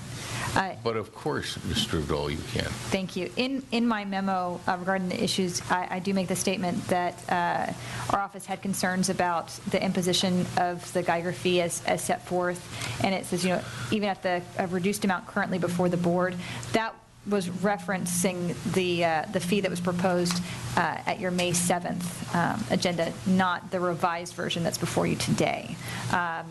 Before you today, County Counsel's office feels that you have a legally adequate fee and well-supported fee. Thank you. Mr. Chair, one other thing I just thought you'd want to know. I know we discussed it. What have we raised on the operational component of the fee? So what are we, not going to be collecting? And of course, as when the economy was great, lots of money was coming in, and it's diminished greatly. But going all the way back to 2004-05, it was in excess of $100,000 a year. I knew it was higher. It's been higher than that in the past. But in recent years, it's been in the 30,000-ish range, and about 20,000 in the last fiscal year. We only budgeted $16,500 in the 13-14 budget. So if you take this action, that is something we'll need to address in the final budget hearing, just so you know. Okay, thank you. Okay, we'll open the public hearing. And I don't see a lot of public people here, but we'll ask if anybody wishes to speak in favor, anybody wish to speak against, and does anybody wish to just speak? Okay, I don't see anybody, so I can close the public hearing and come back to the board for what are your wishes, gentlemen and Ms. Brennan. I move to approve the resolution establishing the growth in government expenditure and revenue fee. The second, before we take a second, that's with the revised number? The revised number as proposed. Okay, now. Happily second. I'd just like to say I'm very pleased with this. I think this is a... Okay, so we have a motion by Supervisor Roda for a second by Supervisor Royce. Any further comment? Just thanks to staff for all the hard work that they put into this. I think, there's been a lot of controversy about fees and stuff, but I think having this in place and then reading the Exhibit B, the CEQA thing, as far as how we would have to do if we didn't have this, makes more sense. So, okay. Any other comments? Then I'll ask the question. All those in favor signify by saying aye. Aye. Any opposed? Carried 5-0. Closed session. Would you read the closed session items, please? Closed session, conference with real property negotiator Craig Pedro, Daniel Richardson, Ann Connolly, Steve Boyack, Authority Government Code Section 54956.8 regarding property at APN 5832062, commonly known as the Cabrini House, and closed session, conference with legal counsel, anticipated litigation, Authority Government Code Section 54956.9 DC 2 cases. Closed session, conference with legal labor negotiators Craig Pedro, Ann Fremd, Arthur Hardinger, Authority Government Code Section 549576, all bargaining units, and Employee Performance Evaluation Authority Government Code Section 54957B1. The title is County Council. Do we expect to report out on any of these items? We do not expect to report out. Okay. Board will take a 10-minute break, and we will reconvene in the CAO's conference room in closed session. Public comment? Public comment? Oh, I'm sorry. Is there any public comment? Thank you. I don't see any. So that's what we'll do. Just to irritate you. I know she does. But she's not successful. Anyway, So we'll recess and go